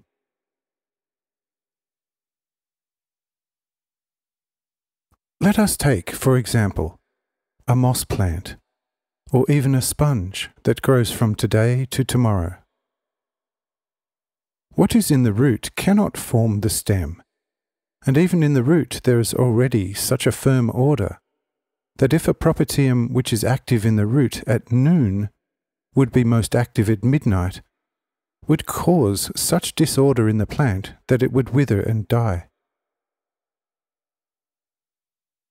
Therefore, gardeners, if they want to move their trees well, should remember exactly the direction under which a small tree with its roots and branches used to stand. For if they reverse this order, the moved tree will either progress with difficulty or not at all. And this because there is a significant difference between the northern and southern properties. Conifers are particularly susceptible to this problem. If they are not properly aligned heavenwards, so they wither. The same is the case with grafts. A graft from a northern branch grafted onto a southern branch of another sapling will always wither, because the propertia are not homogeneous.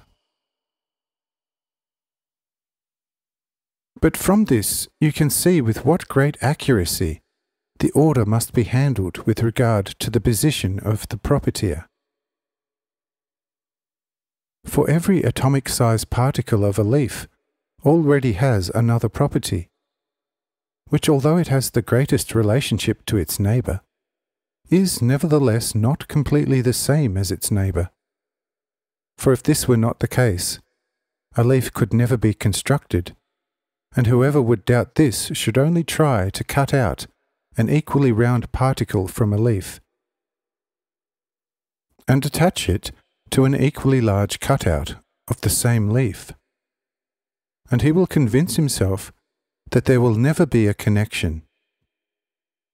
Yes, I tell you, there is already such a great order that no human wisdom can ever comprehend it in its fullness.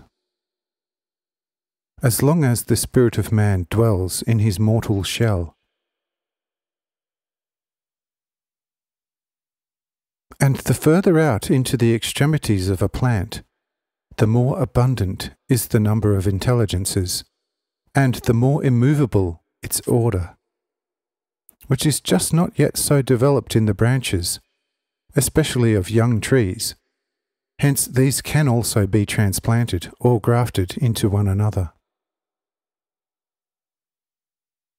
But if already with the plants such a great order must be handled, so that they become what they are supposed to be, as different institutions of redemption, namely for the freeing of soul intelligences, how great must then be the order where the plant kingdom passes over into the animal kingdom?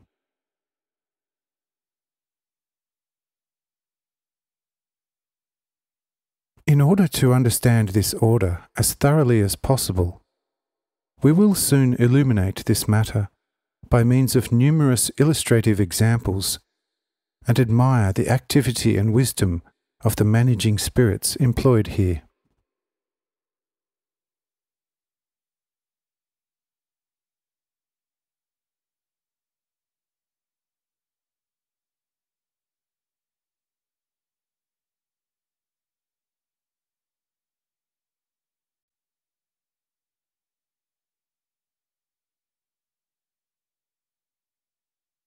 48. The boundaries between nature's kingdoms. 12th March 1847.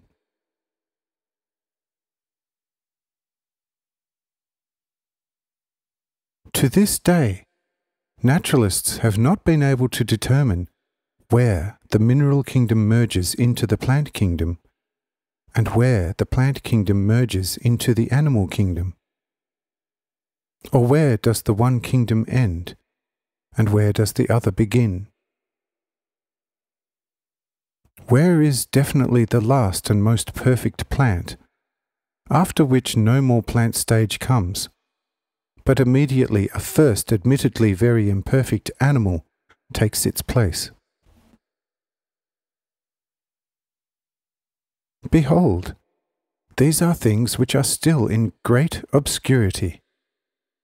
For there are, on the surface of the earth, a great many plants which seem to be more of an animal than of a vegetable nature. And again, there are animals which by far look more like plants than animals. So there are also minerals which could rather be taken for plants than for minerals. And again there are plants which could rather be taken for minerals than for plants. And so there are also many animals which still show plant-like extremities. And again there are plants, out of which an almost quite well-formed animal looks out.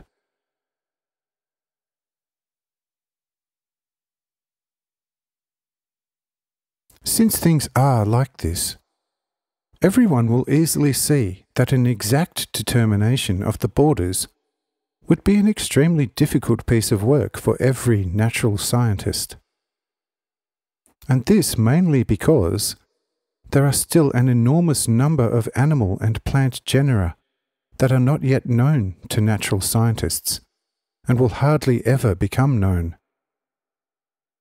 For the greatest number of the most curious plants and animals grow and dwell in the depths of the sea. The large submarine areas, however, are somewhat difficult to access for botanists and zoologists. Therefore, it is also difficult to make an acquaintance with the animals and plants of this moist terrain. In addition, however, there are also a lot of animals and plants on the Earth's surface itself, which are unknown to the natural scientists, because these lands of the Earth, which are somewhat inconveniently situated for their spirit of exploration, are themselves not yet known. Naturalists are already wondering about corals, and it is not yet completely clear whether they belong to the mineral, plant, or animal kingdom. For every naturalist knows that corals are formed by a kind of worms, which are very small, stick together and thus form a coral branch. The worms are certainly animals, but when they harden, their mass is as solid as precious stone. But the form in which these little animals gradually form by sticking together resembles a defoliated little tree, which has branches, twigs, and very small twigs. Thus this plant is, according to its formation, a volume of countless animals, as mass a mineral, and as image and form a little flower. What the coral actually is would be difficult to determine with an expression, but that the coral is that, as it was determined before, everyone can easily see and assume. Thus, in part animal, in part mineral, and in part plant.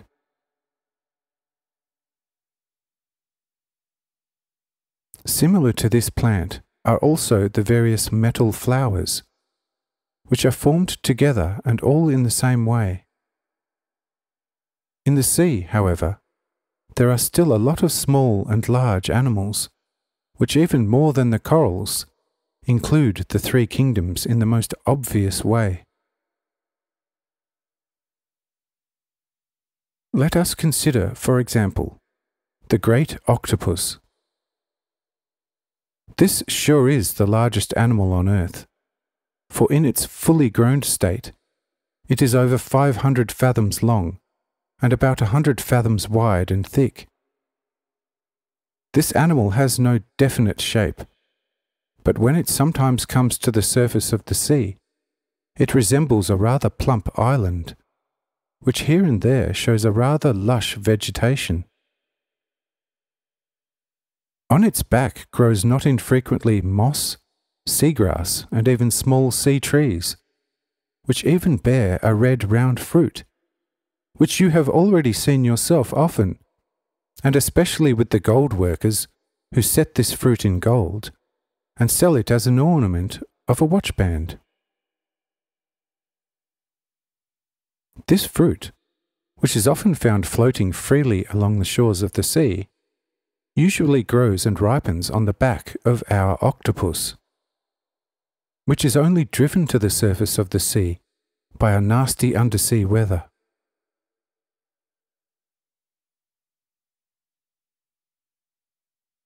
Besides these plants, however, one also finds a lot of red rock-like elevations on the back of this animal, which are not infrequently thrown off, and for a time, as long as they are not yet completely solidified, like dark red pumice stones, float around on the surface of the sea and are often found on some seashores, sometimes even on solid land, where once a sea stood, under the name dragon's blood.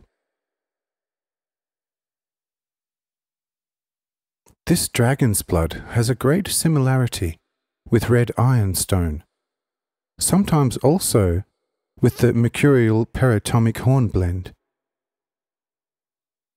This blood is entirely mineral, which is the only real thing found on the back of this animal. In appearance, this animal is therefore a plant and a mineral at the same time. But if, unfortunately, a ship or sometimes several ships come to rest over the back of this enormous animal, then the animal quickly dives upwards, lifting entire ship above sea level, so that they soon topple over and, coming to rest out of the water, can no longer escape from this ground of certain doom. For once the animal sees that the ships on its back are overturned, it raises from all sides 1,000 dazzling white arms like large elephant trunks to a height of 30 fathoms, and in a thickness of not infrequently 8 shoes in diameter. Once it has pushed its arms out far enough, like the snail's horns, it then bends these terrible arms down to the ships lying on its back, crushes them in an instant, and then, with these 1,000 arms, carries the crushed ship under itself into its inordinately wide maw, and in this way consumes the whole ship with everything that was inside. In its stomach lies such a digestive power that nothing resists it. It consumes stones, metals, wood, even diamonds, so completely that not the smallest undigested residue remains. But because this animal digests so many different things, it is then also explainable that on its surface, as on the surface of a small water planet, a lot of vegetative and mineral post-formations appear.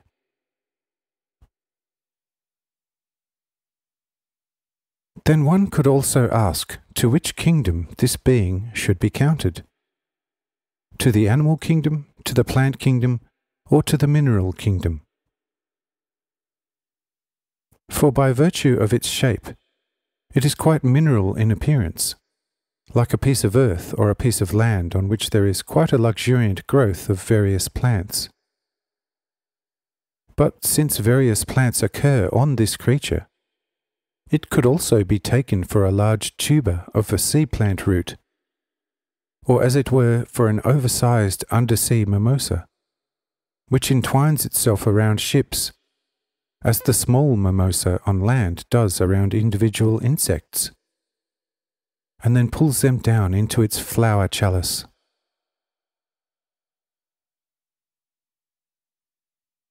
If someone illuminates these points quite critically, it will be just as difficult for him to classify this being into a certain realm, as it would be difficult for every natural scientist to classify the Earth itself into a certain class.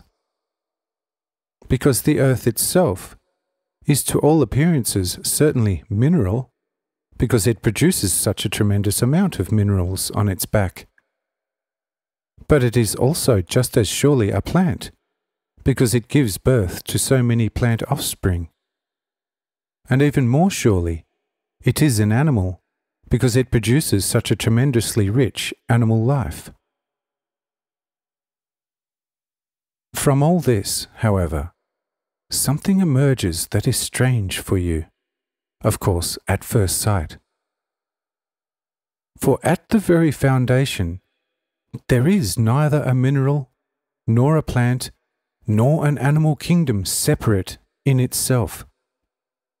But there is only one kingdom as a whole, and that is the kingdom of beings, in a variety of forms.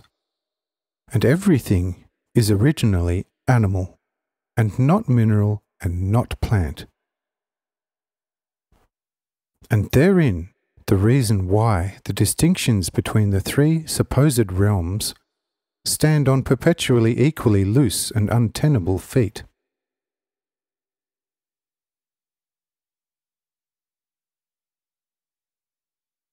Only in the order of the ascent of the beings are certain stages set, which everyone easily sees as separate. For he who cannot distinguish a rock from a tree from an ox, and finally an ox from a donkey, is, as you are wont to say, baptism and chrism corrupted, and he will have a hard time with astronomy, and even harder with our theory about the spiritual earth.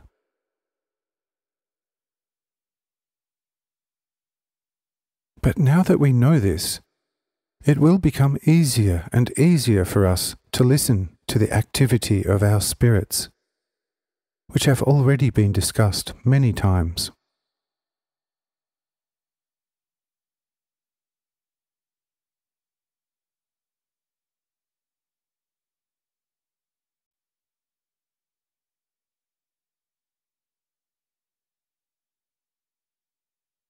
(49) The animal soul and spirits' influence on it. 13th March 1847.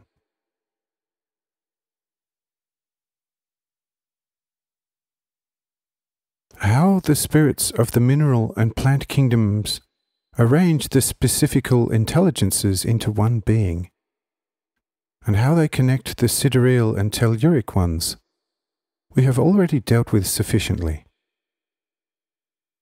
The only thing that remains for us to observe is the transition, or actually the becoming of the animal from the former realm, and to observe what all the spirits have to observe and do here themselves.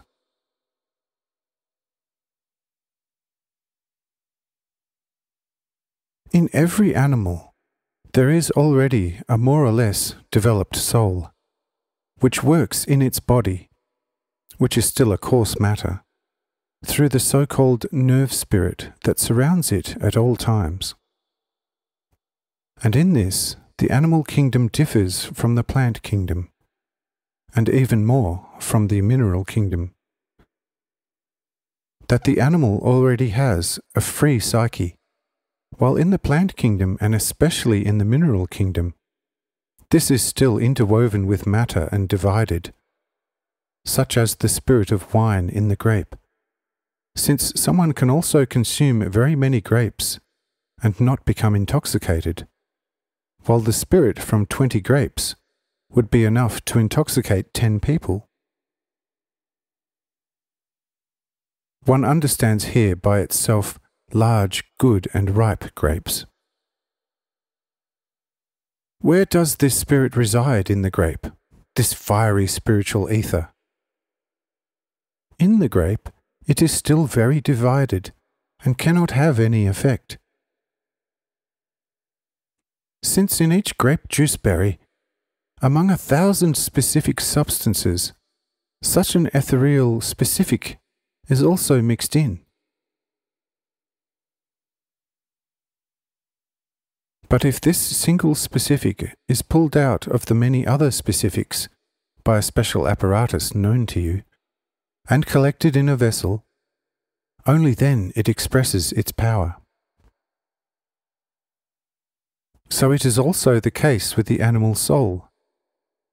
It is an aggregate of a quantity of ethereal substantial specifics, which already form an intelligent constant being, insofar as they have united to this very being. When the act of procreation occurs in animals, the spirits drive these psychic animal beings by their will into the material procreative organs of the animals and enclose them at the moment of procreation with a material membrane. In this membrane, this psyche then becomes active and begins to order itself according to the completeness of its intelligence.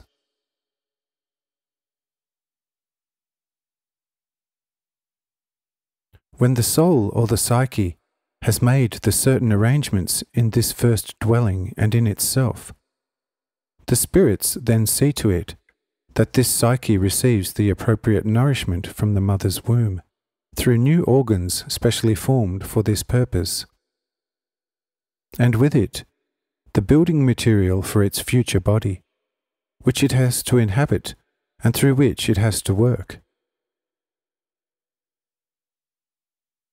This body is formed by the soul itself, but of course under the continuous guidance of the spirits, which of course do not have to give a hand, but only their will to the work. However, the formation of the body proceeds in this way. The etheric substantial psyche first organized its intelligences, or rather these intelligences organized themselves, according to the laws of assimilation dwelling in them. Since black unites with black, white with white, red with red, green with green, blue with blue, hard with hard, soft with soft, tough with tough, sweet with sweet, bitter with bitter, sour with sour, and light with light, and so on. But since every such etheric and now already substantial intelligence specificum carries a perfect idea in itself, which idea plasticizes itself in a certain form, this property of the soul passes in the period of formation of the body to the body, and the body is then, at its full formation, nothing but the typical form of the complete soul, which was given into the womb of an animal at the moment of conception.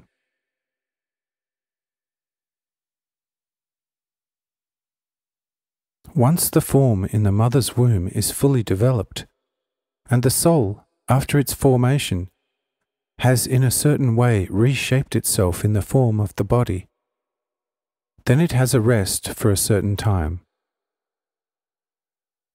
And the body then continues to form itself through the nourishment still taken in the mother's womb, of course by supporting the soul insofar as it only then begins its new activity in the main viscera. This is when the pulse begins to beat and the juices begin to circulate in the new body. The new food is already absorbed into the stomach, with which it begins its digestive business.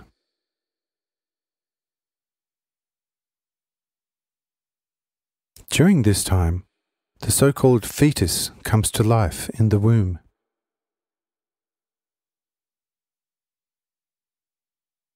Then, when the body is completely regulated by this operation, all organs have opened, pulse and digestion have entered the regular course, and the nerves have been saturated. When the spirits have formed a nerve spirit in them that is most closely related to the soul through its own electromagnetic process of fermentation, then the spirits again enter with their will, loosen the bonds between the fetus and the womb, and then drive the new being out of the womb. And that is the birth.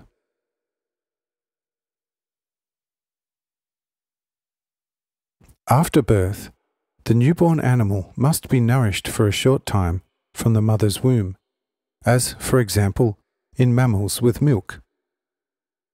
In poultry, by the super-sliming of nutrients with which the parents feed the young in the nests.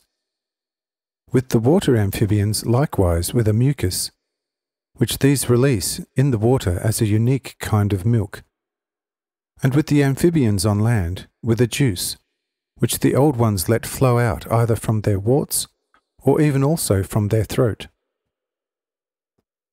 With this food, the body is further developed so that it can then seek, find, and consume the food intended for it.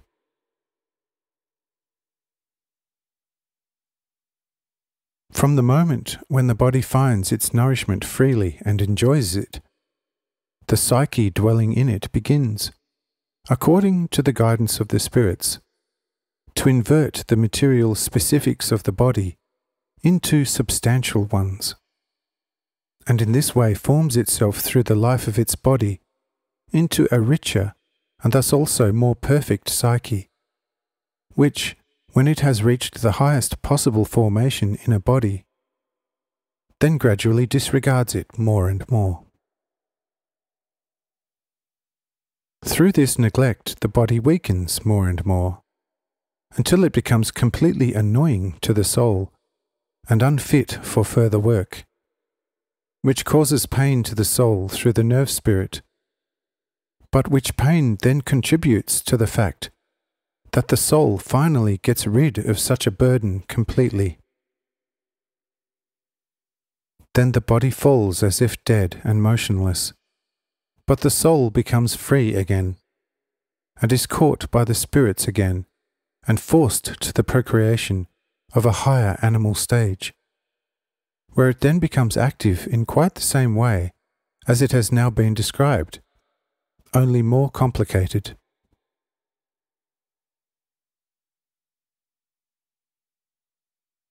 But the specifica of the discarded body must be dissolved again, because they have not yet been put together in a certain, but in a necessary order by the soul. Through the repeated dissolution, however, they are then placed in a more definite order, and form the female psyche in the course of the advancing animal stages, while the free psyche proper, which we have now dealt with, is the male one. And thus Eve comes forth everywhere from the ribs of man.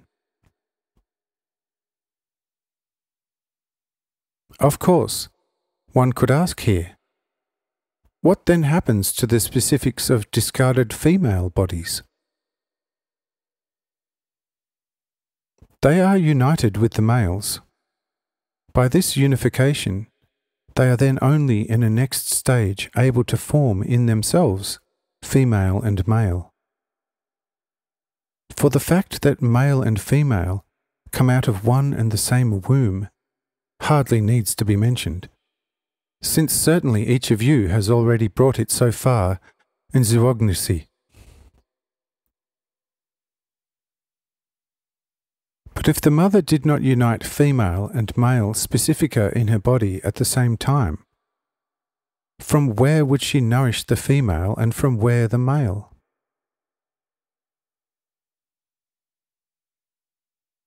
I think this thing is already so clear that it would be a formal empty-mouth waffling to say more about it, and ridiculous and boring beyond measure.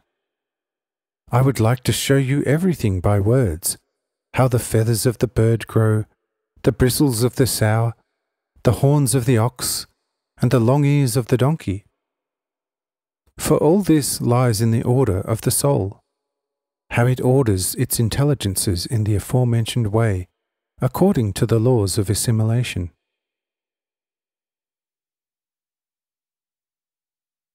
Since we have now seen the work of the spirits in this realm clearly enough, even if only through a few hints, we will next visit the transition into man, and then soon look around a little deeper in the earth.